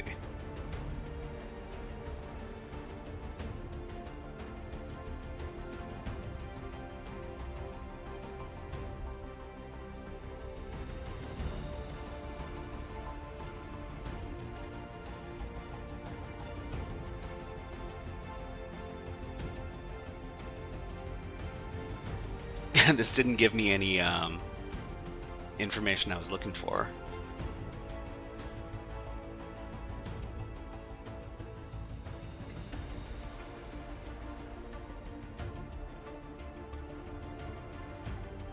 Okay, let's go back to the wiki. So set up the NTLM relay, relay the authentication. Impersonate and request a certificate. Obtain the certificate. Use the certificate for privileged access. So CN Shadow, that's the CA, which is also in your certify. CN equals Shadow DC01CA.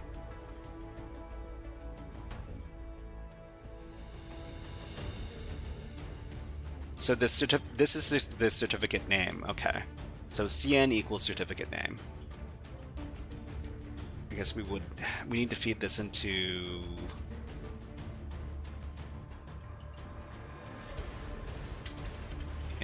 here for the relay. And the template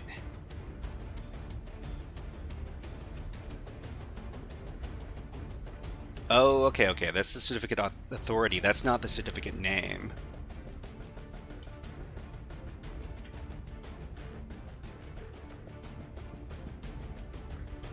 But is this what it's looking for though?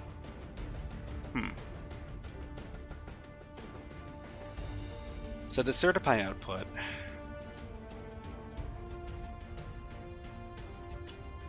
give us this.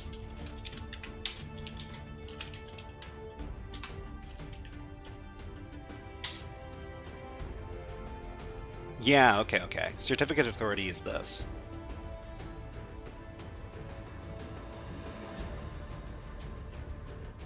Now all we need to do is we need to get the name of the template. Because they're looking for the template name.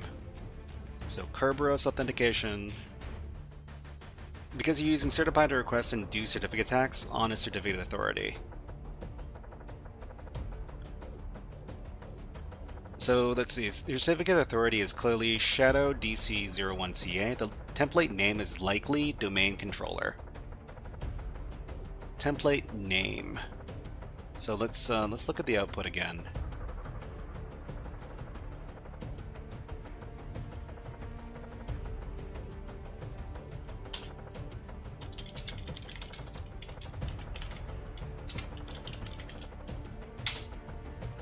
So template name, the only template name that okay, we've got two template names. We've got Kerberos authentication and directory email replication. Okay, I got that information from the wiki, and because it's an NTLM relay attack. NTLM relay attack.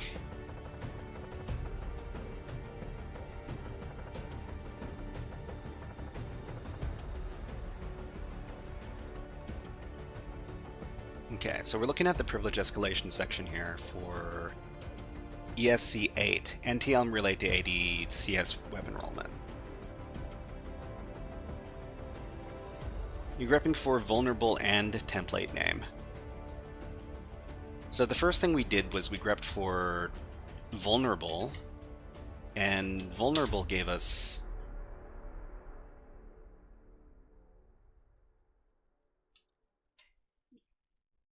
this one over here. So let's see.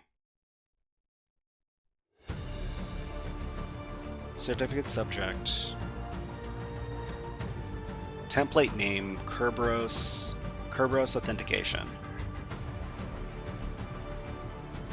You have to think like the authors like the authors use.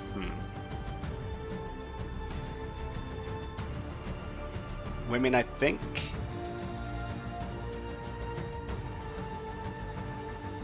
this should be the template name, because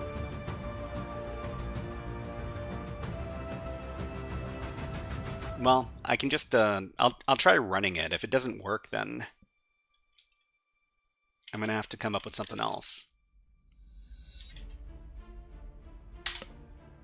Certify not in oh, why does it not work here?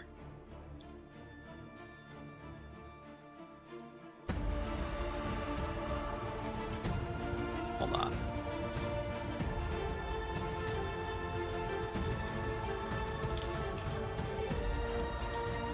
I thought because I tmuxed it, this should have the same environment.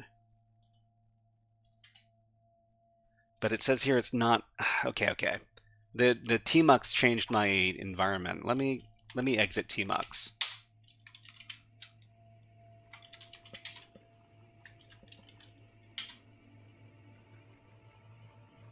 Okay, targeting ShadowGate server, cert server. Okay, and we got it set up on port 445. It's also certify AD.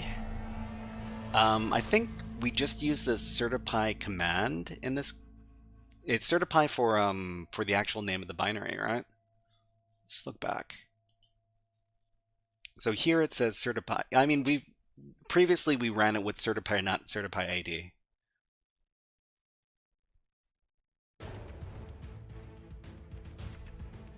Okay, so let's recreate these steps.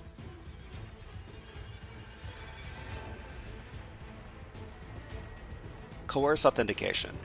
The attacker coerces a privileged account to authenticate to a machine controlled by the attacker using NTLM.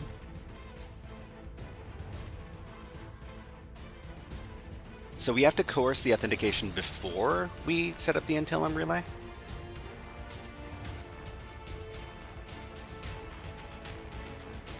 Now you need to coerce likely to trigger an authentication against your server. So how do we do the coercion attack?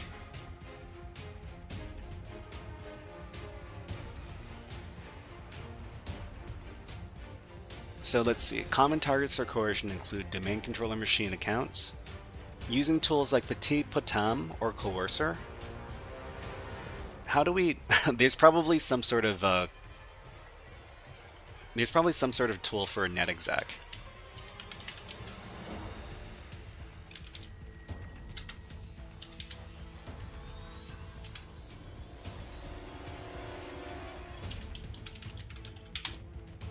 NetExec has a module for it. Of course it does. Of course it does.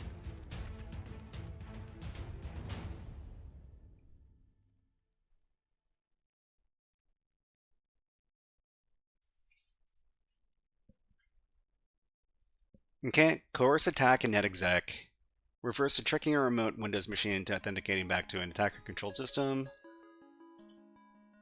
Okay, so NetExec uses specialized modules like Coerce Plus or Spooler to tell a target server off to a domain controller to connect back to your machine using a specific protocol.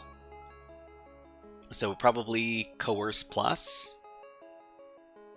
So how do we use Coerce Plus? So NetExec module Coerce Plus.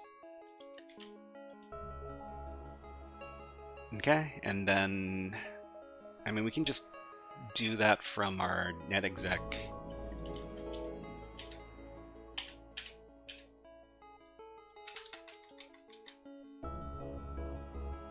Okay, I think I should be able to fill in this information here.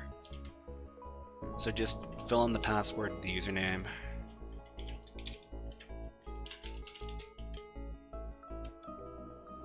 Once you do it, you'll never forget it. I mean, once you document it, you should be able to look it up the next time.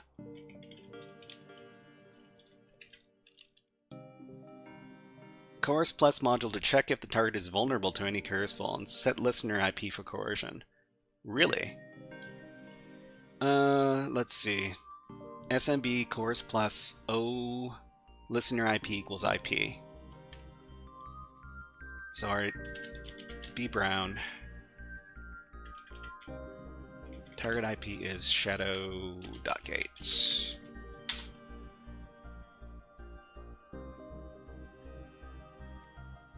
Okay, so it says it's vulnerable. DF coerce vulnerable Petit Potam. Document leave no evidence. Leave no evidence.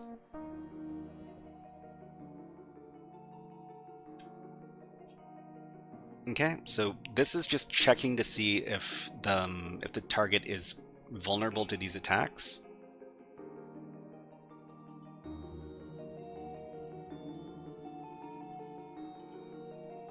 And then to actually run the attack,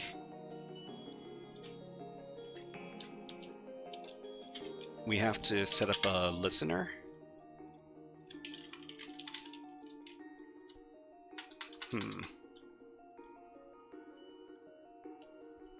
Let me just confirm that. So it says scanning for coercion vulnerabilities, triggering the attack is this other thing. Ah, okay. So listener is attacker IP and method is vulnerability name.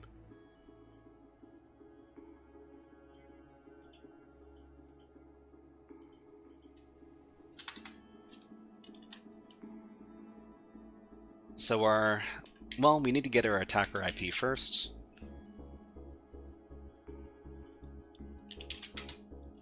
For us, it's this.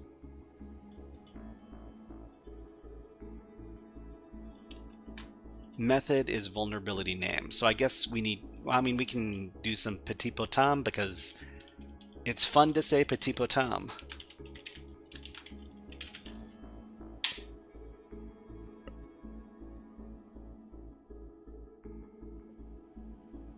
Did it go through? Exploit success. All right, so let's take a look at CertiPy. And thank you very much, Seth Guimont. Thank you very much. Much appreciated. Okay, so we got something. Saving certificate and private key to DC1 Shadow PFX. Shadow PFX. I mean, we probably need to feed this file into something else. We probably use it in another attack. You have the DC certification, so you can now have you have domain. So how do we do we feed this into netexec? Relay the authentication, okay, and then impersonate and request the certificate. Obtain the certificate, use the certificate for privileged access. The attacker can now use the certificate in the PFX file with CertiPy auth to authenticate as the impersonated privileged account using Kerberos PK init, potentially leading to full domain compromise. Okay, so CertiPy auth. Guimont French? Sounds likely. Okay, so let's look up the auth command.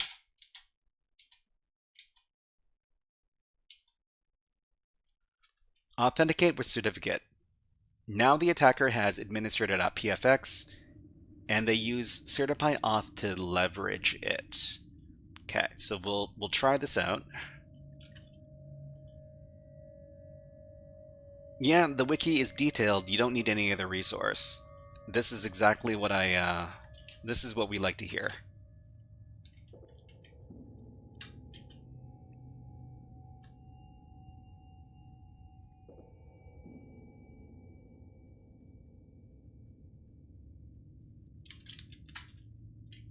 Okay, so this is the name of the certificate, which we're going to plug in here. And then we need to supply the domain controller IP over here.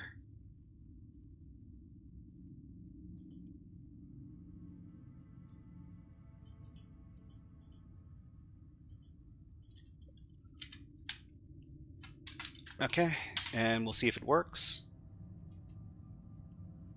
Please select an identity. So we've got so this is the domain controller computer account. So it would be 0.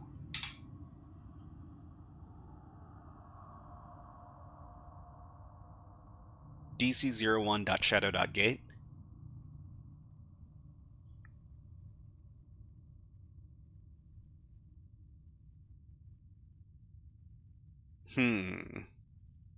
Is it not working? Found multiple identities in certificate. So we got DC01.shadow.gate, we've got shadow.gate, and we've got shadow at unknown.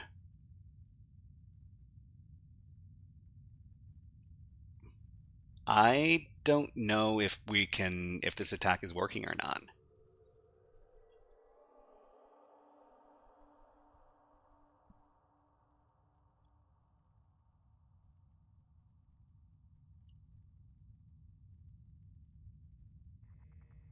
Maybe we need to go back and try it again.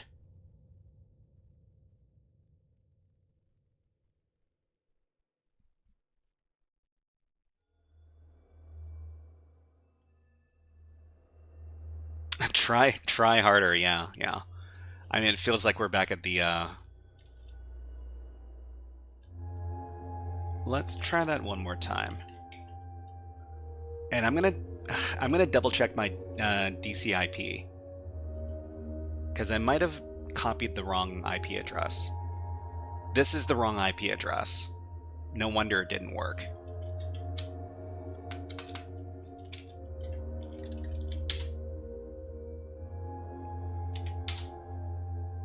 Okay, we got the hash. Great. We thank you for telling me to try harder, April. Okay, so we got the hash for DC01 ShadowGate, so we can just log in with that, right? So we would run around with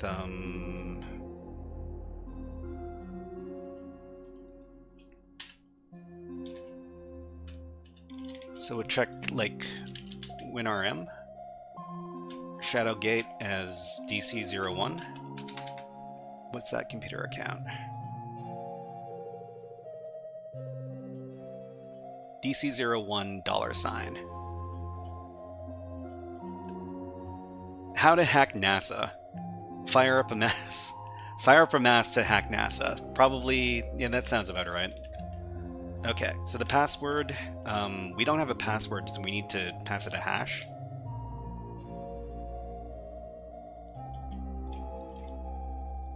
So it's like capital H, and then put the hash in there.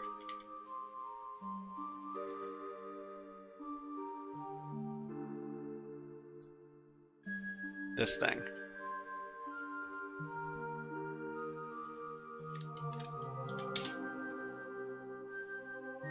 Nope. How do you pass netexec hashes again?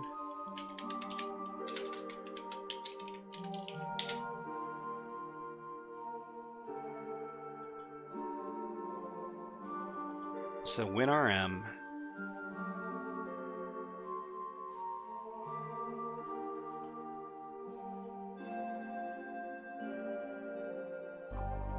netexec with hash.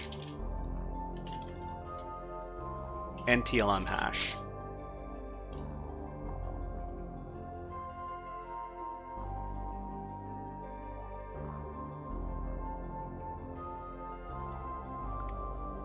Okay, fun fact, the first PC I ever bought with my own money with the Micron NASA box. NASA box?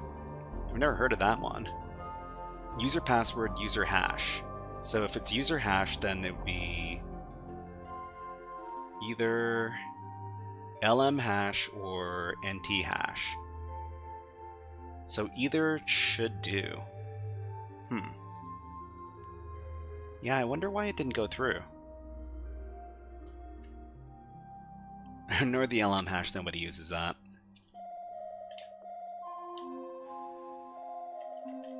Okay, so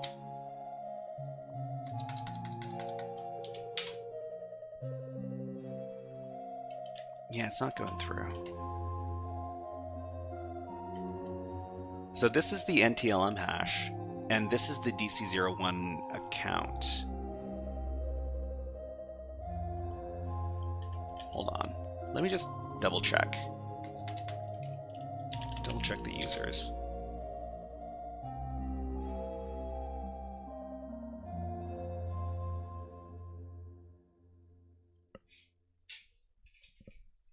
So this is... So the DC01 computer account... Where is it? DC01 at shadow.gate. What am I doing wrong?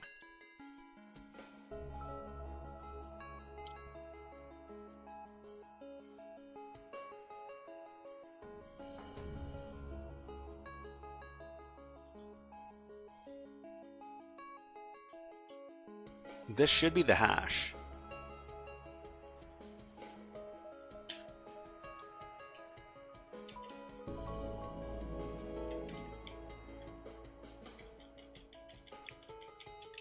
Unless it doesn't work for WinRM, and it's only working for SMB. Also, why WinRM? Okay, so it works for SMB. Okay, so now that we've got access to the computer account with this, I mean, I wanted to check to see if well, the computer account probably isn't gonna log in with WinRM. They wouldn't set it up that way. We've got SMB access as the computer account, so do we reset the password, or what would we do from here?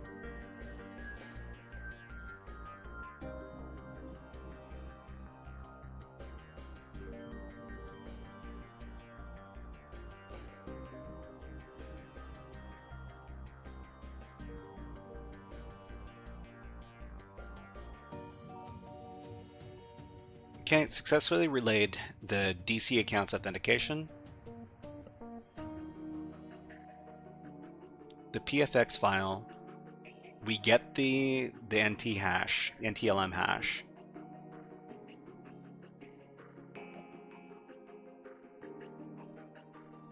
Okay, so we just need to finish up.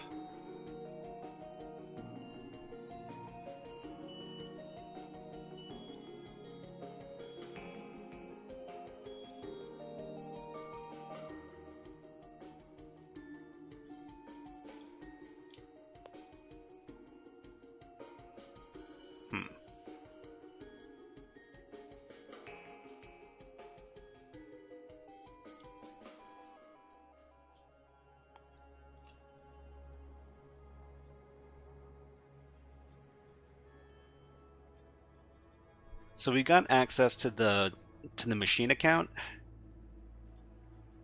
So do we use the machine account to change the permissions for our user, or do something else?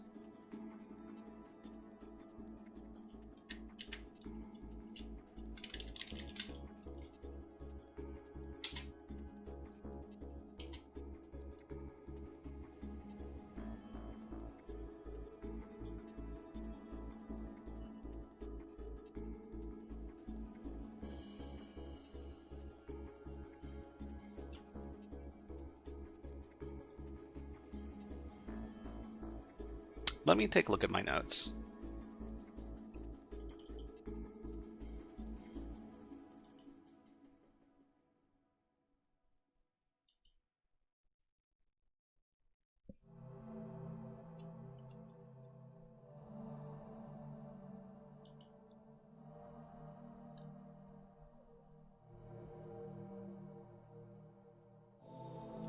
So I think what we need to do is we need to... I think we can run the secrets dump. I think we can run secrets dump now that we've got the DC account, the DC computer account, right? It's been a long time since I've done this kind of stuff.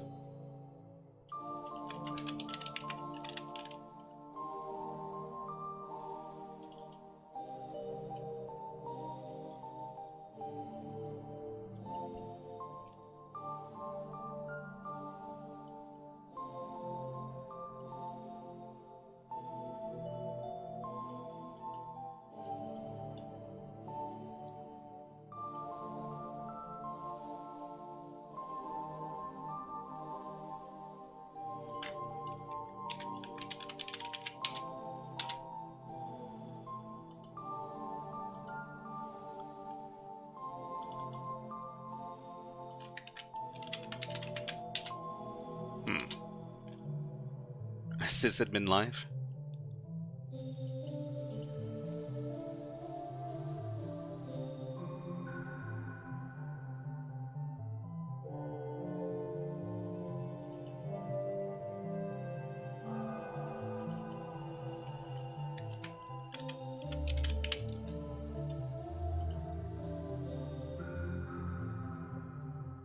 Okay, so, sorry, it's been a while since I've done this. Okay, so apparently, what we need to do now is we need to perform a DC sync attack to dump all the domain password hashes.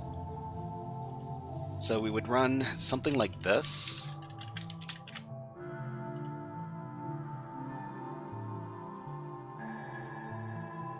let me see if I can do it over here. So this is from another write-up that I've done before. Done that once or twice? Okay, so in packet secrets dump, we grab these hashes. Let me grab that hash here.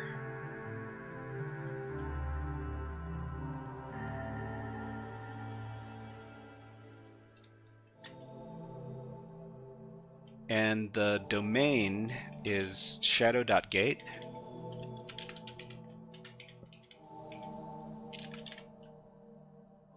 At IP address. And then we're going to dump out the secrets and then redirect it to domain.hashes. And from there, we should be finished. I just need to get that IP address again over here.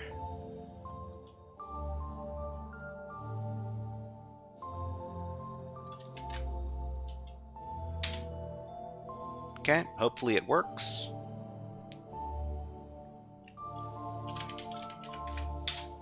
Okay, so here are all of our hashes.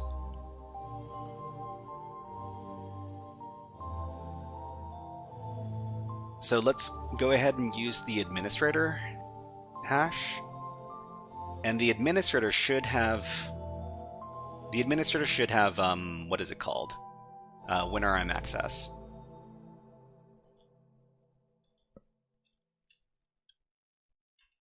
So we would run this with administrator and the hash, this one over here.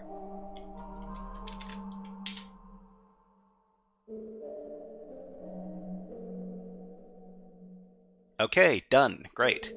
So the last thing we need to do is we need to get direct access to the computer and then dump out the KG whatever it is.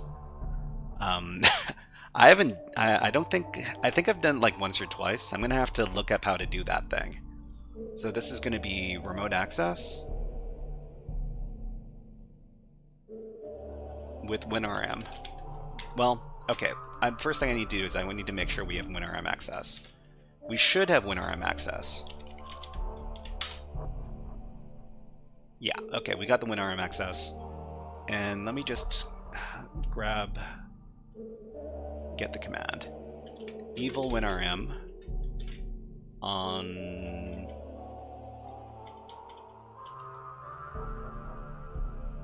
dc01.shadow.gate. And I need to add this to my host file, because it's not going to resolve otherwise. Let's do that.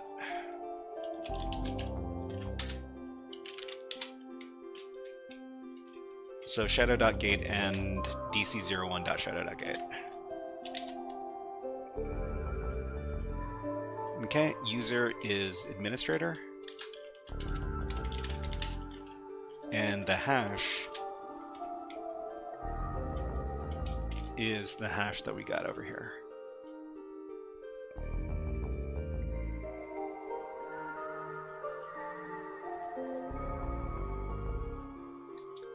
Whoops. Silly me.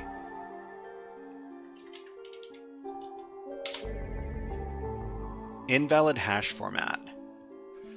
What?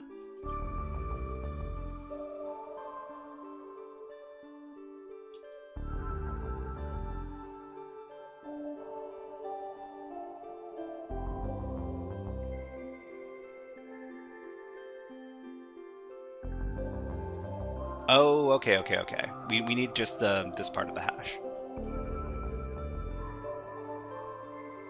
Ignore the LM hash. Okay.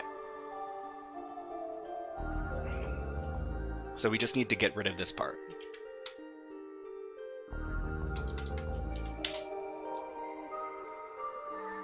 And we should be in. Alright, we're in. We're in, and we're let's see. We're the administrator, so I guess we're doubly in. All right, I guess we can talk about how we got in, how we did the whole machine using with our good friend Scary Hacker Voice Man. So I'll call up Scary Hacker Voice Man, and then we will talk about it.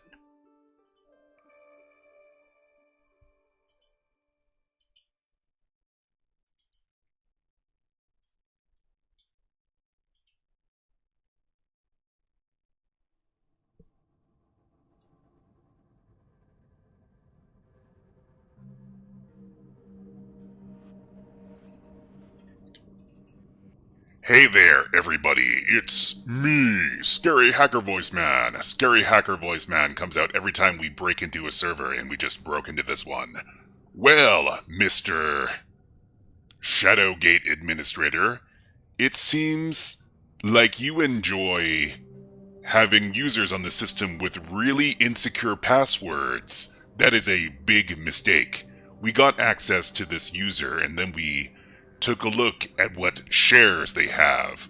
It pointed us towards a specific Active Directory certificate, which we were able to abuse to do an NTLM relay attack, which led to computer account access, which we turned into a secrets dump, which we used to get administrator hashes. Maybe you knew about the vulnerabilities on your system, or maybe you decided to accept the risk. Well, you accepted the risk. Ha ha ha ha ha ha. And now we're in.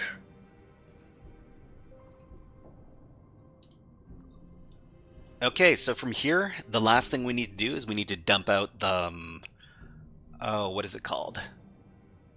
The KG something something something. What is it called? We need to submit this as a KRBTGTNT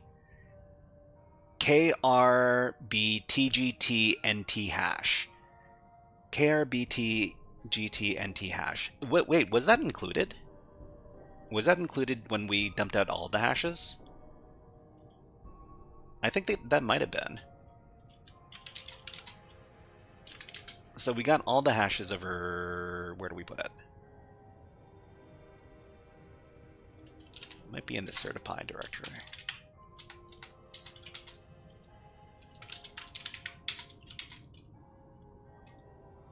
Yeah, we got all the domain hashes here. Kerberos ticket granting ticket. Okay, so let's... Yeah, so this is the... this should be the hash they're looking for over here, right? So the KRBTGT, Kerberos ticket granting ticket. And they're looking for the which hash? The NT hash. Okay, so the NT hash is this portion.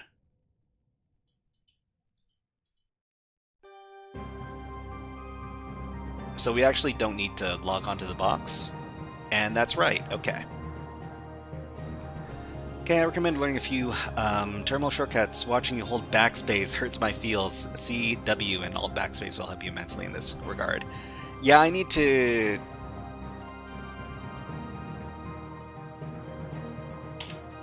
practice. I need to practice this stuff. So what was it?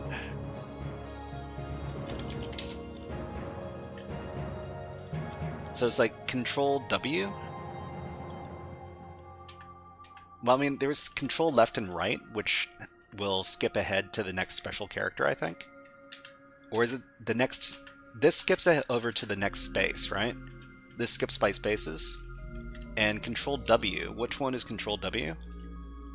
Oh, Control W deletes everything. Okay.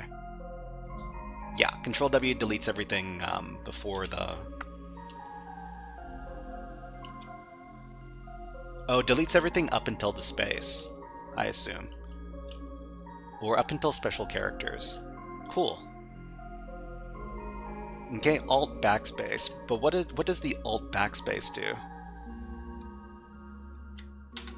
Alt backspace deletes everything. Oh, okay. So the same kind of thing. So it just deletes until word delimited. All right. Thank you for all the help, Snollygoster. It would have been a lot. It would have taken a lot longer without your help. Okay, we got ads running on Twitch. So let's put on the birds. So I'll put on my favorite bird video. We'll be back in about 60 seconds. I just need to take a little water break.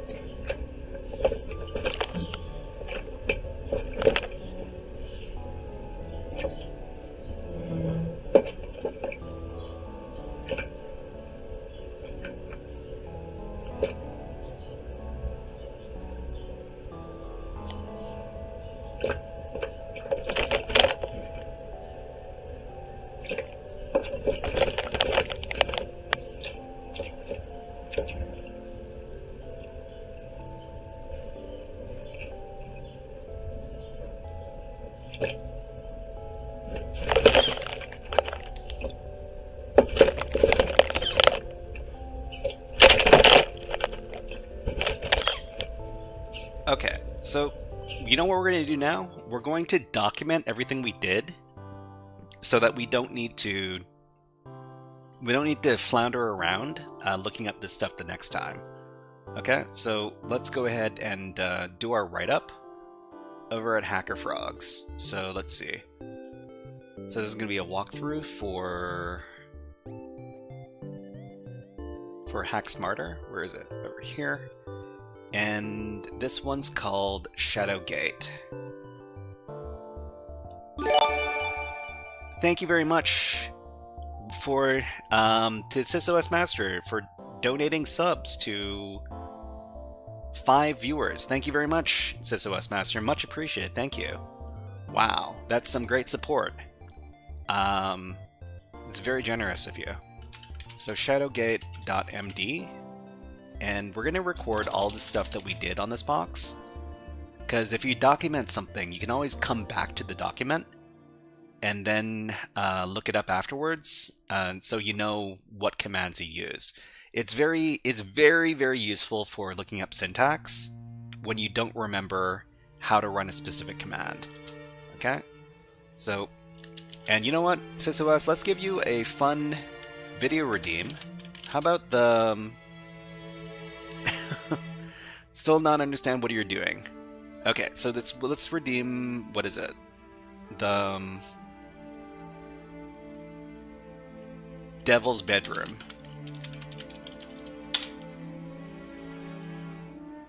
Not every geek with a Commodore 64 can hack into NASA.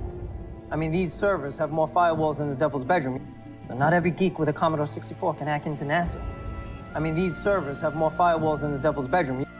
Okay, so we'll record the URL where we can find the Mr. challenge. Hacknet, please be excused from class. Well, Carl. Yes. You hear me? You go to Hack. You go to hack. You Have a great day.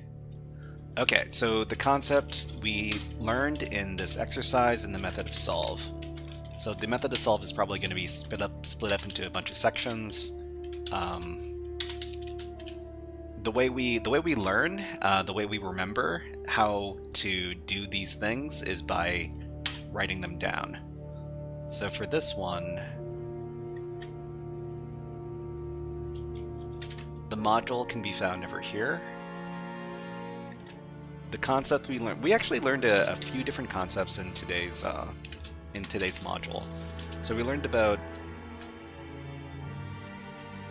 curb root password spraying loop.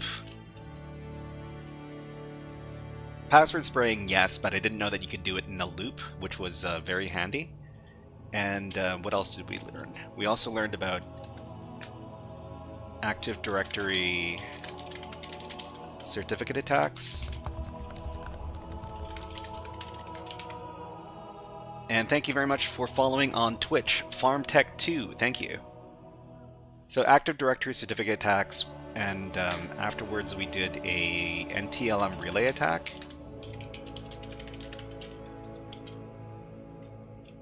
we did an NTL and relay attack, and we also did secrets dump. So secrets dump with domain controller. Okay, and then I think we can make our text a little bit bigger. Yeah. Make it nice and big because my eyes aren't so good anymore. So the method of solve, there were a few different sections we need to cover here. So the initial scans, domain user access. So domain user access led us to certify certificate attack, which led to secrets dump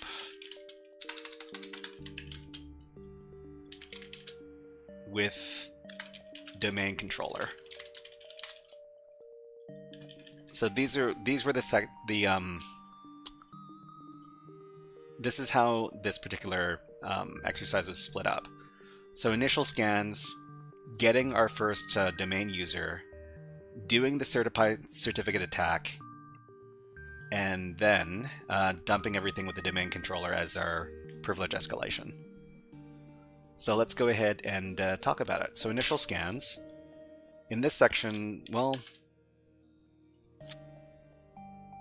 we look for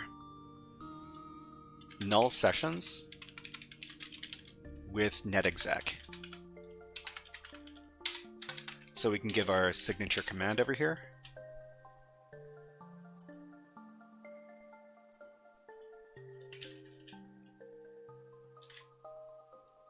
So the signature command is just like this.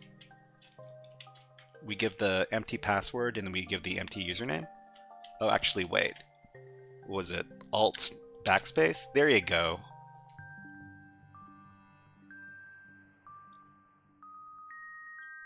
Okay, copy that. That's one of our key commands. So since there are null sessions, so we're just going to spend another... This shouldn't take more than about 30 minutes. We'll spend a little while doing our write-up. It's funny that this 100% is an easy box for what you have to do, but it's funny how many concepts and how hard it is to have a solid understanding of everything involved. That's +1, easy with experience. I mean, the concepts aren't hard, but if you haven't done the steps before, then it takes time. The thing about Windows hacking, Windows Active Directory hacking, is this is easy for Windows Active Directory, but getting used to Windows Active Directory hacking is a whole other can of beans, I guess. So since there are null sessions, we can enumerate usernames. So it's the same command, but we do -- users. And then we can we can copy the usernames and use Linux foo to crop out the output we don't want. Trains are cool. We're talking about trains? Oh, no. Are you talking about the Twitch train? I don't know. Hacking concepts are all easy, but Windows 80 is a giant maze of garbage. I mean, you need to stay as organized as possible. Hype trains. Hype trains are cool. Yes, they sure are. Okay, use Linux foo to crop out all the output we don't want. So we'll give the Linux foo commands. Where do we put it? We do them over here.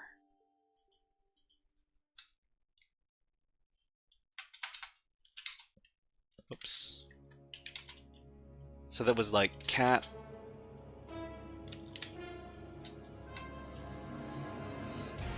This one over here.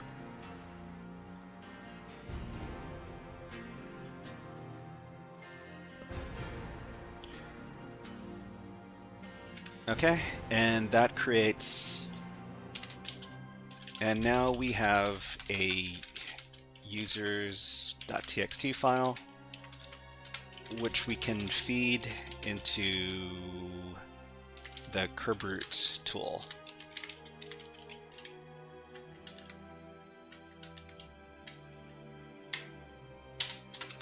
Okay, and then we'll use the commercials. Oh, sorry to hear about the commercials of LocalCan.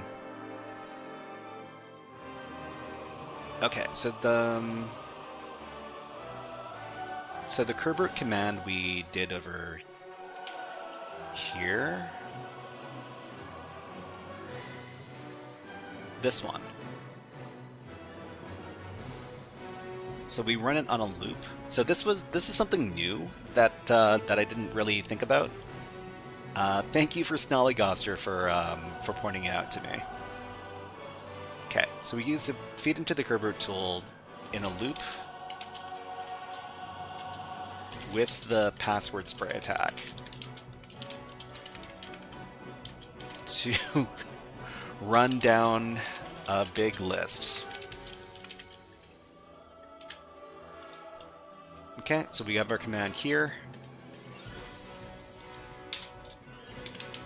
We can check on the progress of the tool with this.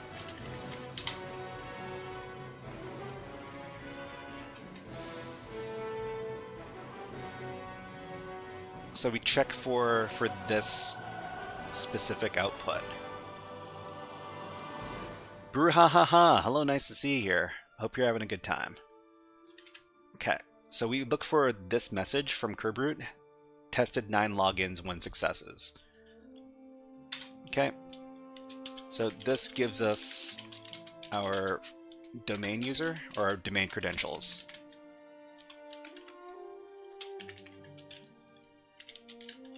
B Brown and redacted.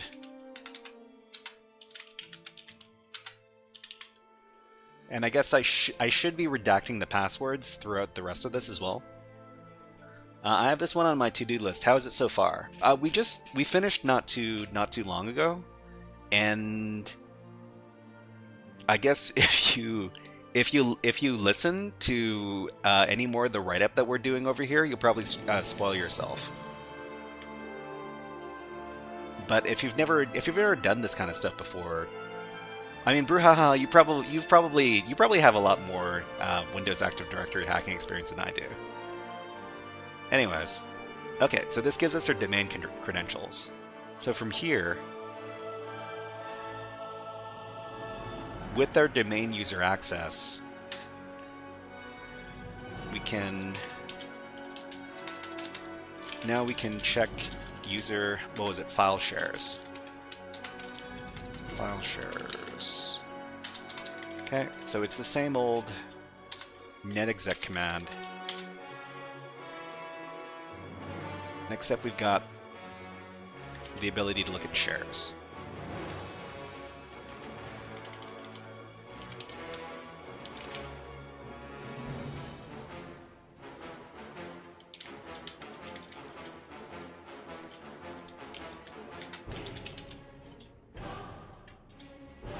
Okay.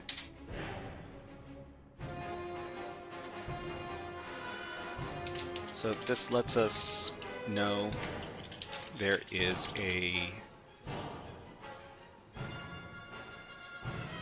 Let's run the thing again.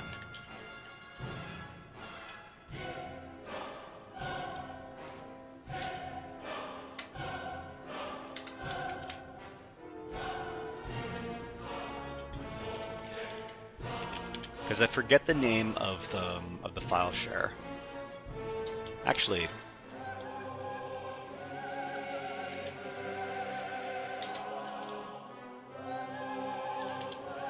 yeah, this one. So SMB client ShadowGate certain role.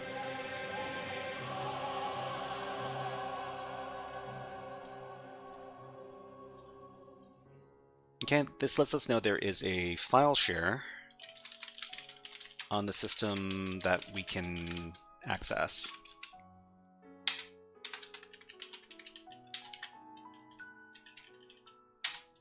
Okay, the contents of this directory, the contents of this file share make it, or what was it? Make us highly suspicious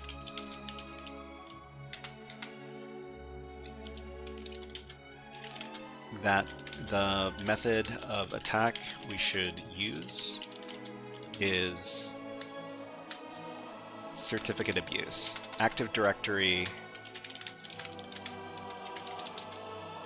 certificate abuse. Okay, so we do this leads to the certify certificate attack. After installing the certify tool, we can enumerate the certificates. The important thing is that we record all of these commands that we were using. Okay, so that's certify tool here.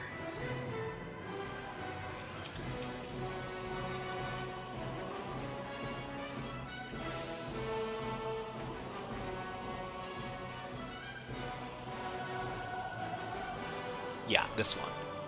So certify find to get all of the certificates.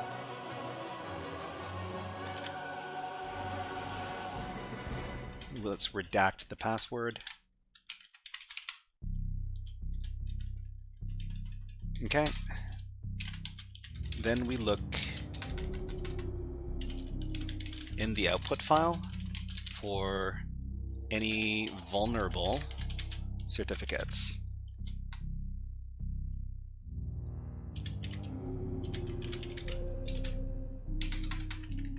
So it's just reading the file and looking for the word vulnerable in there.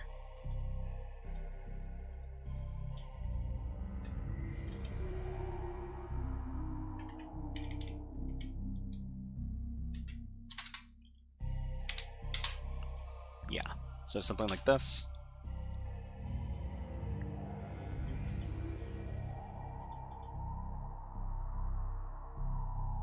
So vulnerability is ESC8, so this lets us know which attack to use.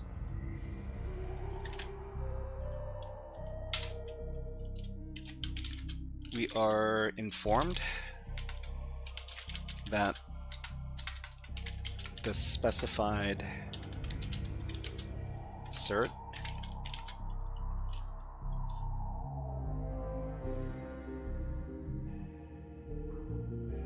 is associated with the code ESC8.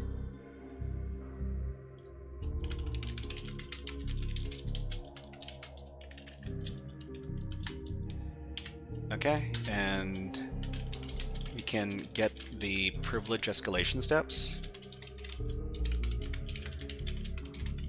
on the certify wiki.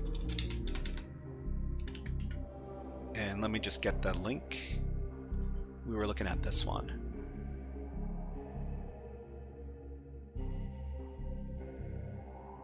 Wait, is there a section specifically for ESC8?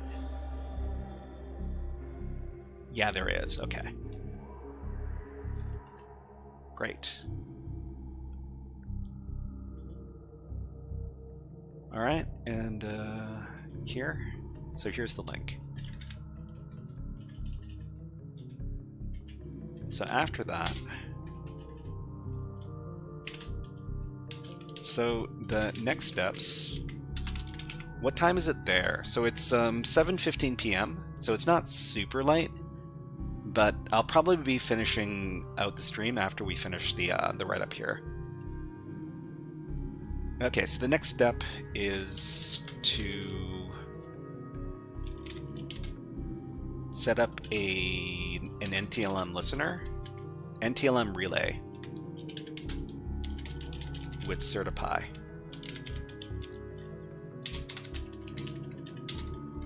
So the command to do the listener is here. Where do we put it?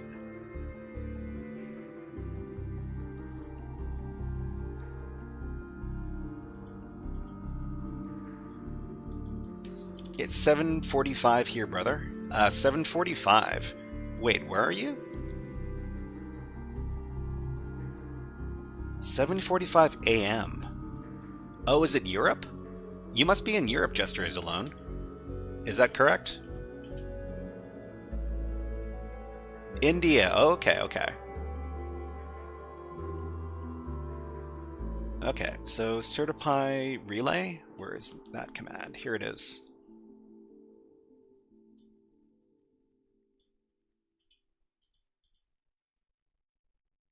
Okay, Shadow DC 01CA template. All right.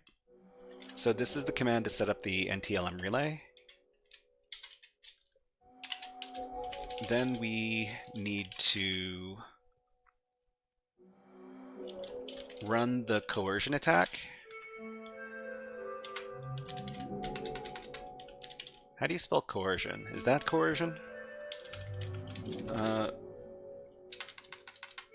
Which we can do with netexec.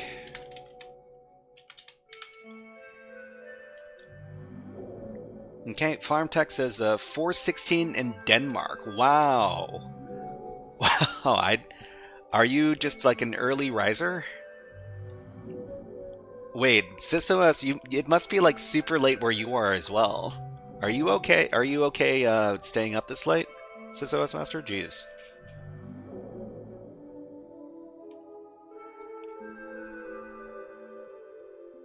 Okay, so we run the coercion attack with netexec. I guess we'll give both commands just to. So the first command lets you know if it is vulnerable. The coerce module. Yeah, so this one. So this is to check if the system is vulnerable to coercion. And the second command actually runs the attack.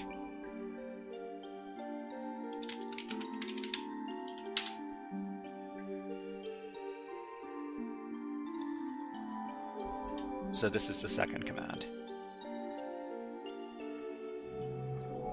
I'm always surprised at the people who are watching the stream. A lot of people from Asia and a lot of people from well, not a lot of people from Asia, but there are people from Asia. There are also people from Europe. I thought there would be a lot more North American people. But everybody's welcome. Everybody's welcome. Okay, so we run the attack, and after the attack is done,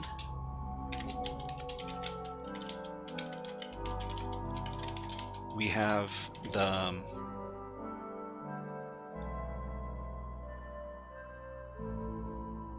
domain controller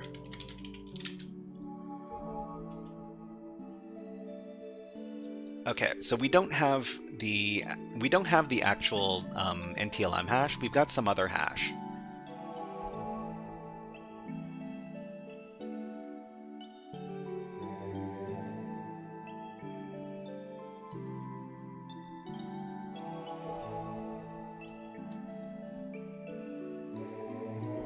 So they give us a certificate.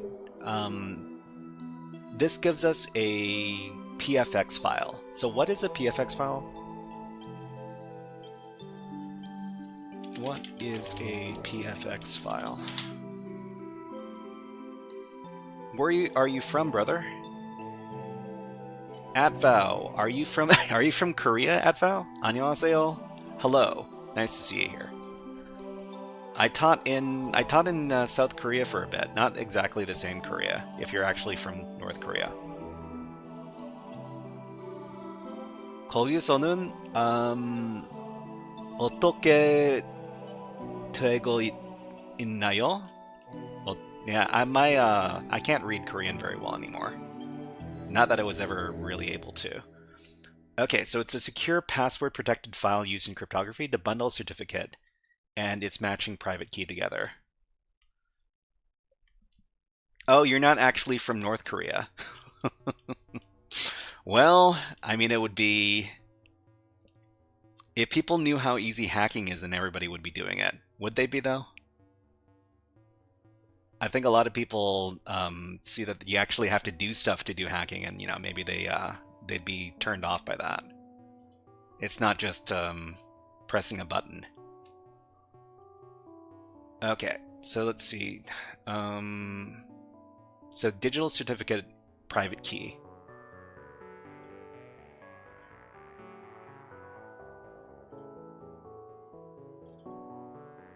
Domain controller's PFX file, and we can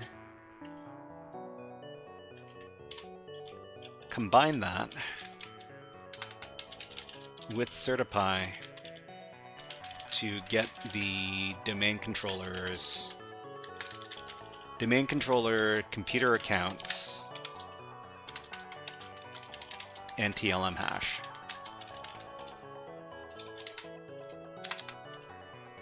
Okay, you actually need to know how computers work and stuff. I mean, that's way too intimidating for a lot of people. I don't think Red Star allows Twitch. It's got like a deny list that includes Twitch. I don't know about that. Okay, so where was that? So the last certify command we run is, what was it? The read.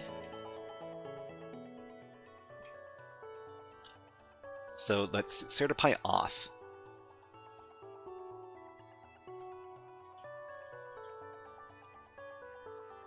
It's a vicious lie, is it? Okay, so we run this account we run this command with certify, and then now we have the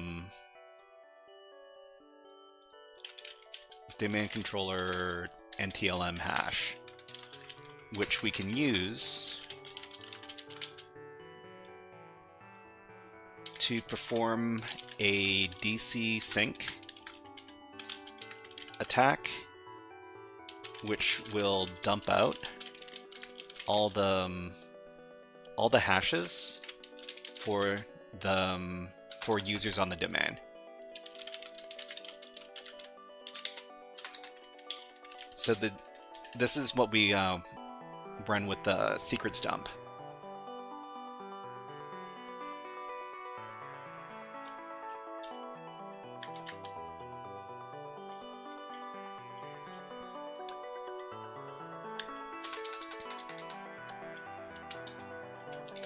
So it's like impacket secrets dump. Yeah. Where did I run that command? Did I run it inside of this terminal?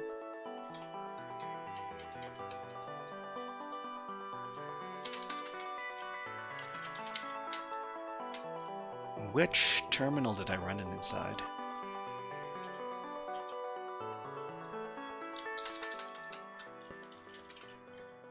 This one. Okay.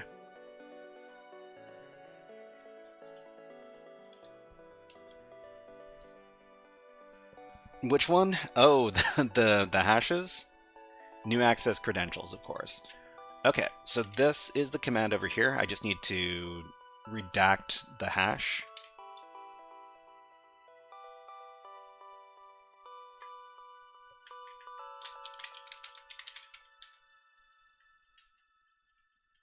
Okay, and then, oh. Secrets dump with domain controller. So that's this step over here. Okay. So secrets dump with domain controller, this is the command over here. And now we have all of the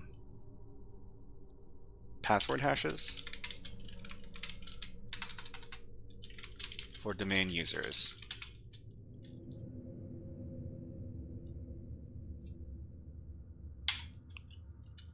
ID the one for the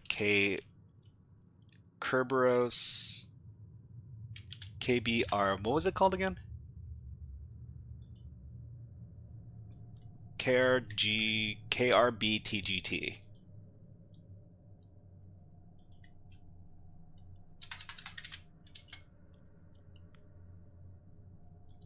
NTLM hash, and we're done. Okay, wow, that was very educational. So we figured out how to do Active Directory certificate attacks, NTLM relay attacks, secrets dump with the domain controller, and yeah. Lots of fun. Okay, so we'll commit that, and then we're finished. Alright, so let's talk about what we're going to be doing next week, because it is Friday, and let's see. Did you know that 2026 is already halfway over? Does HackSmarter have how to have what? Does HackSmarter have a TOS? Oh, I mean HackSmarter has write-ups on the website.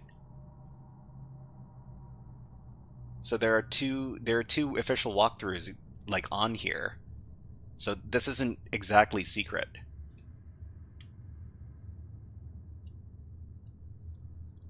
So no worries. So we'll power down the machine. So let's see, stop the machine so that we're not using too much of HackSmarter's money. Encourages walkthroughs. Yeah. Okay, let's, so 2026 is already halfway over. Let's talk about what we're going to be doing next week.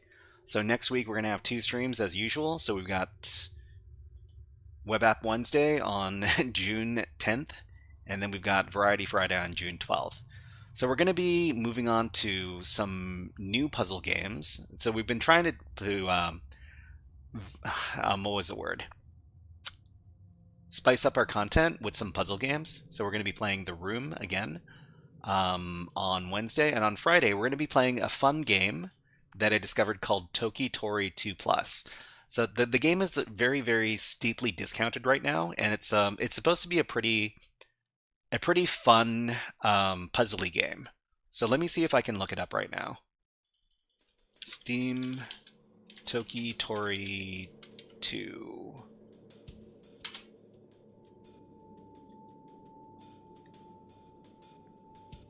So people tell me that this is supposed to be a really good puzzle game. And it is currently... Oh, did they?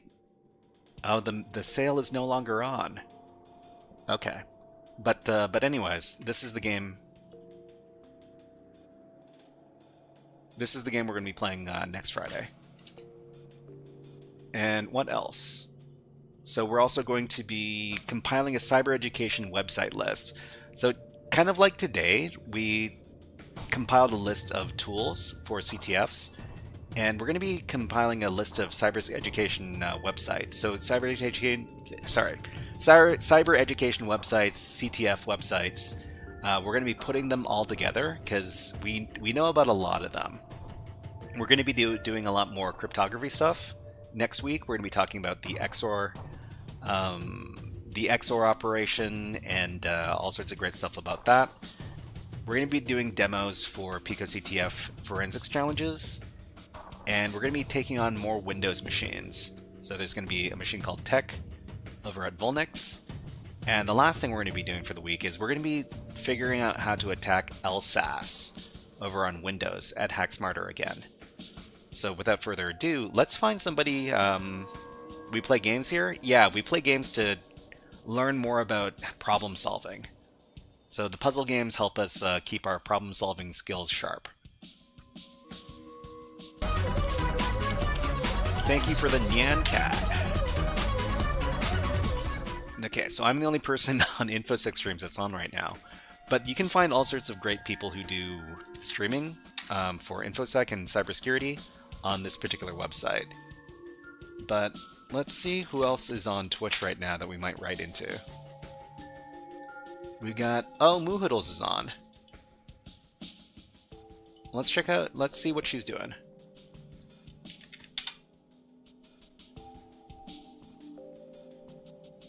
So she's usually doing some space stuff. She is looking at astrology and astrobiology and space news. Awesome, awesome.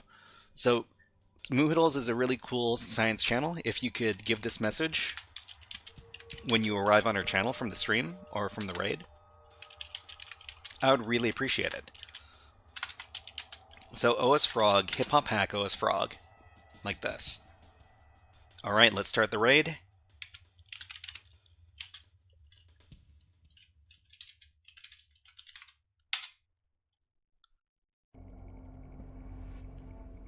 Okay, everybody. Like I said, thank you very much for the follow, Trebaticus. Thank you. We've got a Reddit, and we also have a Discord. And we'll be back on Wednesday. Everybody, thank you very much for coming to today's stream, and thank you very much for the generous gifted subs, SysOS Master. Thank you. All right, HackerFrogs out in 5, 4, 3, 2, 1. Happy weekend, everybody.